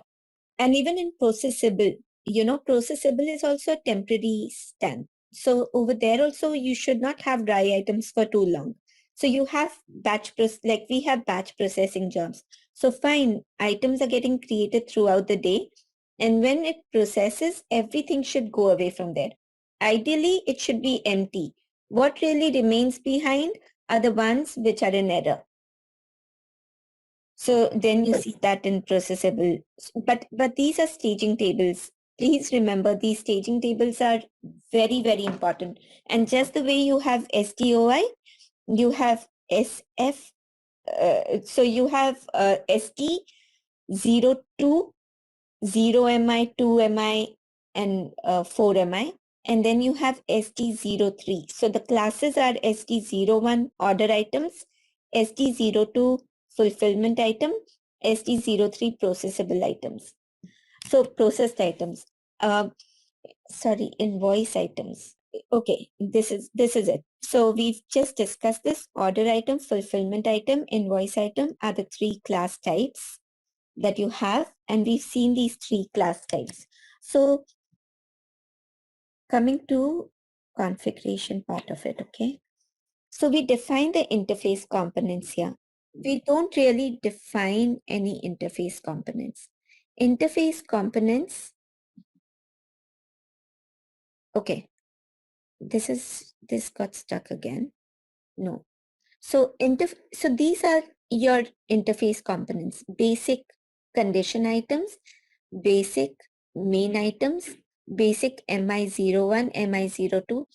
All these are standard. These are standard SAP. These structures have all the basic functionalities that are needed to create the RISE and process the RISE in RAR. But these are given by SAP. It is only the customer fields which are important to us, because that's where we make the enhancements, which are the extensibility structures. And we'll come to that. We'll come to that in our current presentation only. So these are the interface components. It's all set up by the technical team. And then we create the revenue, the item classes over here. The functional team does this. We create the order item, fulfillment item, and everything over here. And then in case you want the customer fields to be added to order item or fulfillment item, they're done over here. Then behind, whenever the system creates these structures, and these structures, those interface components, they're assigned to the classes. The system behind that, it creates an API structure. And the API structure is required for all the RAI items that are getting created in the system. So all this is happening in the background. And you'll hear SAP talk about API structure. You'll hear, as they are going through the implementation, you'll hear them talking about API structures. You'll hear them talking about classes is a very general thing that they talk about. So these are what it is. So we create the classes. This is done by the functional consultant, and then we generate them. So this is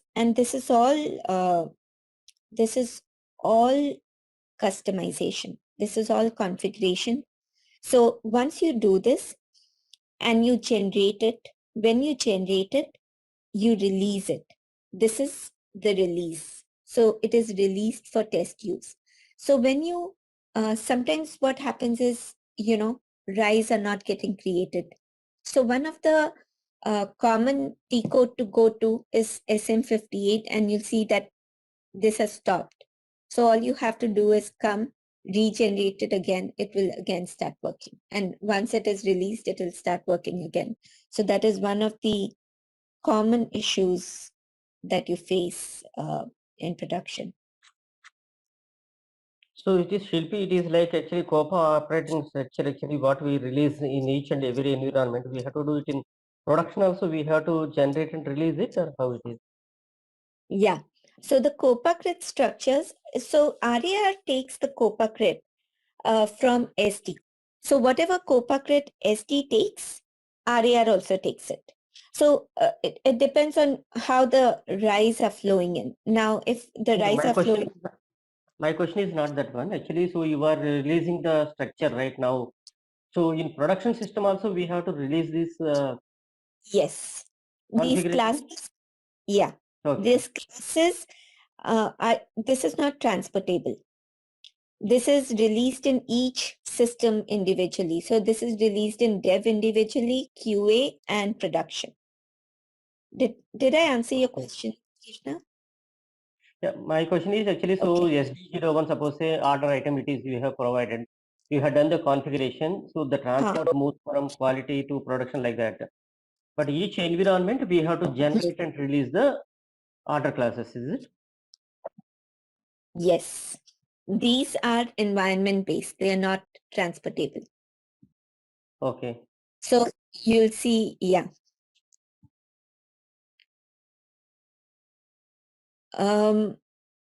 In our current project, they've kept it transportable, and they said that you generate it, and so you can do it transportable too.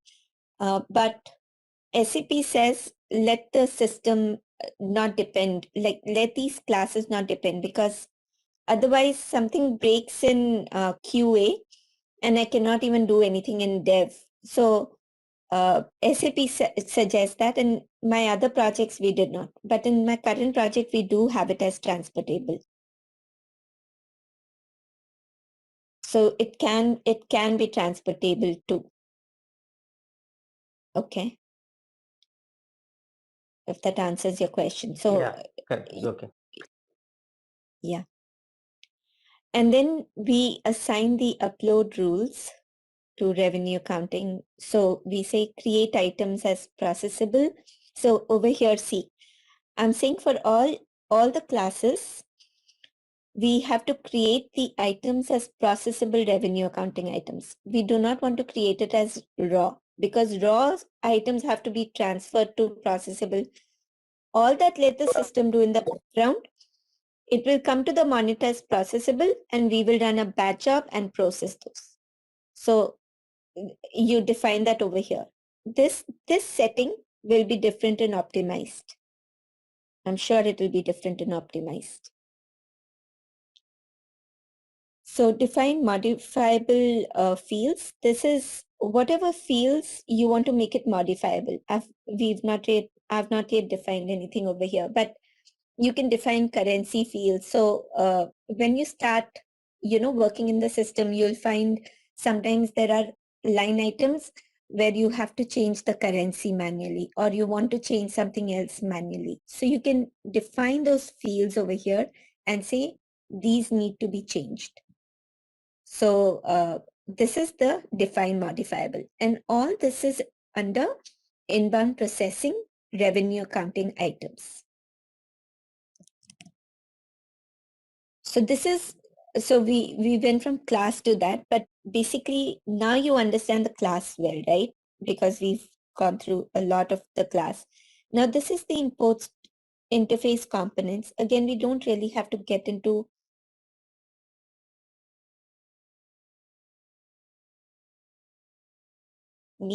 I don't know. I can study this, but there's no need. This is a standard SAP.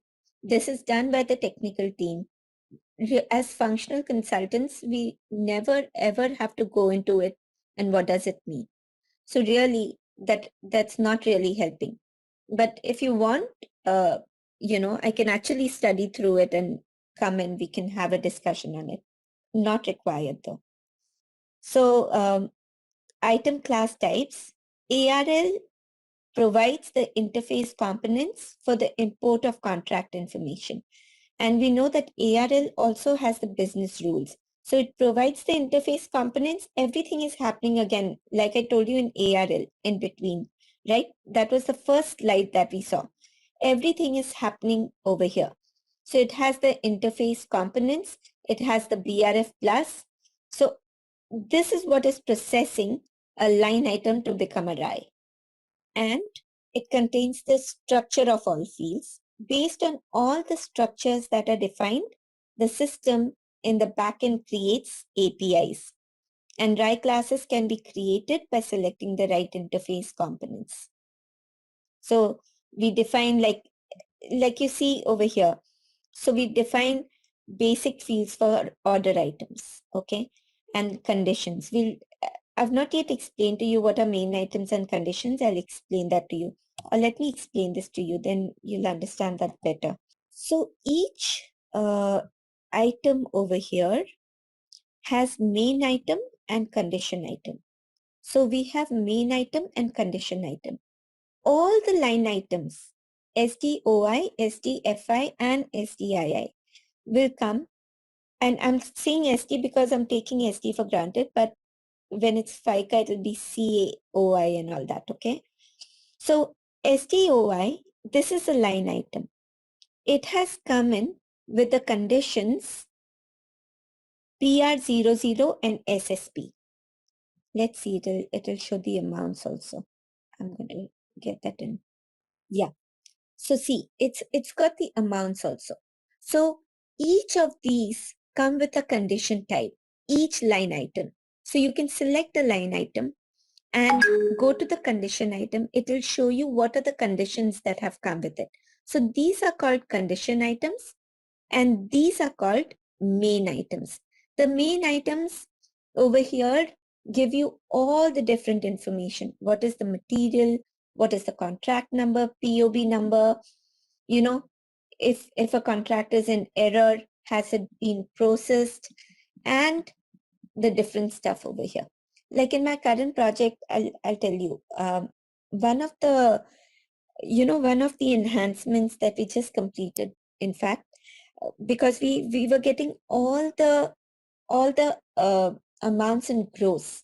So we are, the middlemen. So if you order a computer from us, we will suppose buy that computer from, say, Dell. Okay, Microsoft. We'll go to Microsoft and buy a computer. So we are buying the computer from there and we are selling it to you.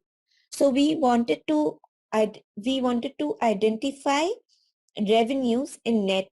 We said we can't be doing this manually because we are selling the computer to you for 1,000, but we are buying it from Microsoft for 600.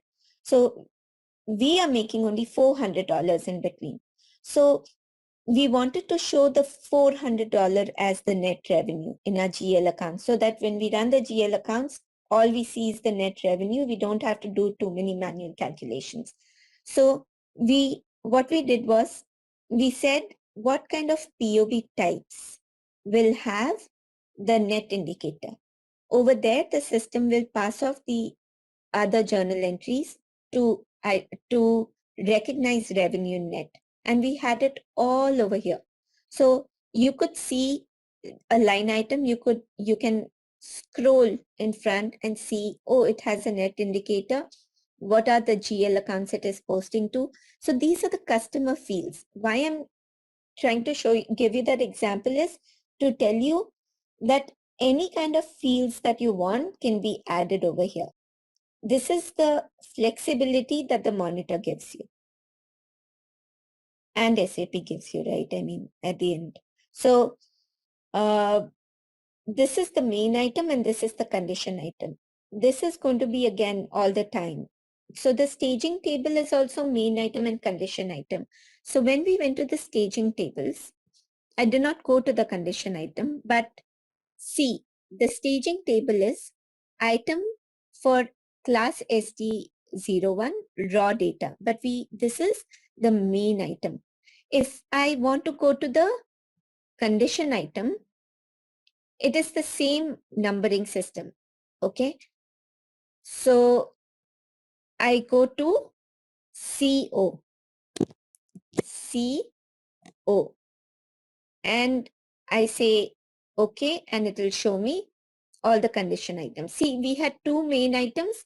For each main item, we have two condition items, PR00 and SSP. So we have 4 condition items and we are in raw items, right? So if you see in our analysis table, monitor, we have 2 items that are sitting in error, which is raw. So these 2 came up in our main item table and each of these have 2 condition items, PR00 and SSP, which you can see in the staging table over here. Are you all able to see the connection? I'm trying to connect everything and show you the different tables. Is Yes, this? Shilpi. Okay. Yeah. One Okay. thing actually, so Shilpi, so PR0, PR00 and SSP both you are showing in main items, in condition items also. So PR0 as well as SSP both comes from SD order? Yes. Okay. Yes. So in fact, generally in SD order, we get 3 condition types. PR00, which is the price or the transaction price, SSP, which is standalone selling price, and the cost, VPRS. So the cost also comes, okay?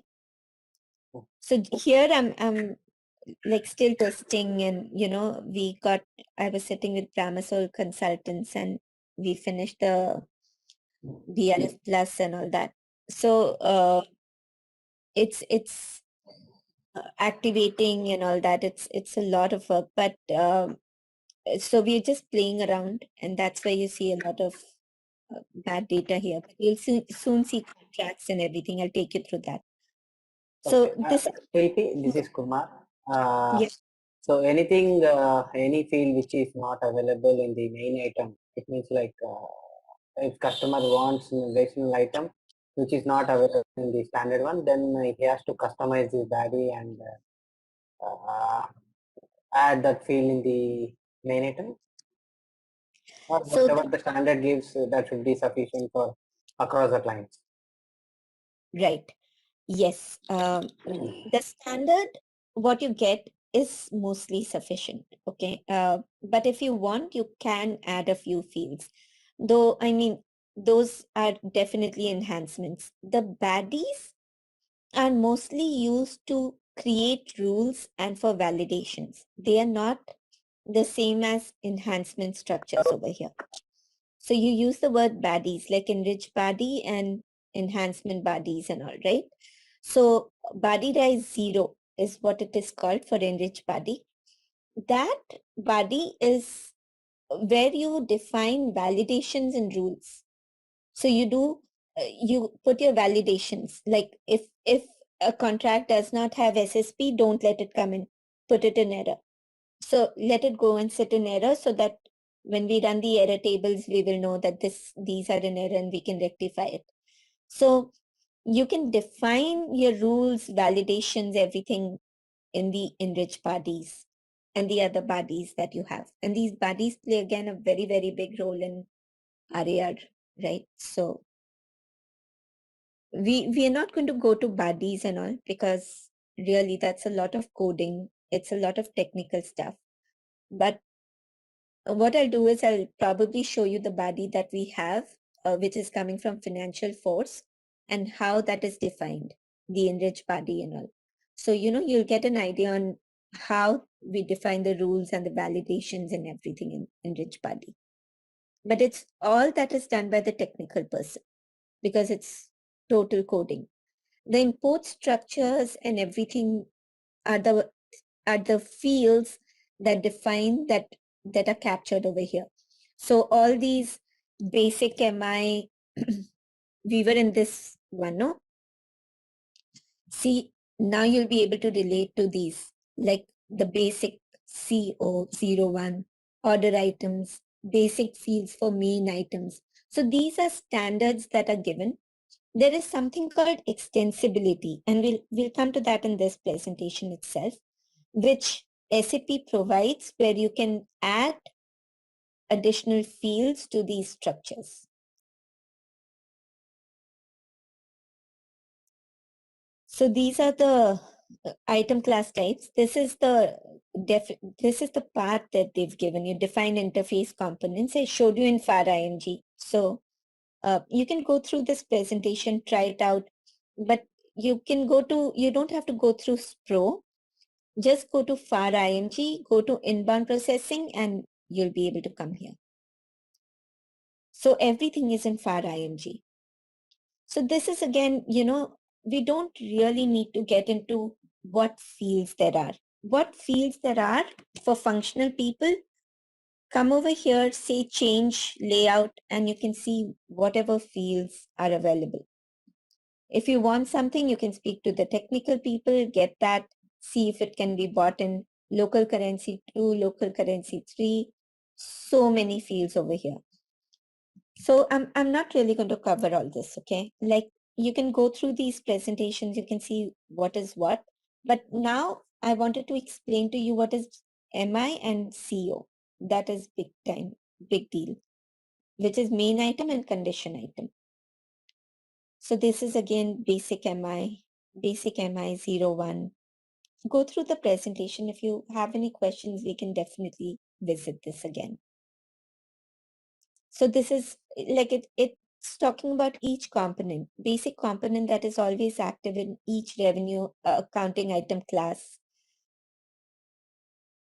These, even in interviews and even in other stuff, like when they want to test your knowledge, all they ask is they touch upon interface components. They talk about structures and extensibility to see how do you really react to it. Like this is the COPA grid. Now the COPA grid structure that you have, the COPA grid structure basically comes from the SD order item. So SD, whatever order it is posting to, RAR just adopts the same thing. So RAR just has to mirror that, the main contract in SD, and the COPA grid gets posted to. You do not want a different structure in RAR for sure, because you're posting it for the organization. So COPA grid is always, it just mirrors everything from SD. But COPA grid, if we have to define for CRM and all, and for FICA, that will be a different thing. So for BRIM, you have, for BRIM, you have the different flexibility towards the cost recognition and the revenue recognition, the way it happens, and you can divide it amongst different POBs at different timings and all that. It gives you more flexibility. So how does it really affect the COPA grid structure and all that is something that we'll have to study, but all that will have a little bit of difference. Okay, so how is RAR really going to mirror the COPA grid postings over there is something that I still have to see. But over here in SD, it just mirrors it. So we just, and it gets those characteristics from the order items. It posts, we just have to make it active in the system and everything is okay. So this is SDMI01. So setting up a RAI class is this is a fancy diagram, it says enter a new entry with name, description, and RAI class type. Select the interface component. So try it out, give it a try, like in the inbound structure. Now that you have it, go to fire IMG, and then after that delete it as well, okay? Because really we can have just 3 classes over here, but give it a try. So if you go to RAI accounting items and maintain revenue accounting item classes, you can create new class, and then see what all do you have to put in as you create a new class, and you have to put in new entries. Try creating order items, fulfillment items. I don't know if it'll allow you to create it because it's already created over here, but give it a try. So these are, this is like, step by step on how to do it. Activate configuration. So this is the basic data set up for a RAI class. These are the interface components, and setting up the RAI class interface components. This is the activation. Include structures. Now this is important. So this is the extensibility that I was talking about. So, the include function that SAP has, include ARL, POB, and reporting. So each of these fields that we have in the structure, you can see they are divided into either ARL. ARL is where you have the import structures and BRF plus rules, right? And for POB and for reporting. So you have all these, and over here, the system or SAP provides include functionality and extensibility. Now, extensibility and include functionality is used for enhancements, but it's important to understand that when they're talking about include and they're talking about extensibility, they're talking about these structures. Include EEW FAR, ARL, and you'll see these. So I know functional consultants don't really get too much into this, but really, even as functional consultants, you will end up seeing what is this, and you'll end up getting into the fields. So, now that you've heard this, at some point of time, you will be visiting this definitely in your jobs. So this is based on extensibility concept of SAP Easy Enhancement Workbench. This is EEW. It uses so-called extension, which includes structures to provide field extensibility. So, and it creates APIs, like I told you.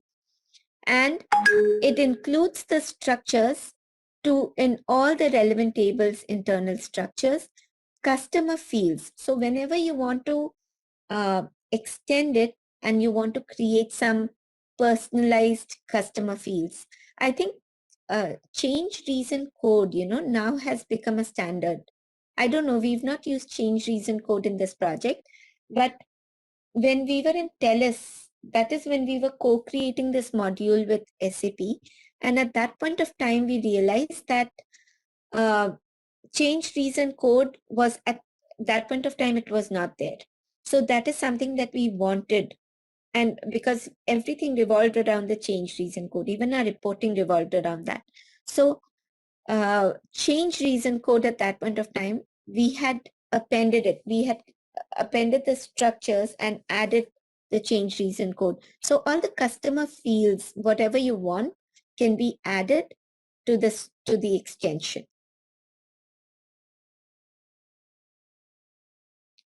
So these are the 4. This is the header at the header level, which is fine. But these 3, you will see this very, very often. Even as the technical person is talking to you, he'll mention these, and you all must know it. So do go through this presentation just to see these main points once, so that it kind of stays. To set up, to add customer fields, what do we do? This is mostly done by a technical team. So we don't really do it, but it adds the necessary customer fields and configuration of RAI classes. So the RAI classes over here,